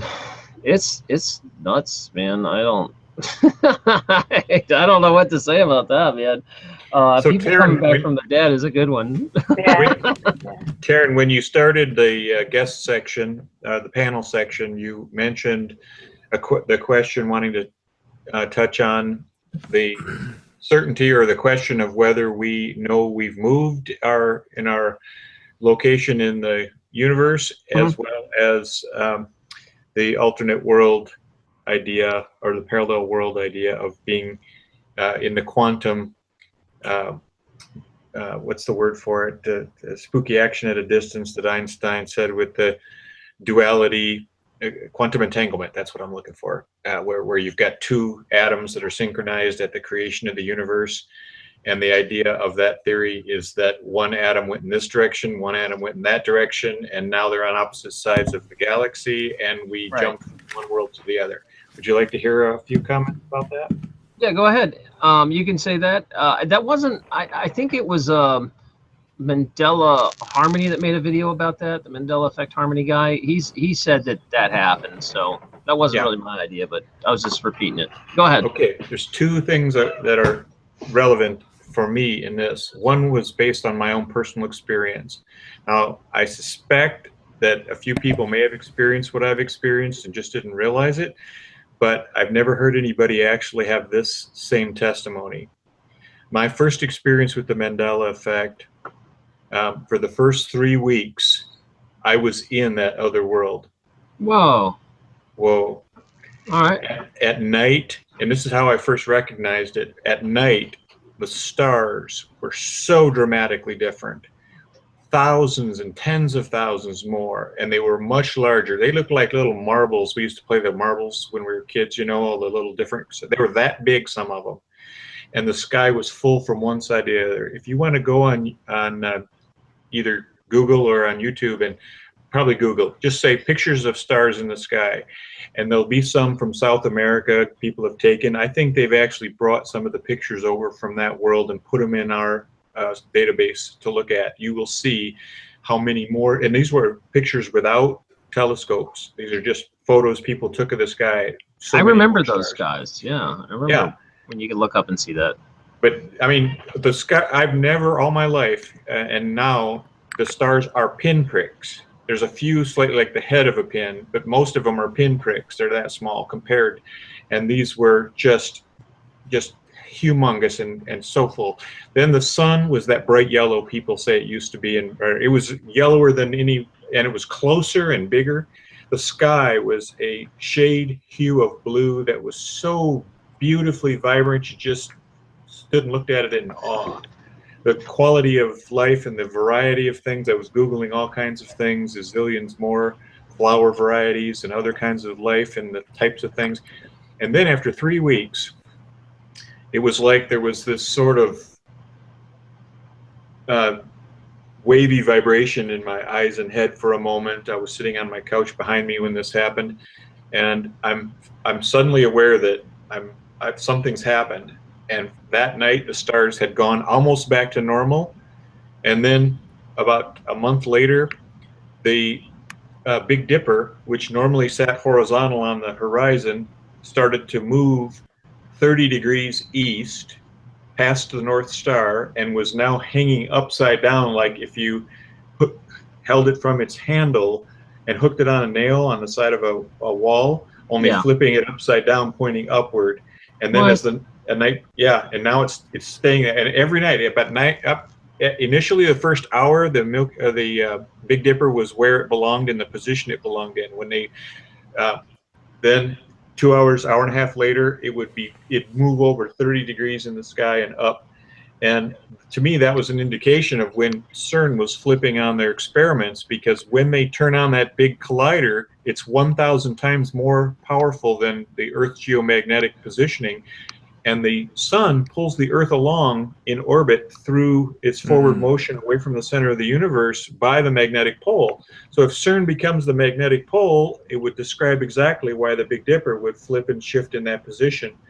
And then we were having all those solar flare concerns, and I think they ran Cern for weeks, straight in order to shield us by making the magnetosphere catch those solar flares, and rather than hitting the planet and sterilizing the planet.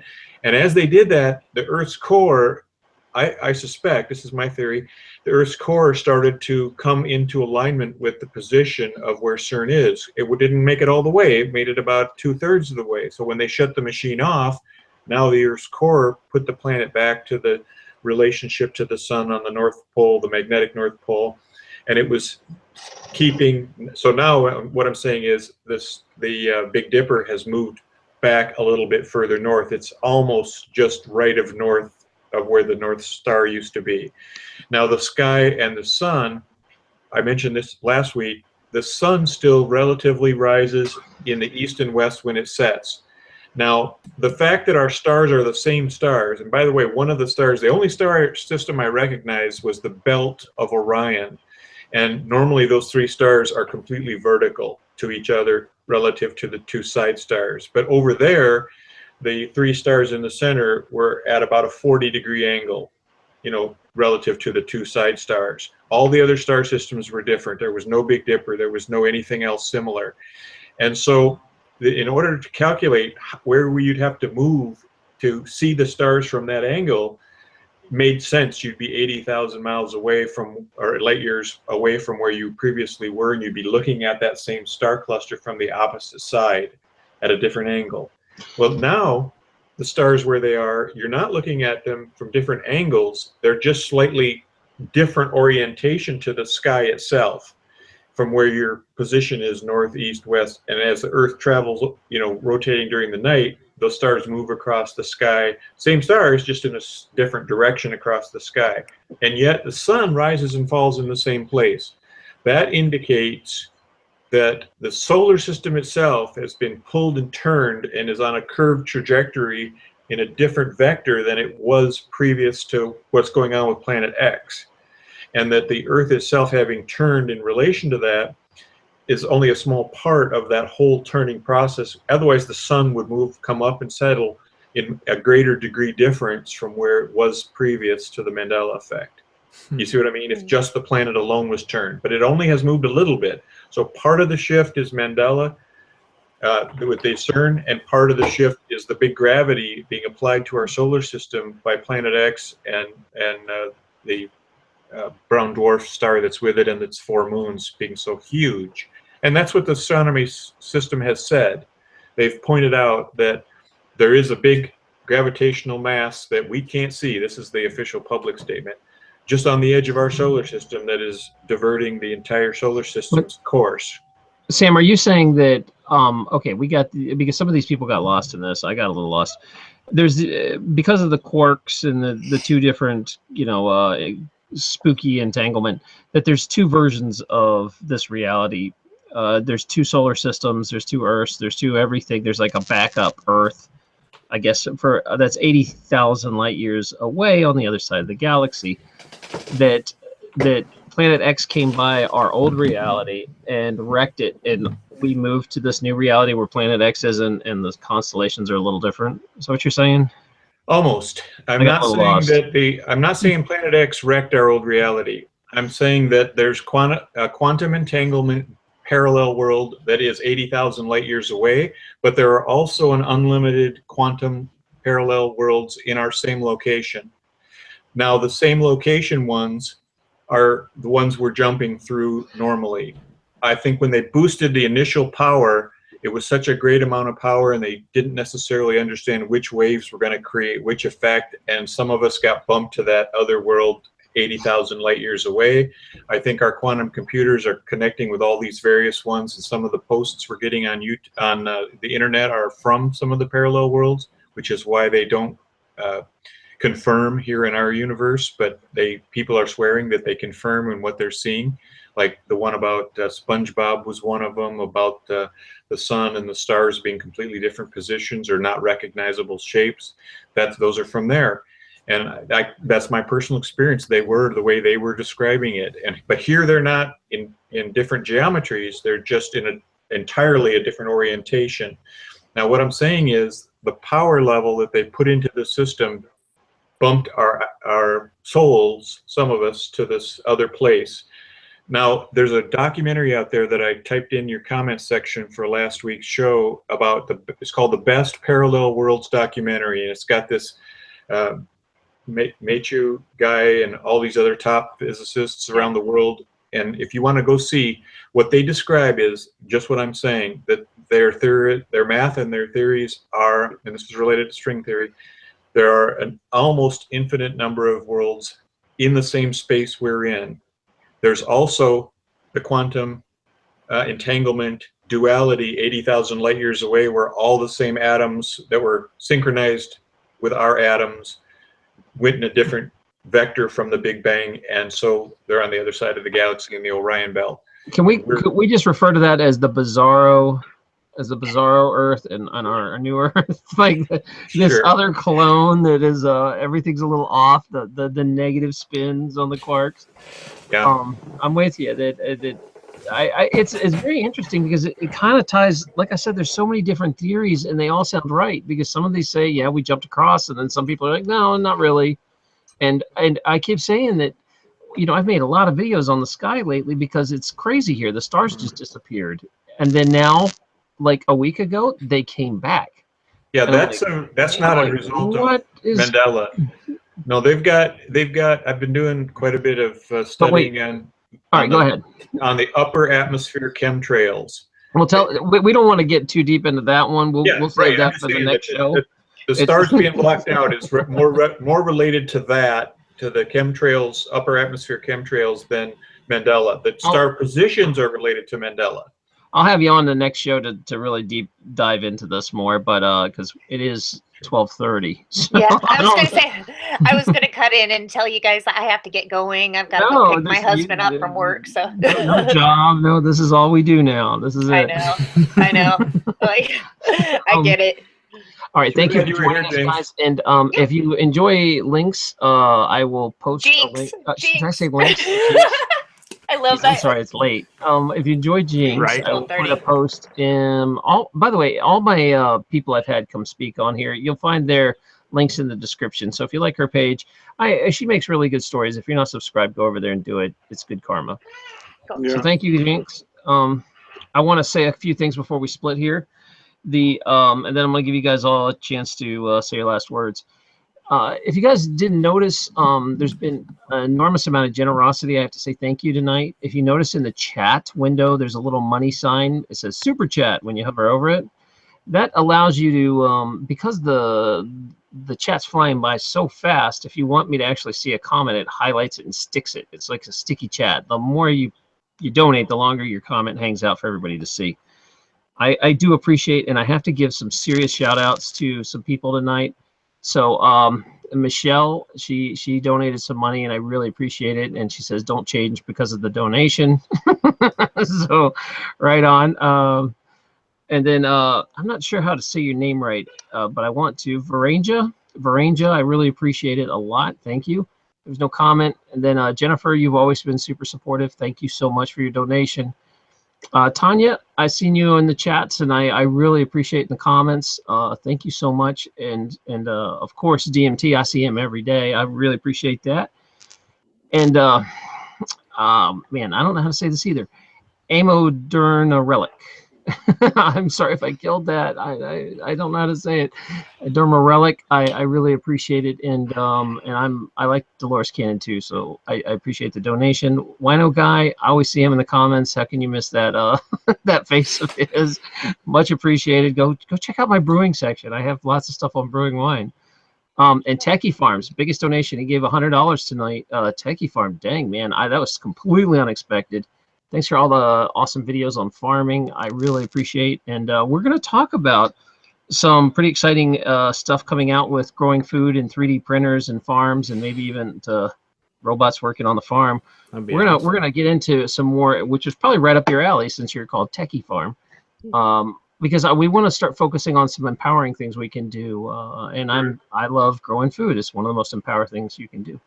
And then David Voy, always supporting. I really appreciate it. So you guys have been just amazing. I have had a YouTube channel for almost 7-8 years now, and I think the most I ever got was like a $5 donation once or twice. And I put this feature on and I'm just blown away with the love and support. And I do this full time. It means a lot that you guys want to keep the stories going. This really helps feed the cat. And I'm just super grateful for you all. Thank you. Can people donate after the program is posted? Yeah, you can always go to my homepage if you want on YouTube.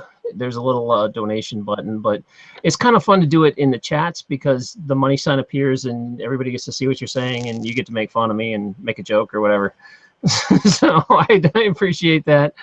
And eventually maybe I'll start setting up some perks. Oh, Jinx said bye. Okay. So I do need to say that because that would be so rude of me not to acknowledge such wonderful support. And I mean, it's just huge. I don't even know what to say. I'm pretty touched by it. So thank you guys. Okay, we are gonna wrap up this show. I'm gonna give Vegan. I'm gonna let Vegan have the last word. He always has to wait. So I'm gonna give it. He gets to send us off tonight. So thank you so much, everybody. Sam, go ahead. Try to keep it under like 2 or 3 minutes. And I'd appreciate that.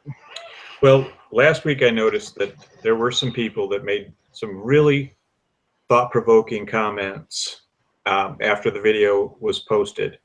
And I did go back in and reply to several people's statements and questions. And so if you have additional comments or disagreements about something said or wonder why or how that makes sense, sometimes, you know, we get stuff wrong and it sends us out learning, and that's good. Other times there's multiple theories and, you know, it explains different viewpoints, and other times you just bring up interesting things to help the ME topic move further forward in our next discussion.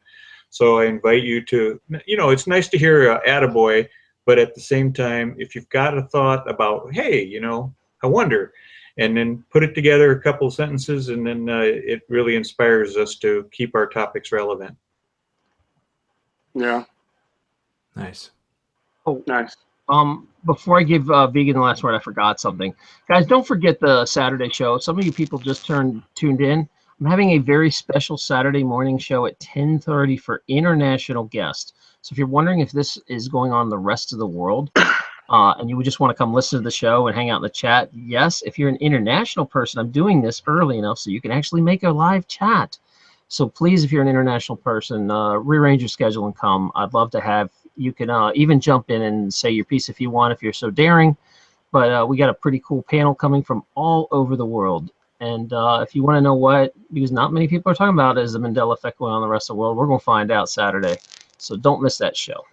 All right. I saw people leaving. I didn't want them to miss that message. Go ahead, Ouroboros. You're up.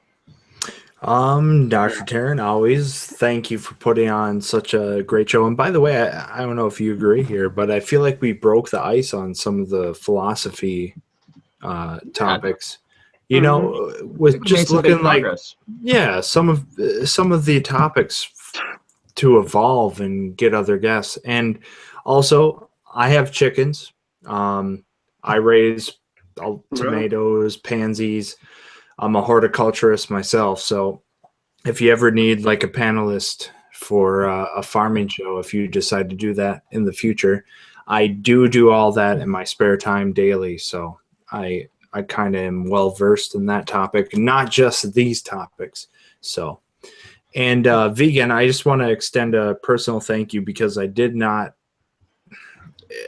you know, I didn't see you respond last week. I just want to say, thanks for being so civil last week, even though we got into it. And I enjoy when other people on these panels challenge my perspective, and I hope it's a cordial exchange in that regard. So thank you. Always, yeah. It was cool, man. I mean, it's a meeting of the minds. That's the way I see it. Yeah. All right, Vegan, you get to be the man. So send us off. I really don't have much to say. I think I built you all up. You're supposed to drop major wisdom and knowledge on us. What's up? Drop bombs, man. The only thing I would, if I wanted to leave something behind for people to take with them, outside of all this other great discussion we've had throughout the night, is mental positions You know, this thing about I think something, I believe something, therefore I need to defend it. And anyone that challenges me or anyone that, you know, I got to fight off the attack because my truth is the only truth. We got to get away from that. We really do. I mean, we share. Some people, it will resonate with some people and it won't resonate with others, you know? And it doesn't mean you're right. It doesn't mean you're wrong. It just means you shared something from within, hopefully something that you truly feel is real. And when you do that, that's enough. When there's no Democratic Republican debate going on, there's no Super Bowl championship going on. It's not a competition. And the reason why I feel comfortable saying that is because truly we don't know the answer. We don't have all the information to say what is right and what is wrong. So when we share these views and our opinions, we just have to keep in mind that we're all connected. We're all conscious souls living on this planet. And the best we can do is show respect for each other. And that's what it comes down to, you know? And trust me, it took me years to get to this view. I'm a highly competitive person. I was a competitive athlete, and I believe in win, win, win, win, win. At least I did for a long time. But I'm at this point in time in my life where winning is not important. Sharing is more important, you know? And if people get it, great. If they don't get it. You know, that's where I'm at. And thank you for anybody who stayed to listen to me rant at the end. Yeah, you should always round us out. That's good. I forgot to mention, there are chat rooms. You do not have to stop if you want to keep talking to people. And I'm trying to get some links right now. So the thing about this is there's a couple different chat rooms you can put. You will see that we have 3 main chat rooms. I'm posting the Rumpus room right now. The Rumpus room is unmoderated. You can do whatever you want in there, say whatever you want. It's kind of like for the more rowdy crew that don't really want to worry about their manners. The Afterglow is, if this is your first time and you kind of just want to meet some people and talk to them, it's kind of like a safe environment where you go chill out and hang out and talk to people. That's pretty active. We also have a Christian room. If that's more your flavor, they're really active. They're on there constantly. So there's a Christian chat room as well. All these are also in the description below of this video. If you scroll down, you'll see everybody's links as well as the chat rooms. So I really appreciate everybody. Thank you for such a wonderful night, and I will see you Saturday. Be there or be triangle. Right? You guys get that joke? Great. No. Well, I was talking about, I said be there or be square in my other video, and then I was like, it's probably been changed now to be triangle or something because of the Mandela Effect. It's not right anymore. I like your humor. All right, thanks, guys. Thanks for a wonderful panel of guests. Bye, guys. Peace. Okay, good night. All right. It's like a bar. You guys don't have to stop drinking, but you can't stay